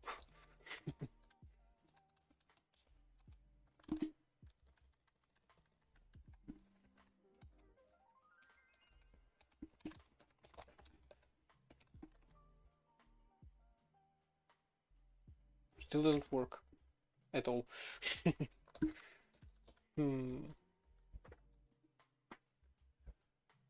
But like one of those assumptions had to work.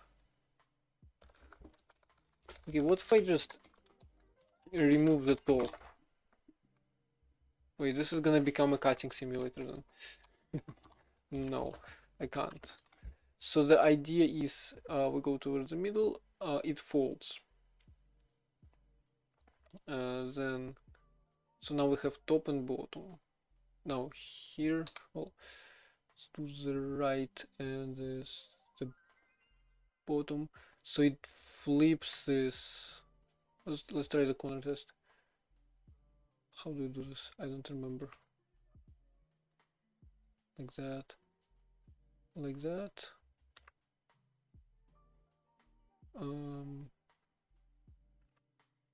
Oh, it flips always. Like that, like that. So we've got layers. Layers go top to bottom. Each time we encounter a layer, we can add it to top or to bottom. So if we go top to bottom,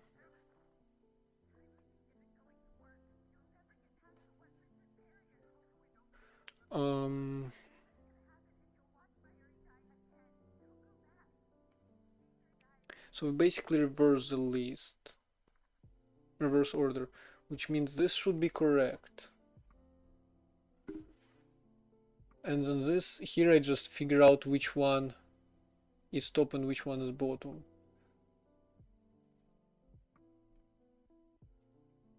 So here I actually don't case it. I go through all layers and figure out which go to the top and which to the bottom, depending on where they are compared to the line. So I can do list dot. I need to like well, there is a function for that, but it's using dictionaries.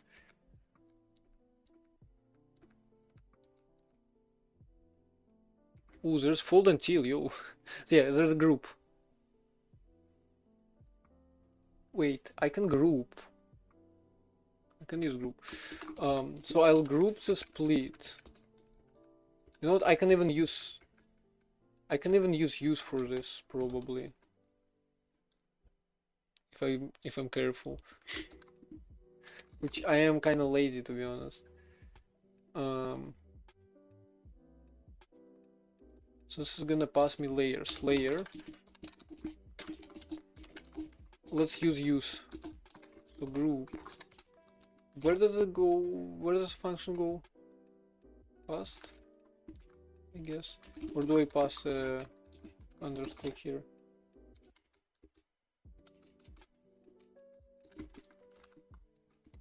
Wait, I can't. I can't.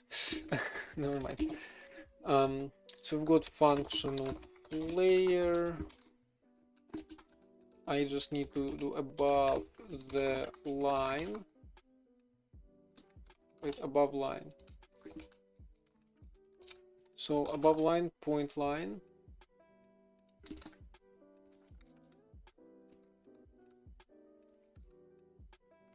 Yeah, point line.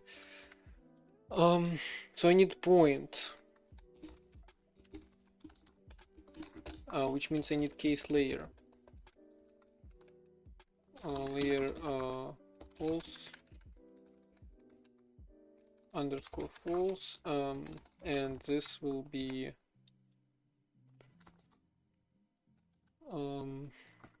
underscore one dot underscore point above line point flip fold line. I would have thought that paper is so complicated. So we group them. We group.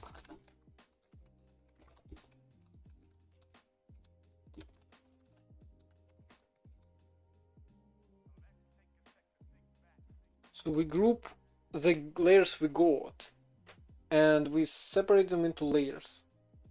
Or actually, I could probably fold it. You know what? I can fold it. I can go fold. List fold. So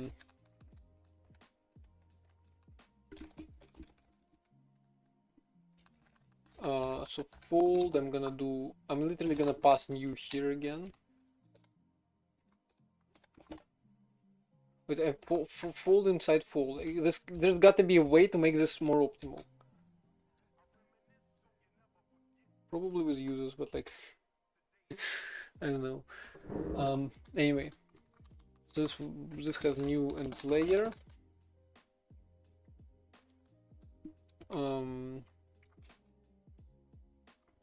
Now let above equals this.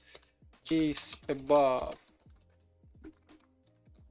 true is gonna be if it's above, then we go into then it goes to L top layer, L top, L bottom. Otherwise, it goes to L bottom,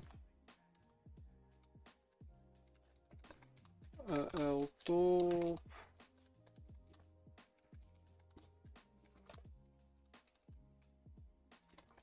False has capital F. Oh, cause this is the variant of a bool, right?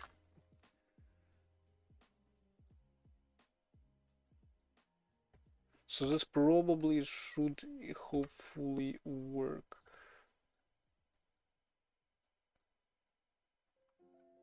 Look, it works. 1, 2, 3, 4, 5, 6, 7, 8, 9, 10. Look, I'm the world record holder. I folded a piece of paper 10 times. Yeah, I do want to make the outline a bit thinner, because like I actually don't like how the outline looks. But it's kind of, I mean, is it necessary? Maybe not.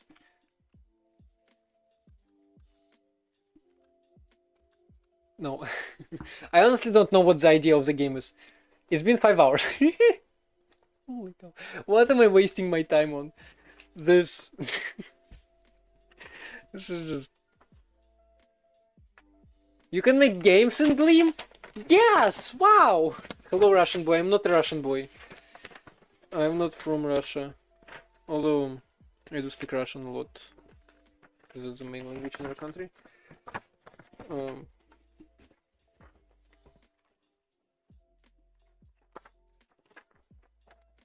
I need to relax. Origami.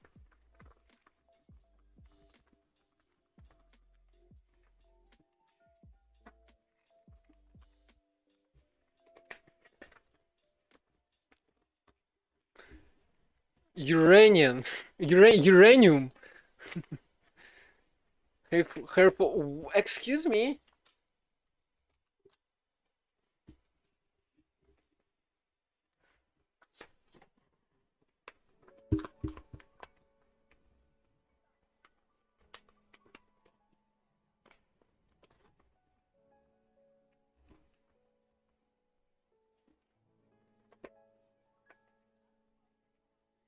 Code man. I have been programming for years. I came from the country uranium. Yeah, nah. I came from the potato country, if you know about this one. There you go. Wait, let me go. What do you mean? I have hair. It's there. I don't know, you can probably... You can barely see anything on camera. But yeah, look. A boat. I have made so many of those boats you can't even imagine. Like, when I get a checklist... True. When I get a checklist, I just make paper boats out of it. I made so many of those.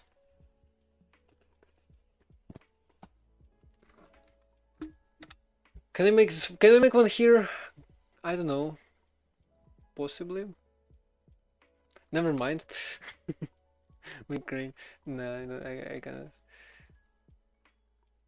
So like it would be something like this, then you fold those. But when you fold those, it's gonna fold over, so it's not possible. Yeah. Yes, so I probably want a simple mode as well.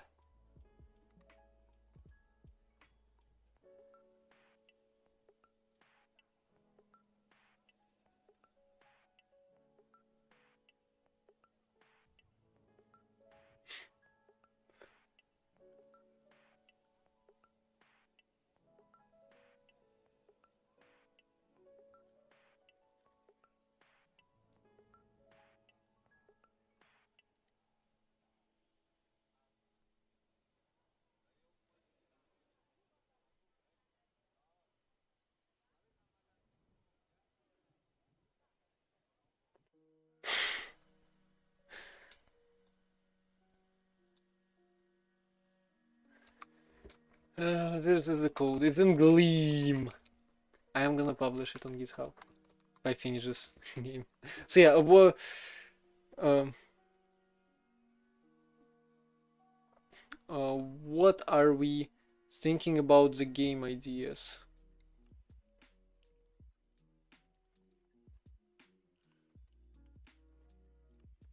Himself. This is Gleam. If only. It took me way too long to make this. It took me 1 hour to write a function that computes intersection of two lines. What am I doing with my life? Make it 3D! Yay! I mean, I actually want to add animations because this looks kind of boring. Which it shouldn't be impossible, right? So like you draw a line, it turns into a black line, and then it folds progressively. Shouldn't be hard. Shouldn't be too difficult, except I need to like somehow do frame stuff. Yeah, no, not fully 3D, just animating the folds. But like, so in order to the math is not advanced, I just need to store the state somehow. And Gleam is not gonna help with that, let's just say. Unless I port like async away to Gleam somehow. Write text called 3D. So like, what do we do with this now? Like, just folding is boring. Also, Control V would probably be useful. Can't do linear algebra. Well, I mean, linear algebra is simple enough to implement. It's just I need to store the state, I need to animate it smoothly.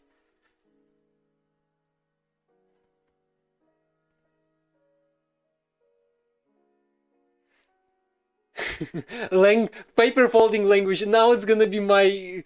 It's gonna be a paper folding lang for me forever now. Okay, I should probably figure out. I should probably do the flipping if too much is too much. So how do I compute polygon area? Probably via triangle area. Triangle area. Polygon area. Not good. It took me hours to get there. It's embarrassing. But yeah, you just program, you just make games until you get good at it. The area of a polygon, not of probably not of mass polygon, irregular polygon. Split it into triangles. Yeah. And triangle area. Wait, triangle area you can compute with the theorems. That's like half a perimeter and stuff. Wait, you can make origami modeling game. So you want me to make this into an origami game? Literally. No score, no nothing. It's just you fold into something and that's it.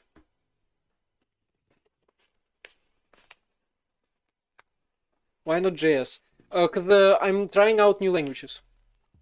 Yeah, with actual 3.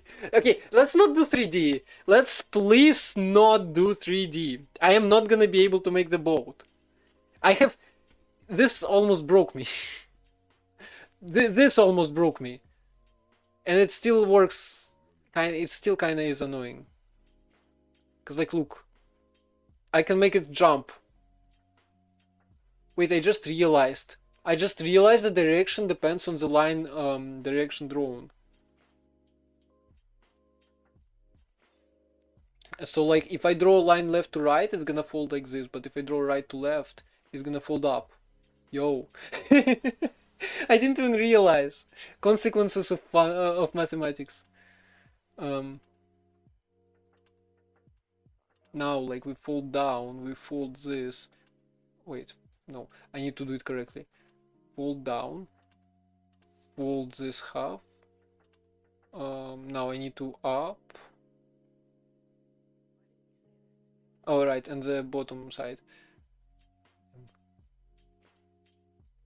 Well, I try. I am trying to make a paper boat. How many hours?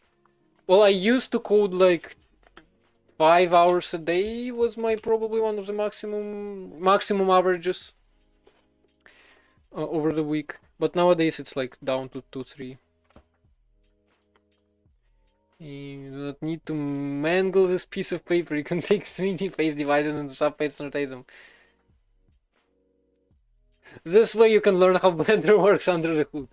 Well, yeah, I know how Blender works.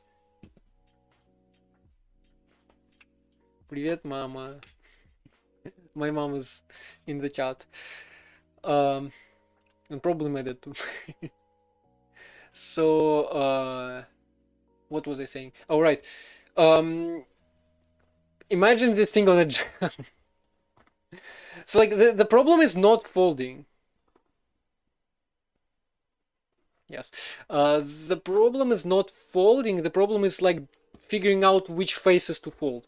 So like, well, here it's simple. I draw the line, I subdivide the surface, I rotate. Simple enough.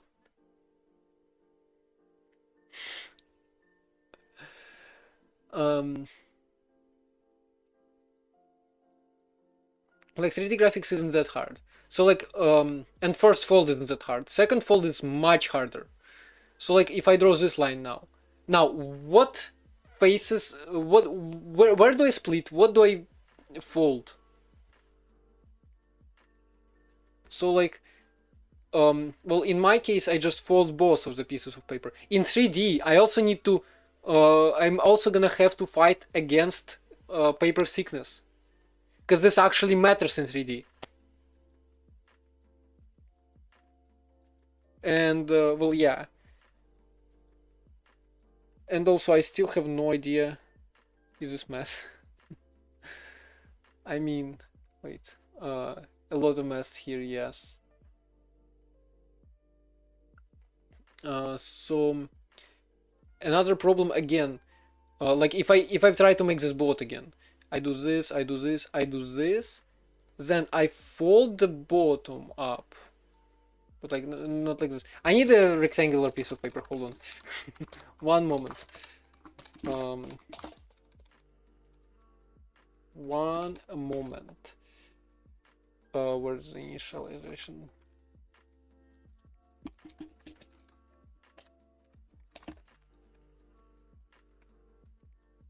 No, I don't know what this is. So there we go, a rectangular piece of paper. We fold this, then we fold the corner. I am so bad at origami. Yo. So we fold this 45. I'm trying to match it. Good enough. So somewhere like here. Good enough. And then, look. OG coder. I might check them out. So look, the problem here. If I do this, or actually, this, I'm gonna fold both of those up, and I need to fold one of them only. Also, I wish I could do undos. I really wish I could undo this stuff here. But yeah. So, and there's really no way to tell if you want both or one. We can do anything using coding. As assuming you have a lot of time and you're smart. Or, I mean, actually, being smart is not a requirement. It helps, but you don't have to be smart. You can just start doing it and you're gonna become smart. Yeah. Nah. If you think you're not smart enough, you just start, and by the time you finish, you're gonna be smart enough. Like you just do it regardless. You just need enough patience and time and effort. I don't know, or motivation. You can find motivation. I use YouTube for motivation usually, because like I see a video on YouTube like somebody made a Minecraft clone. I immediately want to repeat this. Okay, so I wanted to do quick reflection stuff, and I wanted to figure out which layer to fold. Finding how I use fold functions here. Which video specifically? Like, I have watched probably thousands of YouTube videos. What Linux? This is NixOS.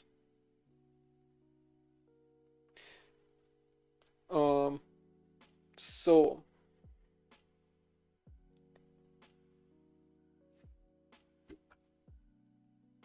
NixOS. No, I have never played Valorant. I don't even know what this is. Lurk sleeping. No, Angel. Good night. It is 9 p.m. for me. Yeah, I should probably be like preparing for bed or something. But oh well. Oh well. 11:40 for you. Yeah, fair enough. Good night. Oh, same for you. Good night, guys.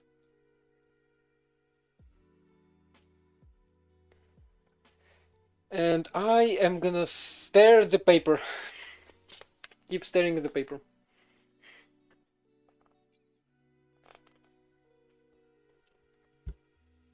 Estorth line. Estorth C. What? See, I'm not ending the stream myself. Overcome depression. Fair enough. Store C.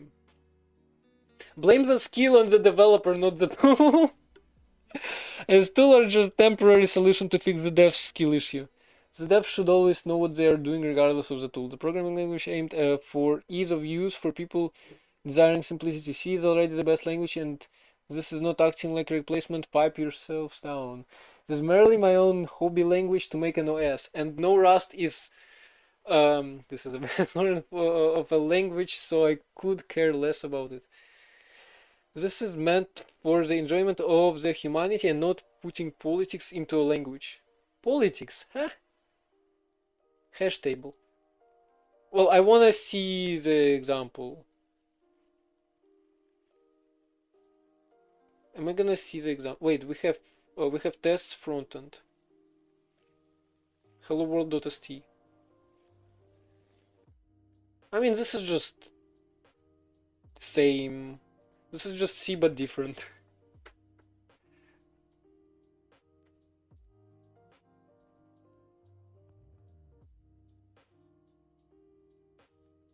Oh my god, that variable declaration thingy.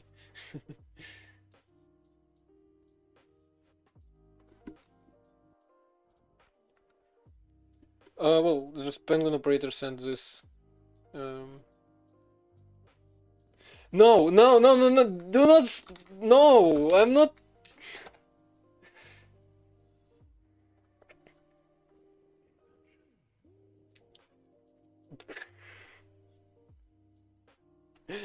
I'm not gonna make a game with that. Anyway. So, right, I probably should improve this. So I can go through layers and sort them into the two categories. And then I'm gonna check if only one of them contains items. I'm gonna say the second one is the one that folds. Otherwise, I'm gonna say area.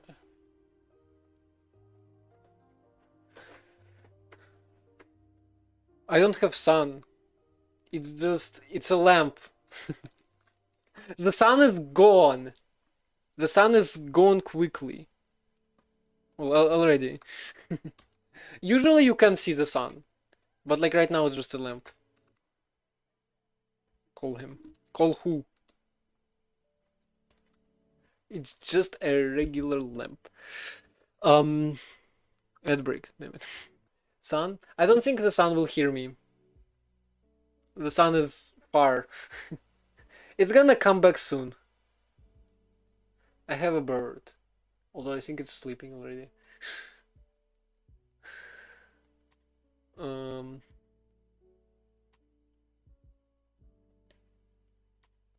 No, I used to do code forces, but like I graduated from school. I don't need sport programming anymore, competitive programming. Although I do, because universities have Olympiads. Code forces is basically the same. So yeah, no. Anyway, how do I do this cleanly and efficiently? I guess so we've got new here. So I'm gonna do an optional bool, none here. Then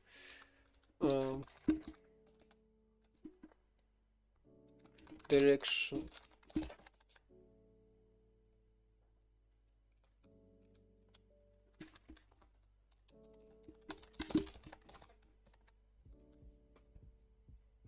So I'm gonna override the direction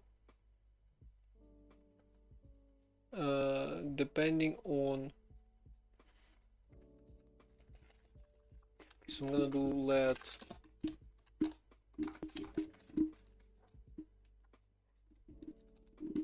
top bottom direction equals this, and then here I'm gonna check whether so much or case, I guess, case top bottom, which I don't actually have to wrap it. Wait, what? So I if we have an empty list and something, the direction is that direction equals this, and then I'm gonna do top bottom direction. So it's gonna be true if I well, if I swap top and bottom. The question is whether I swap top and bottom. So I'm gonna assume true means not swap, do not swap, which means everything is in bottom. This will be some false, which also I probably want direction here as well. This is a Gleam. It is not like Rust. I mean, it has some similarities, but it is much more functional. We have no mutation here. Am I a teenager? Well, I just graduated from school. If that answers your question. Also, those letters are supposed to be capital. Now, direction. I don't care about the direction here, but if we have tops, bottoms, none, or actually underscore sum der, I return sum der, and the none, I'm gonna do list. Is there sum? No. Fold is the answer to all questions. Nigel will be proud of me. So we have top, bottom. So I can fold over the top from let top equals this, let bottom equals list fold bottom 0, and then we got so this is gonna take a fan area layer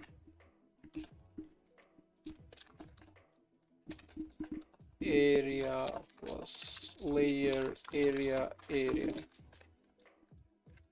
Same thing goes here, and then I'm gonna check. I'm gonna do sum of whether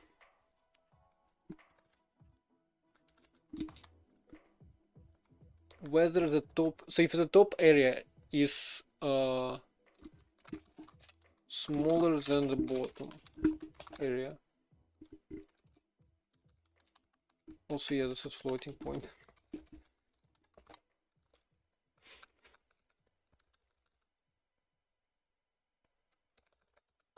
So if top is smaller than bottom, we keep it as is. And then I get the direction.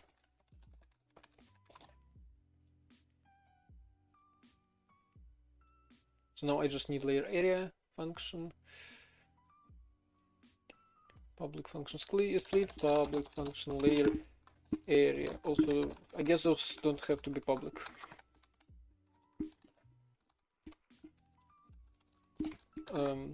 Layer returns float. Now I just list folds, map fold, try fold, index fold.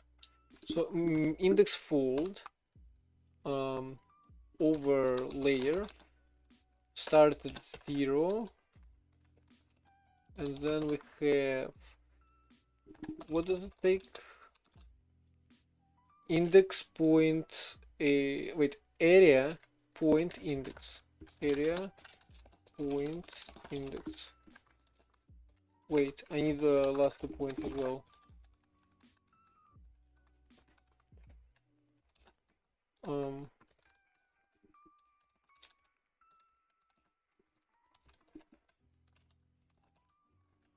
I guess I can say state.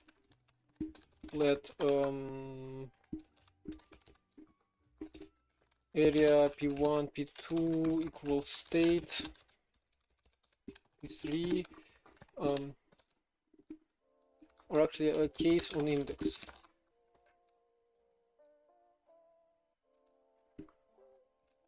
Zero or one will yield state, and 2 and onwards will yield this. So area p2, p3, and then I add. Yeah, so Gleam is a bit functional, and functional languages are sometimes difficult to understand. Not gonna lie, I'm not really a functional guy, so my code is also not very good in functional land. So okay, triangle area, and triangle area, p1 vec2, p2 vec2, p3 vec2. So this is simple enough. We just need let a equals. We just need distance function. We don't have distance. Come on. So it's. I mean, is there maybe a faster way? Simple math. Well, triangle area is somewhat simple. Some other stuff here, like, well, this is point reflection. Well, it's simple if you copy it from the internet, right? Some of it is not simple, I'm gonna agree. After all, it took me 5 hours to get to this.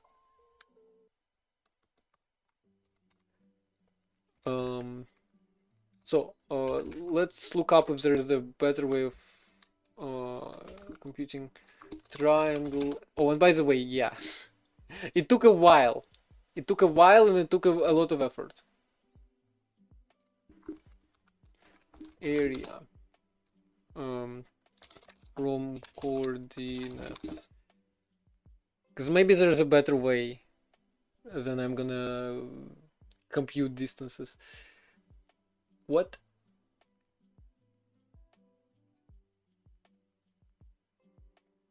No way it's that simple.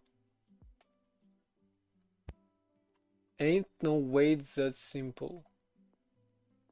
What's the formula? What? Well, yeah, I told you it was. It's gonna be like.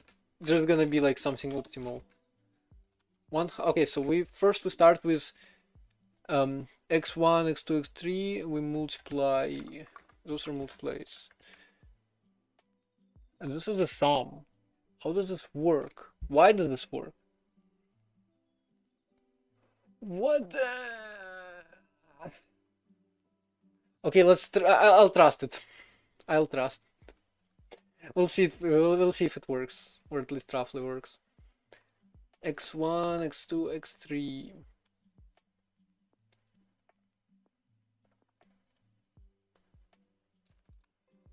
Okay, so we do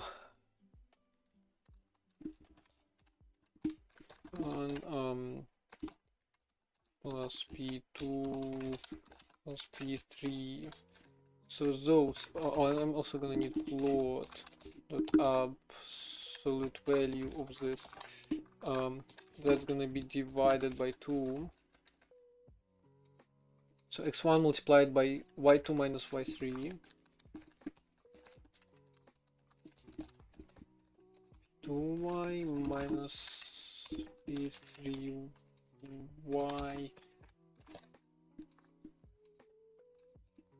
Oh, right. Gleam. We don't do parentheses in here. So p2 and p3 are gonna be similar. p2 is gonna be y3 minus y1 and y1 minus y2. I have no idea why it works, not gonna lie.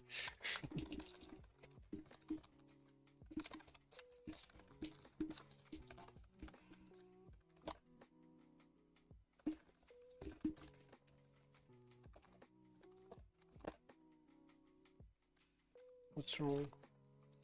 Type mismatch. Dot. What's wrong here? Type mismatch. Load found a lot of tuples. Index fold. Oh right, I just need the first one here. 0. So now write dots.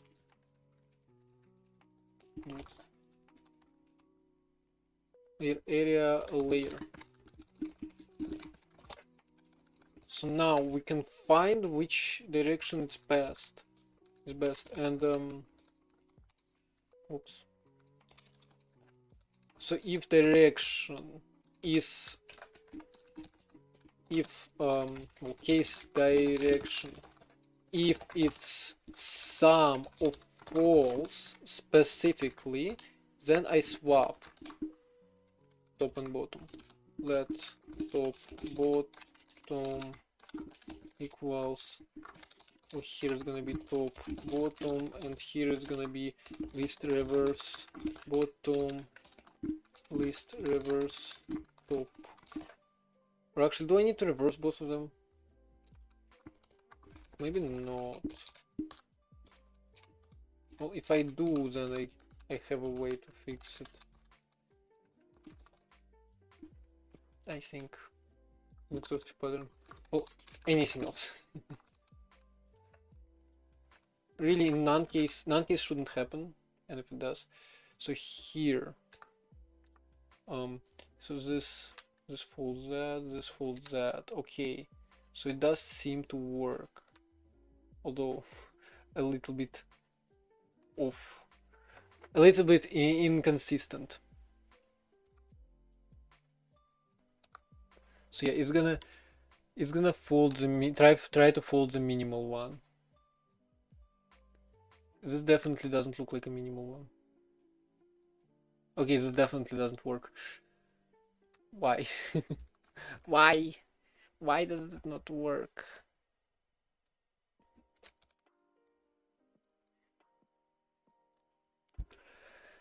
So here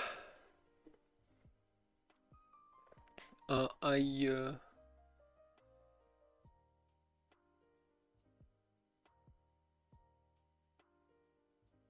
okay, let me do the bottom direction equals new, then we do top bottom here,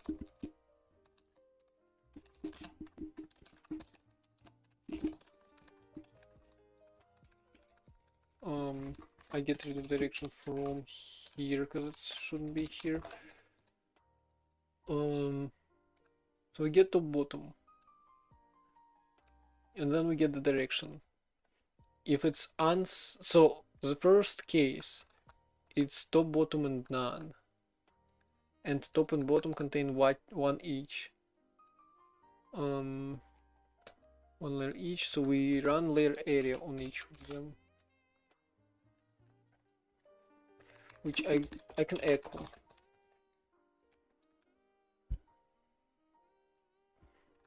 This was like perfect, wasn't it? 4,000 and 1,000. 7,000 and 2,000, that doesn't look right. So this is approximately 50-50.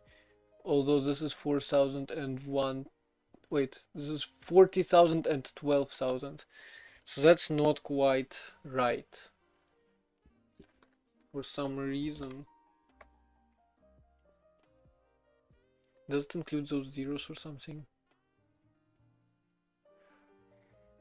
Case echo index. Did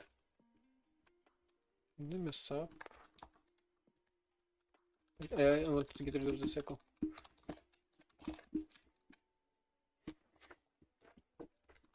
Maybe I don't understand indices or something. 0, 1, 2, 3, 0, 1, 2, 3, yep. That's correct. You know, echo is kind of useful. I wish I used debug in Rust like that, because like you can just do that. So we offset piece. Oh, that's a mistake, yo. You know, I see it. Here it should be area.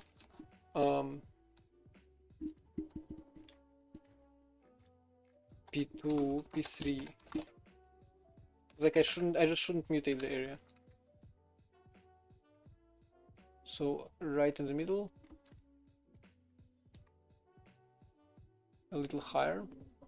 We'll fold this way. A little lower. We'll fold this way. There we go. It works now. Echo's not here. Okay. So well, there we go. Now this is easier. Like this is a little more intuitive. A little more intuitive. I said a little more intuitive. I mean, really, I could just probably figure out the direction. I could probably simplify this a lot, you know? Like, getting rid of this. Getting rid of this. Just pass in new here.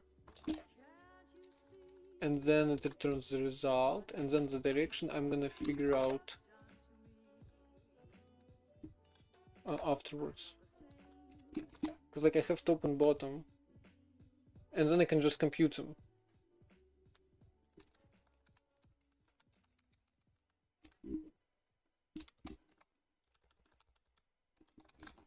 Direction equals, so it's top less than bottom. That's the direction. This direction true, false. So like that. Okay, and direction here is vector. So this should be a little simpler, but should work the same. So the top false,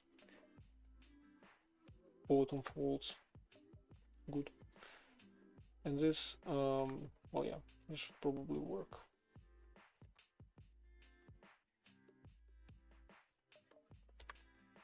Yep. So this is more intuitive. Now, what I want to do, well, literally I'm just making it more and more intuitive. Whoa, how did I do that? I can do fold here and fold here, which, you know what, actually works. Hold on. I can do fold here and then fold here, and what I want to happen is not the top folding over, but the bottom folding over instead. And then it's gonna be so detecting this case is kind of tricky, because it really doesn't matter. You can't really detect whether you fold bottom or top and how many layers you take. You really don't know. By the way, 3D here works, I think. Actually, no, Paint doesn't support 3D. But JS Canvas supports 3D transformations, I'm pretty sure. In fact, HTML and CSS support 3D. Yeah, insane. So yeah, I can fold this more and more and more and more. Well, that's it. Now it's now it's just a ball that you just like fold when you're angry and you don't like what you wrote, and then you tear it apart. What was I gonna do? Oh, reduce stroke here to maybe 3. I said 3, not 33, just 3. So guys, what are we thinking?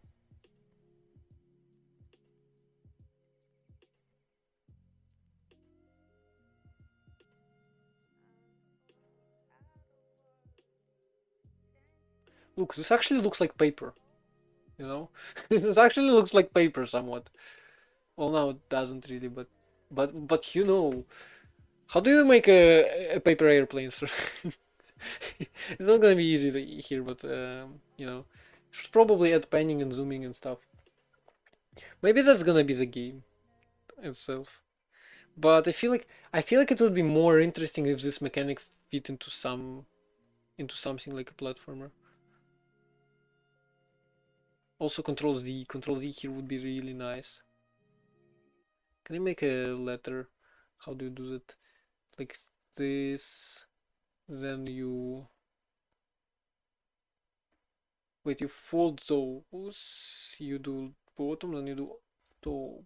No, something like that. Approximately 45. Then you fold bottom over, then you fold top over. There you go. A layer. Alright, a letter. Epistula. From Latin. It's been 5 hours 25 minutes. I'm just and I'm staring at this. I really need someone to help me. You know, I can contract this as much as as I want. Oh, this starts to lag. Too much paper, too many folds. So look, this is the dot now. Squeezed all the ink out of it. You know, this is kind of fun. I kind of like it. It's kind of cool.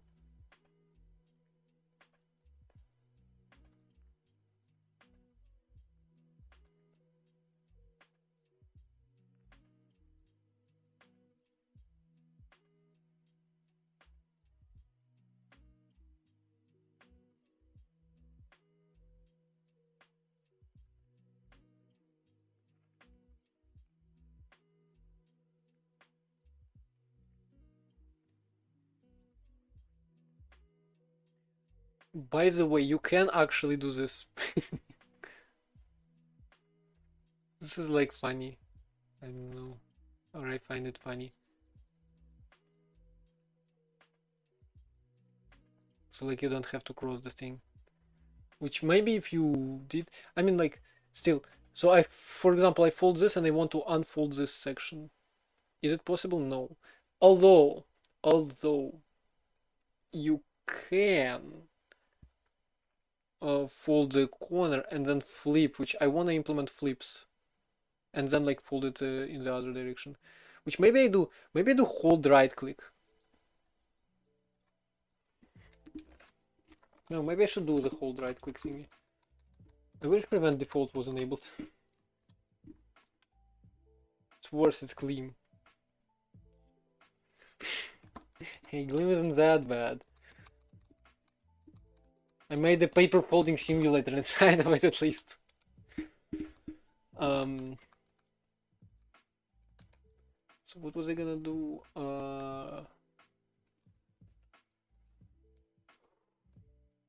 I forgot. Oh, right click. Right click. Right click. Click right. Where do I handle clicks? Update. Oh, this is actually kind of big. So yeah, I could probably do mouse button left and mouse button right.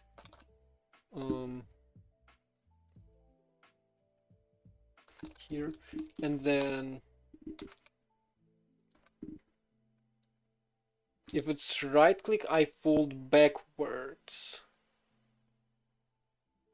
So like, oh, how would I do that even?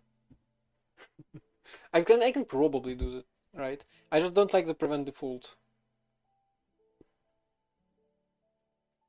Or do I do right click to fold singular. Wait, that could be useful. That could be more useful. Or shift, you know what? Hold shift and you fold like one layer. Wait, I can actually just do that. Hold on. I do have to do like annoying stuff like shift, but still. Line layers. Mouse, so shift pull. Shift pulls. And then here.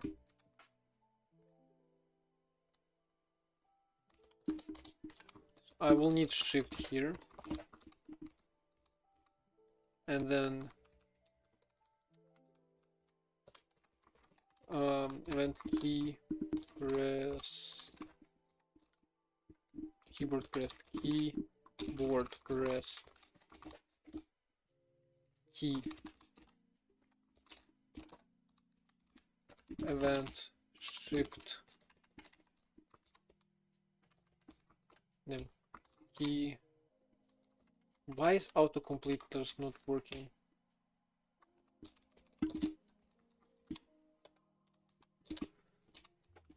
Oh, there's so few keys. What? Who made this, dude? Like, imagine you have to hold enter or backspace. I mean, you can hold space. I'm gonna say limitations. I mean, you can do right click at least, right? I'm gonna do space for now. So I'm gonna look for shift, replace it by space, and then dot key space state space true space false for keyboard released.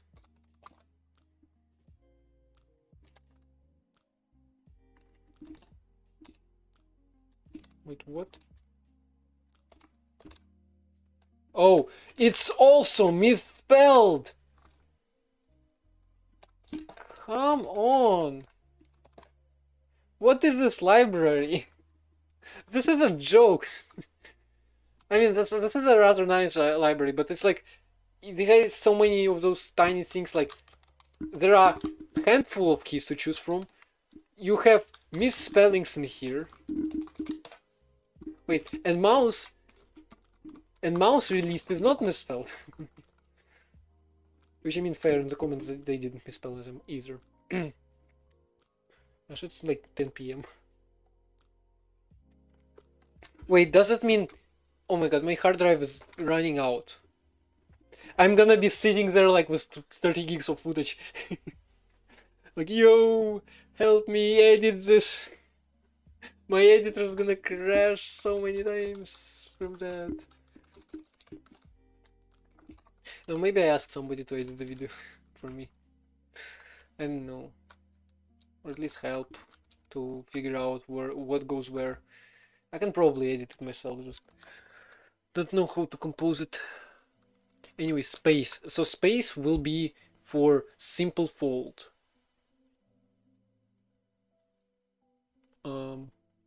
I would love it for it to be at least shift or right click or something, but no, it's space. I can definitely patch this library, but still.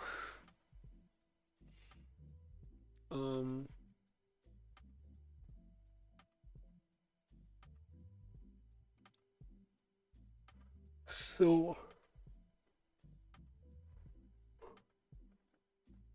if it's space, instead of folding everything, I'm gonna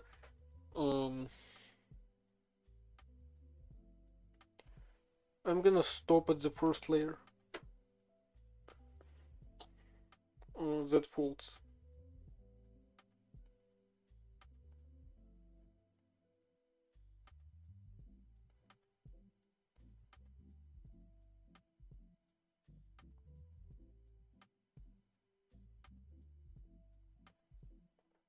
So first layer that folds into we'll test it. So fold, I will need state whether I keep folding or what. That's the problem. So like what we need is a way to, so I fold this and then I hold space and I fold like that. So it's gonna fold 2 layers here, but I wanted to fold 1 layer. So 1 layer which splits into 2 is gonna be the last one. And the rest goes into bottom. And then we also log the direction,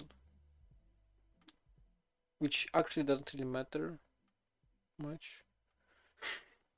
So we're gonna have false in here, or true to keep going. So this keep going. Keep going. Wait, no, let top, bottom, keep going, and then I put in top, bottom here.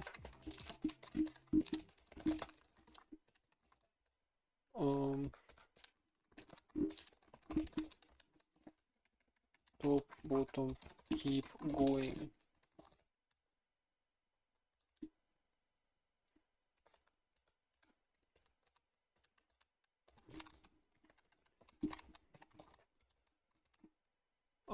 Let layers equals case keep going, which actually I'm gonna do, oops, I'm gonna do both layers and keep going itself. Oops.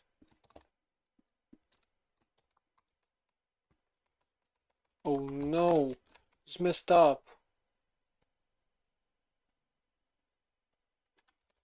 It's messed up. No. No. Oh. I don't know how to recover this. It became too complicated. I hate when editors do this. And I have no git commit to save me. Wait.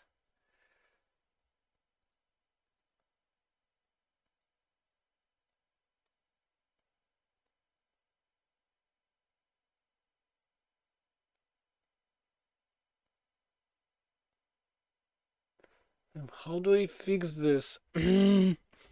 Why? Why did this have to happen?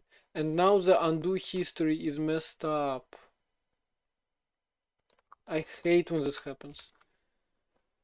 I actually hate when this happens. Well, I guess what we have to do. Folding concave shapes. So that's split. Split just returns from this case, I'm pretty sure. And then this is so far away. This is so far away. Oh my god. Everything is so messed up.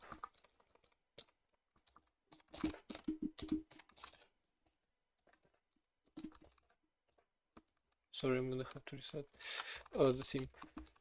Oh, that's horrible. No, I'm not gonna be able to sleep, damn it. I'm gonna have to rewrite most of it. Because this is a mess. At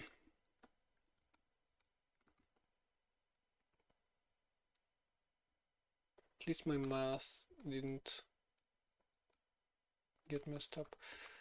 Whew. So split, and where's the area? Here's the layer area. And I guess I can move this up. I hate when this happens.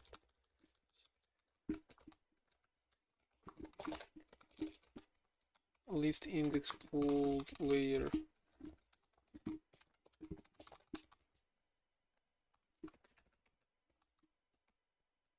Where did music go? Music is just gone.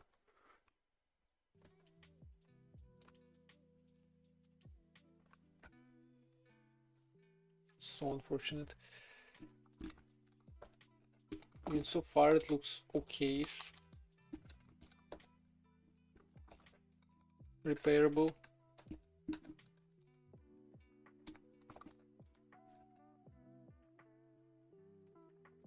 So this one goes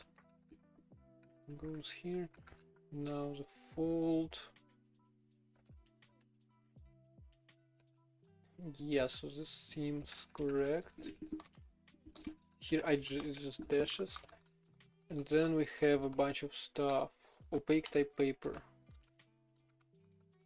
If we could recover this. I hate this. Oh my god, this is so horrible. So bad.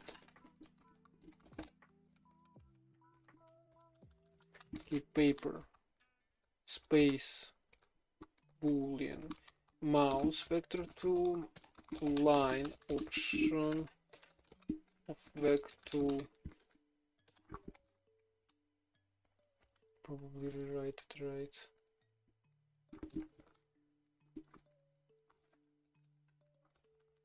This is init. Look, our init is gone. Pub fn init newspaper.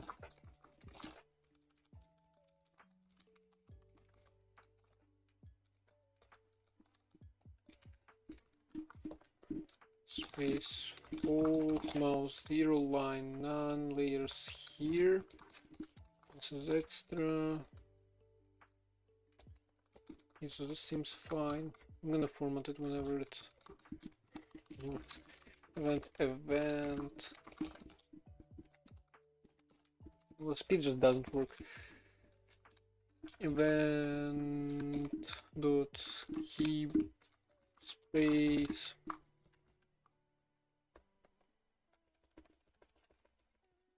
newspaper state space true. Mouse moved, mouse pressed, mouse released. This one is this one is the worst mess up.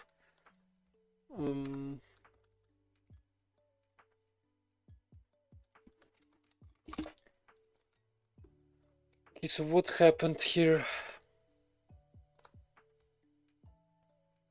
What even was in this case? Oh, we're right. We case state.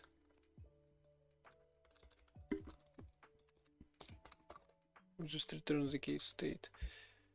Can I like comment out half of this so that it actually formats?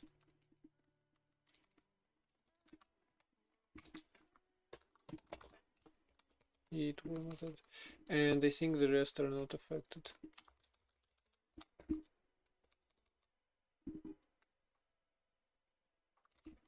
The layers apparently I missed.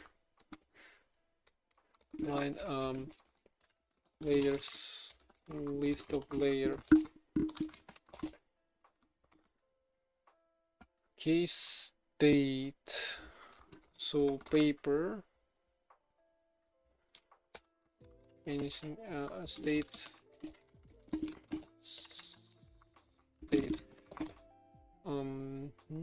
so in case of paper with mouse space mouse known line has start and layers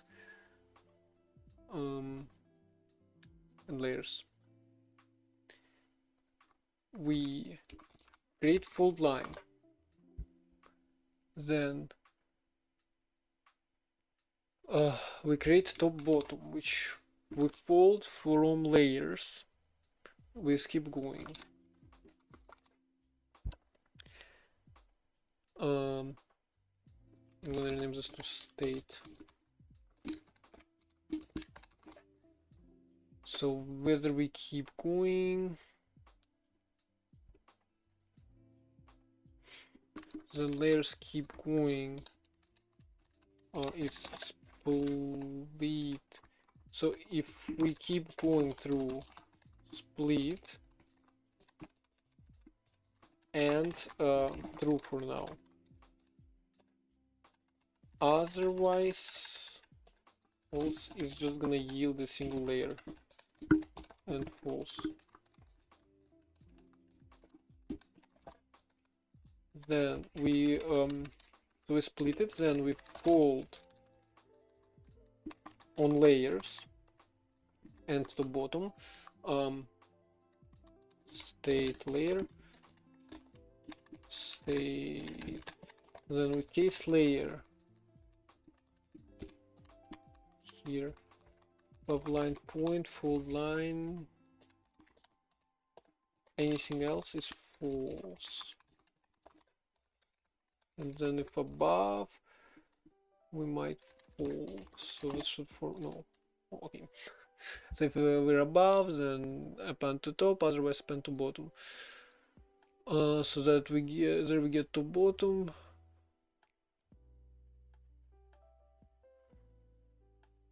Then I need area stuff.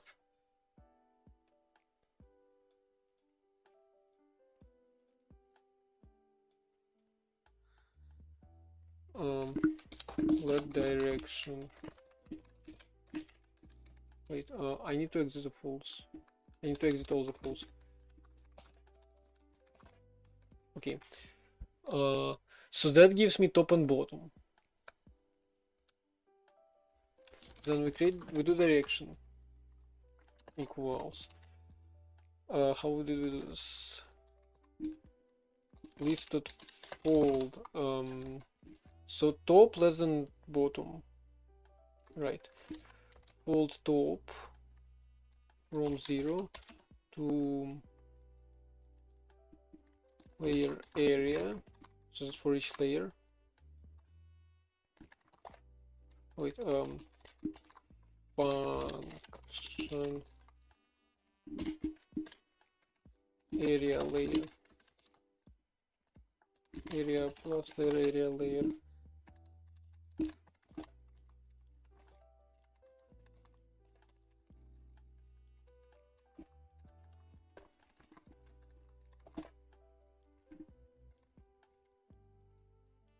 Why does this not highlight properly? Wait, it's not like that's fun. Fold takes. What does fold take? Accumulator first, element second, which is correct. So this is the top. Whether top is less than bottom area.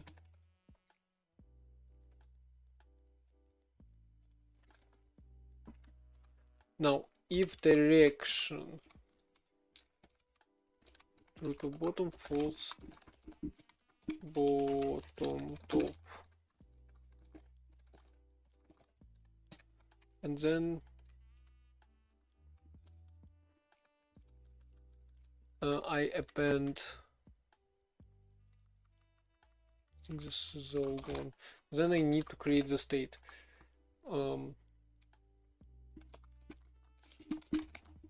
Layers is a new list.append top to bottom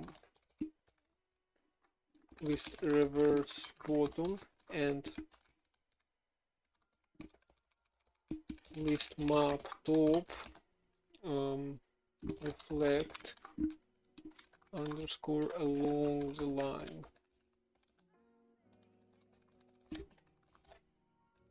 I think. Wait. What?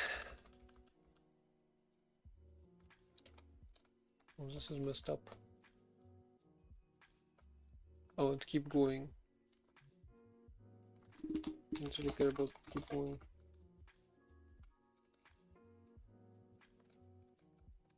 And here I need top, bottom, keep going, because I need to sort them still. But here I like there's like a different way. Expected type, home type, still weird. Huh? So map reflect. Wait, expected. Right, list of layer. And layer was never defined again. Of course. No, it was. What? Also triangle area. I lost triangle area function. Oh no. But like what layers in state? In paper?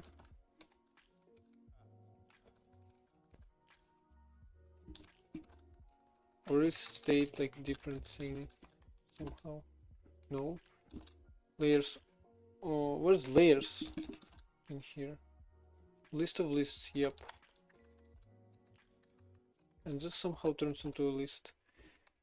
Lists, list reverse bottom, list of lists. Huh? Oh wait, list map top, list map. So that's layer.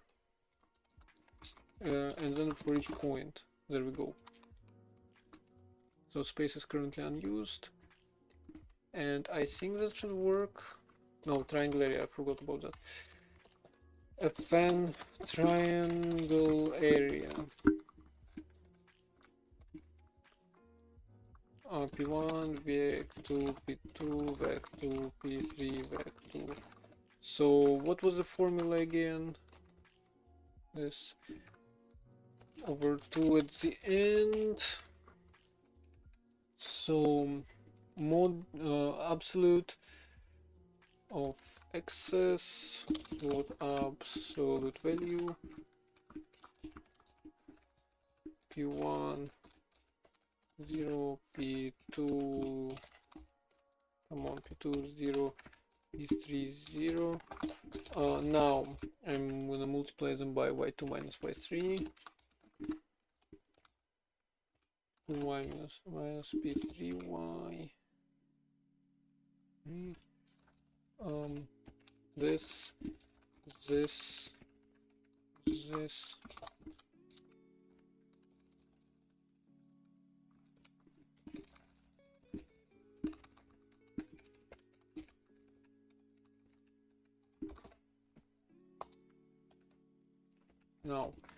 now that works.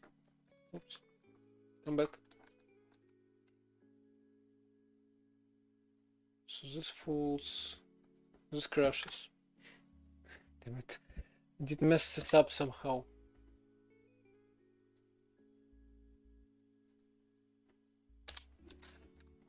I didn't. So here I forgot about line none.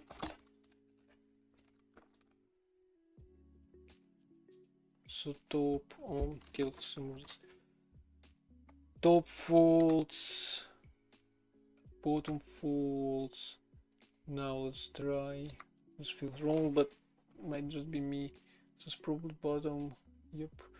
Now we try this corner, because why not? And then this, and then this.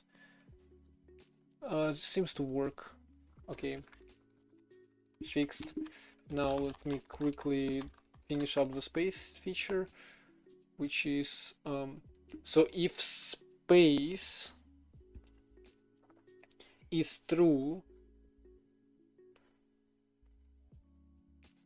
and split layer,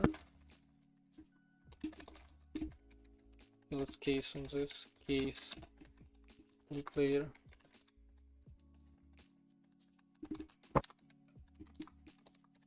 So we have an option of fallback is layers, singular layer, so singular layer if space, then it's gonna be layer, wait no, singular layer is gonna yield layer true, multiple layers is gonna yield it's gonna yield layers and then not space, because if space is false, This cannot be true. If space is true, it's gonna be false. Good. Should work. So now if I do this and then this, it should be the same. But if I do this and then this, yo. Well, it almost worked. Almost. I just need to swap. I just need to flip the direction somehow. So I need to lock the direction. Or what? Wait, so we're separating. Oh, right, because this doesn't work anymore. The direction check doesn't work anymore. The above line thingy. So I can only. I can only do this. So I'm gonna default to bottom. I'm gonna default to bottom layer. So I need to move this somehow. How do I do this? So I have my layers.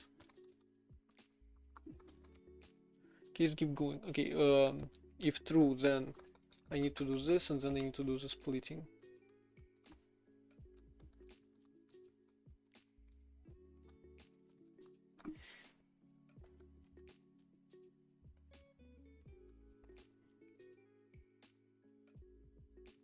So if it's one,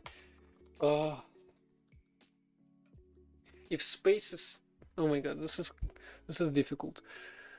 So I need, in case of space, well, early returns would be so useful here, and it is a 6-hour stream. Dude. So in case space is true, I need to be able to check what?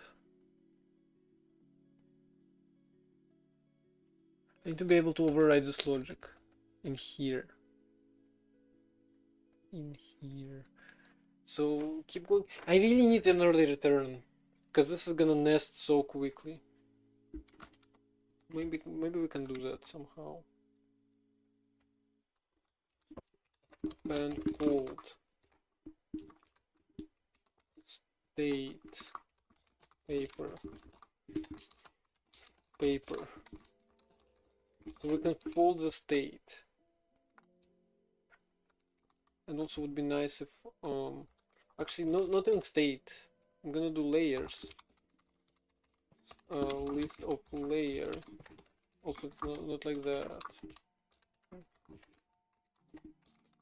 So it turns list of layer along the fold line. Float,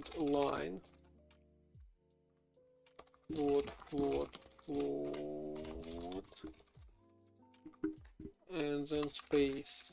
We have space book. So I'm gonna cut this out.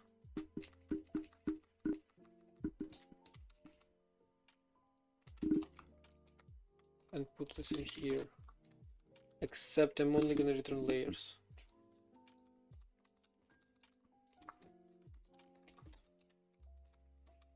And I'm gonna move this in here, where I'm actually gonna do fold space layers.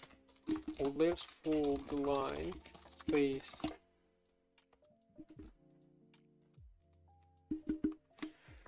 And here, so I'm gonna fold. So how do you use this again? Gleam use.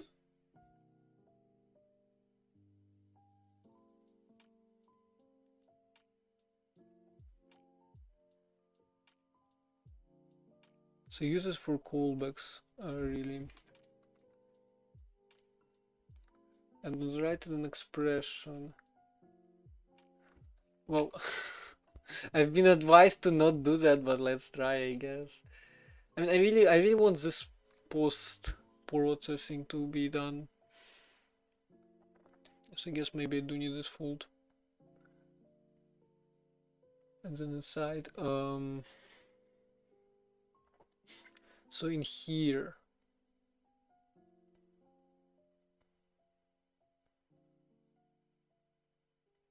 so I can fold layer, and I need another function. Let fold layer and so I need to fold one layer here. So well, I split it. Wait, no. I split it and we have the partitioning. So we have the split and we have the partitioning. So split one layer is gonna be one layer.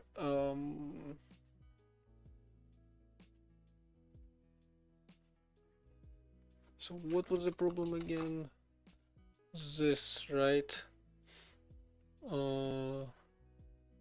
So this singular layer, bottom top. So we push the rest into bottom.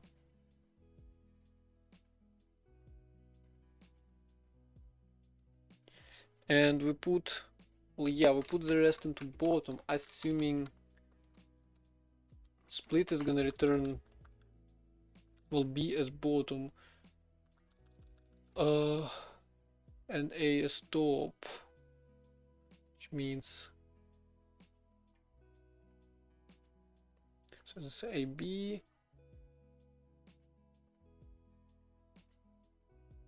so ABC, I need B to be A, yes, so this is correct, so I need to put the rest in bottom.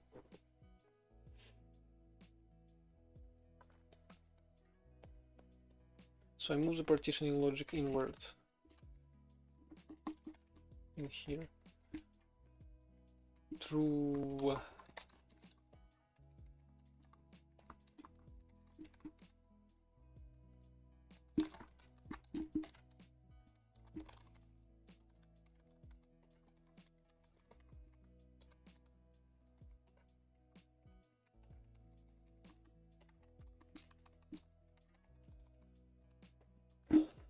Layers.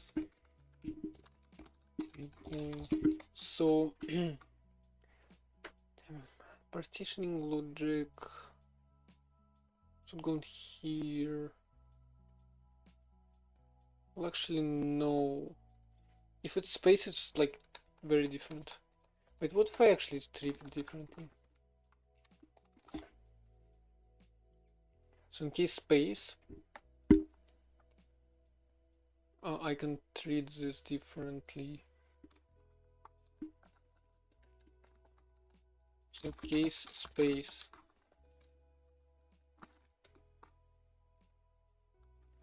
So if space is false, I do this logic, and in case space is true, well, I still need partitioning for like singular layers.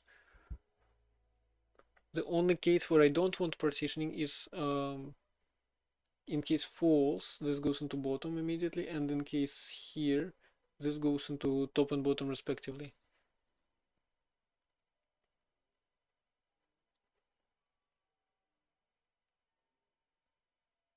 So I can probably hardcode that. So I need two layers.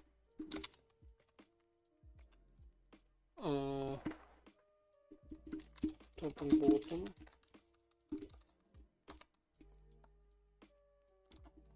This is top one, bottom one. And I'm gonna rename the rest.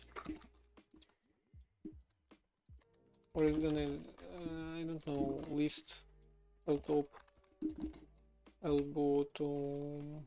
Ooh, I don't like this. I don't like this. I do not like this. It's already breaking.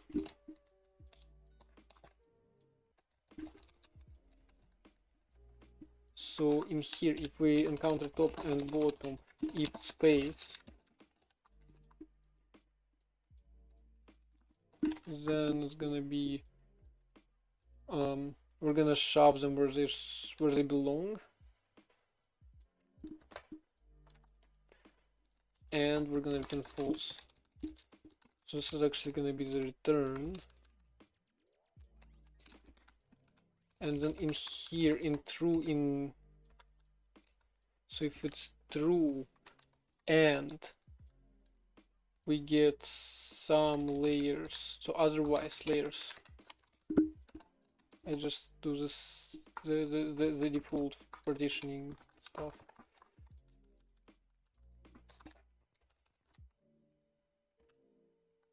So I do this and then extend it top or bottom true.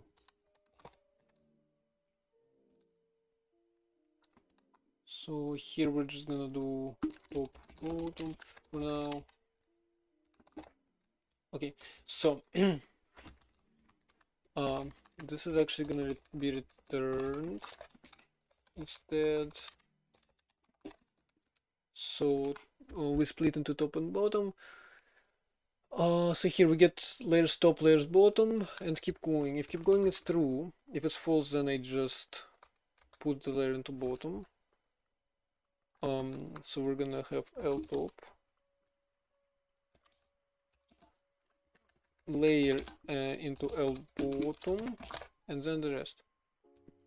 If it's true, if we split into top and bottom and space is held, top goes into L top, top, bottom goes into L bottom, and then otherwise we do the regular partitioning. Okay, this should work. So this is correct? Hold on. This is not correct.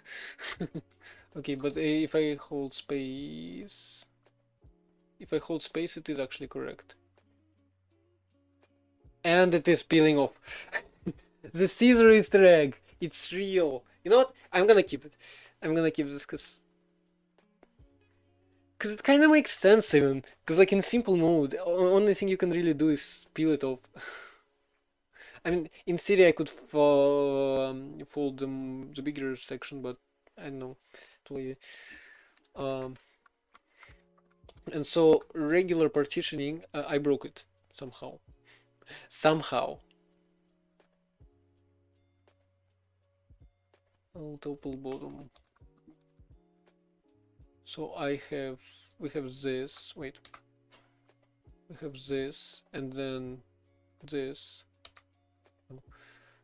This. Damn it! What's wrong? Is the area really bigger here? This one is definitely smaller.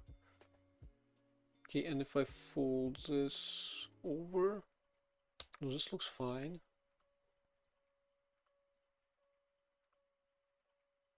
This looks fine now, huh?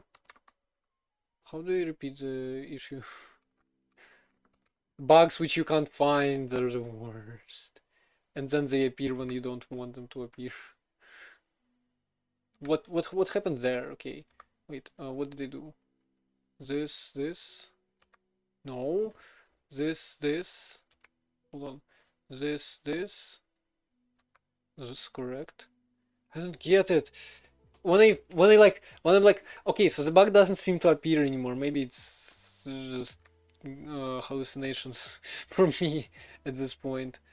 But then, okay, no, this is actually correct. Maybe I confused it. Because this is correct because this fold is actually exists. Okay, so we can fold stuff now. Now all we need is to unfold stuff. Unfolding next.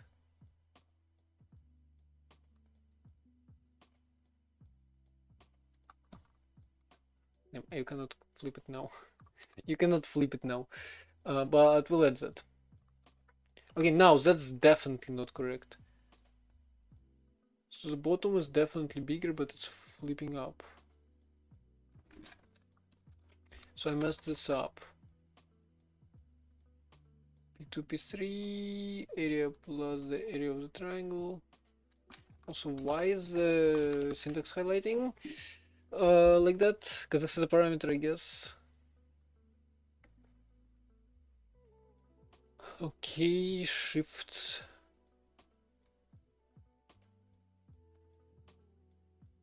Full 0. I mean, this looks correct.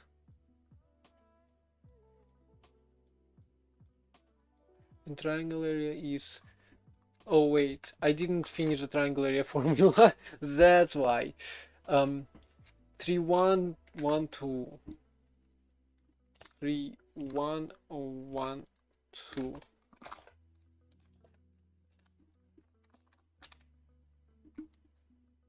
So this looks better. Now I just need to get through the middle. Somewhat a little higher rather. So now we fold this, fold this. Now we can space fold this. Oh no, it's folding the wrong one. But like, wait, what just happened? Hold on, what just happened? So I fold this. Then can I space fold this? I can space fold this, but I shouldn't. I fold those two. This is very off, but whatever. Then I space fold this, which is gonna tear this apart and fold it out instead of folding the bottom in.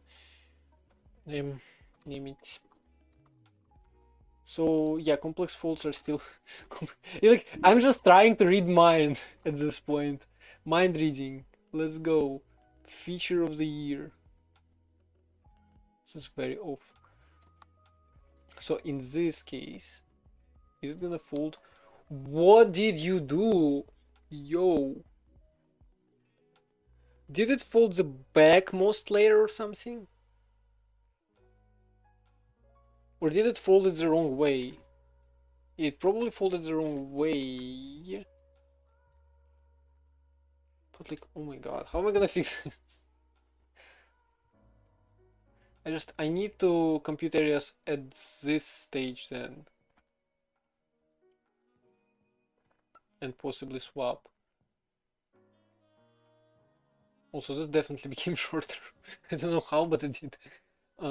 So in here, if I split it, I might want to swap top and bottom immediately here.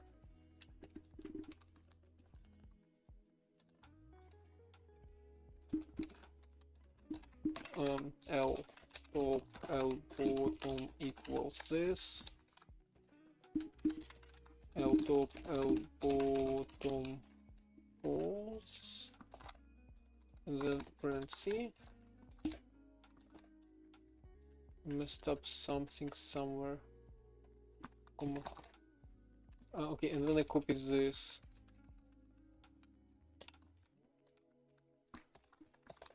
And then here I have the keep going. Keep going.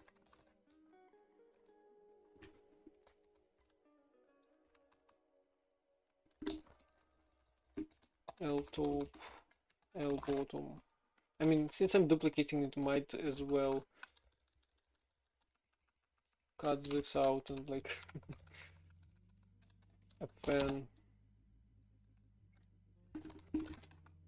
order top bottom. Okay, now I'm gonna put it here as a function. So let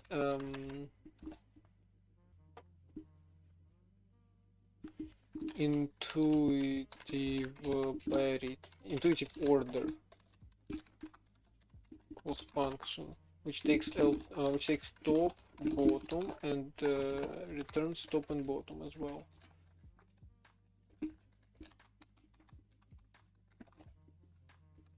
So here I do intuitive order. Intuitive order top, bottom. That is case keep going through intuitive order, folds, top, bottom, then keep going right here, and then in here I'm gonna do that L top, L bottom. Rather, I can just call intuitive order on those two. So it's gonna swap them in case. Wait, but like I can't. But like I can't.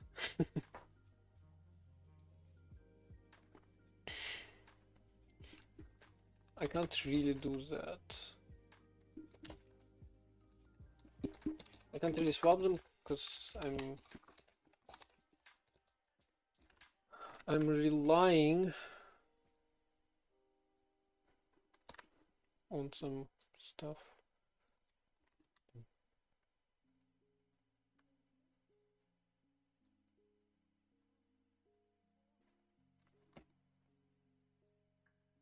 Just fold this corner and then tear things apart.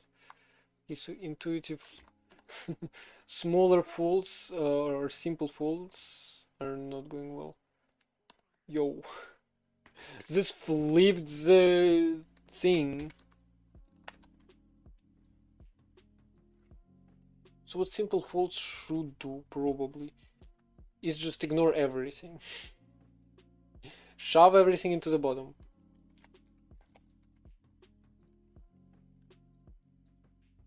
Hello, we're writing paper folding simulator. So look, we can fold paper.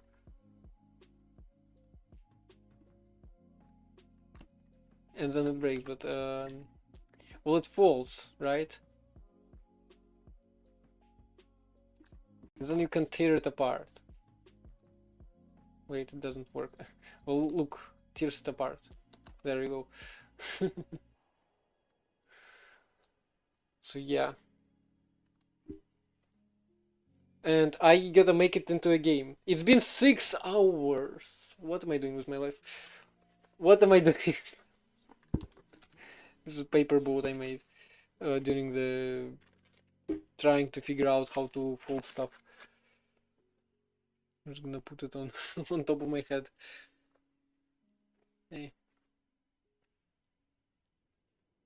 There we go. So right,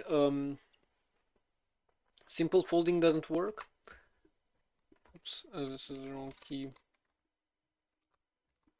So like I just tried to do simple folds, which well, it tears stuff apart, but we don't talk about that. Which is the idea is if I just do this, it's gonna fold both of those, so the top layer and the bottom layer. But if I hold space, it's gonna fold only the top layer. But that thing breaks. But that's not very. That doesn't matter much. Not very important right now. The important part is that we don't have the game. Like this is the entire game. The theme was blank canvas, kinda something like that. So I decided to turn it into a game about paper, and folding paper was my best idea. Who would have thought that would be incredibly difficult? Well, yeah. Look.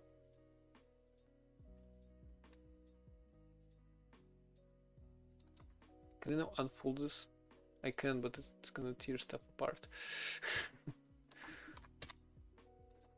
So yeah, I kind of need to make this into a game, you know. You know what? This could just be an unfold.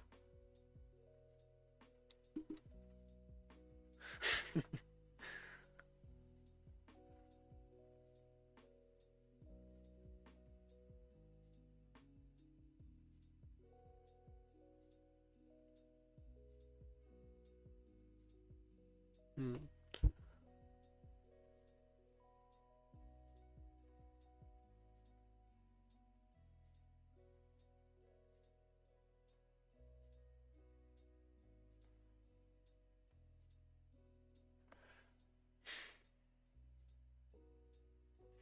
Well, I did a little bit of origami. when I was little in school. It's like this those unfolds. This is so difficult. Hmm. Like, okay, so I should probably focus on the game itself, because we don't have any game. We only have paper folding. Paper folding simulator, how fun would that be? At least it folds, and like it works. Covino's gonna be proud of me, right? Um, Everyone should be proud of me, because look, 1, 2, 3, 4, 5, 6, 7, 8, 9, 10, 11, 12. I can fold paper 12 times in a row.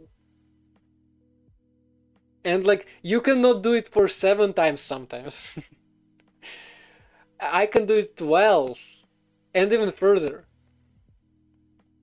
Yeah, so no, I don't have the design for the game. What are those symbols? Um, so yeah, I got an idea for the game. Help this guy folding paper cranes. Wait, is this the guy um who like you will girl, yeah. Basically, I don't remember. I remember all I remember is like we had to do like a billion, or well, not a billion, probably, I don't know, 1,000, 100,000 paper origami thingies. I don't know what it is in English. To Yeah, that's what I remember. Well, that's sad. I remember the story. And then people from all around the world decided to help her and started folding the things. The fact that it's called a crane, I'm still weird. I'm still surprised. Anyway, but that's too sad for a game. That's too sad for a game jam with theme blank canvas. I mean, it's gotta be a blank canvas, right?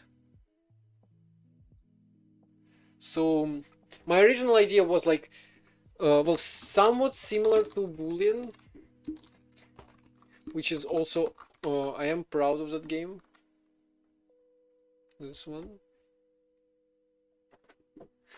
Hello for the for the third time today. So yeah, this game, which is it gonna load? Oh, it's loading. We're loading. We're loading the 4 key levels. Operation not supported. Well, we're loading. We're still loading. So my idea was that you get pieces of paper. Well, vague idea. You can fold them into stuff, and then you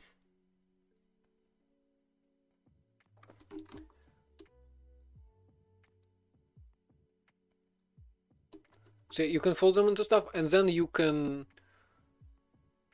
basically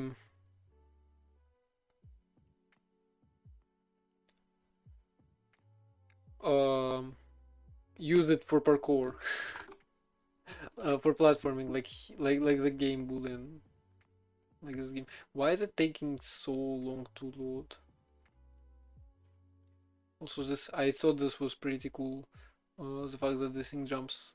When I first found out about it, when it's like 7 years ago or something. Parkour interesting. Also, this game Boolean, you collect geometric shapes and place them in the level. And here you would like get origami pieces of paper and place them in the level. But then, again, there is nothing to fold, because like this idea falls because like, what are you gonna fold out of the paper to help you? What do I how do I enforce players to fold something interesting when, well, they don't have to? Like, most platforming challenges would probably require you to just place something in the level,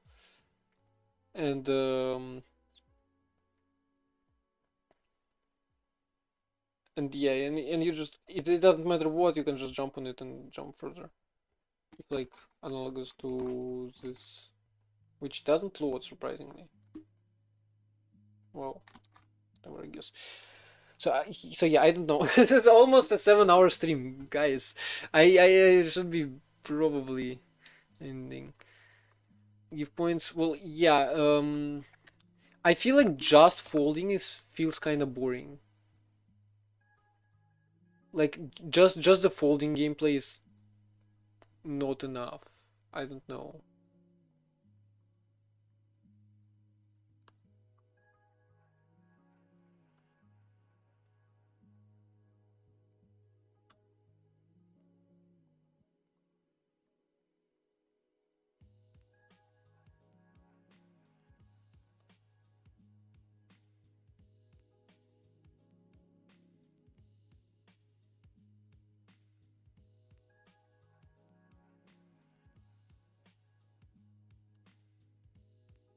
Can roll it.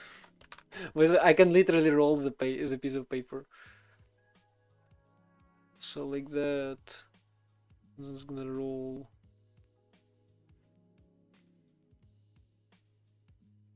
Into like a thing.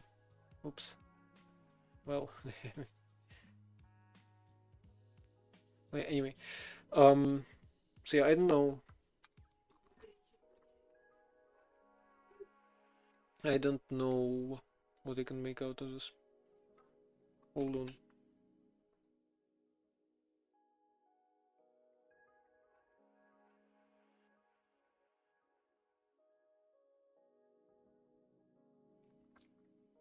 So yeah.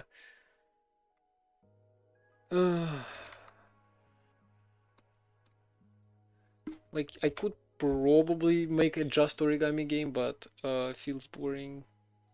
We might have to settle for this because like how much time is left?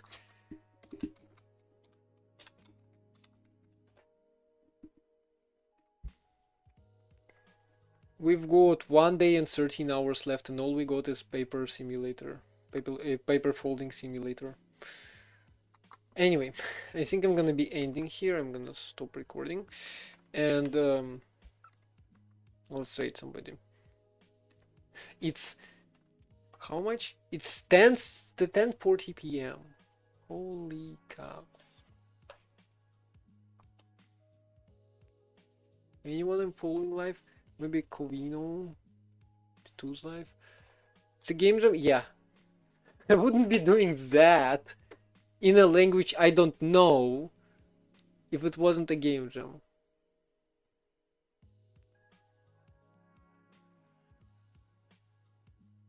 And I would definitely not come up with folding paper as an idea.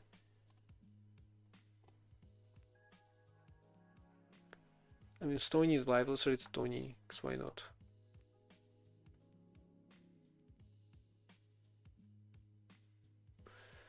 So yeah, I'm gonna think some more.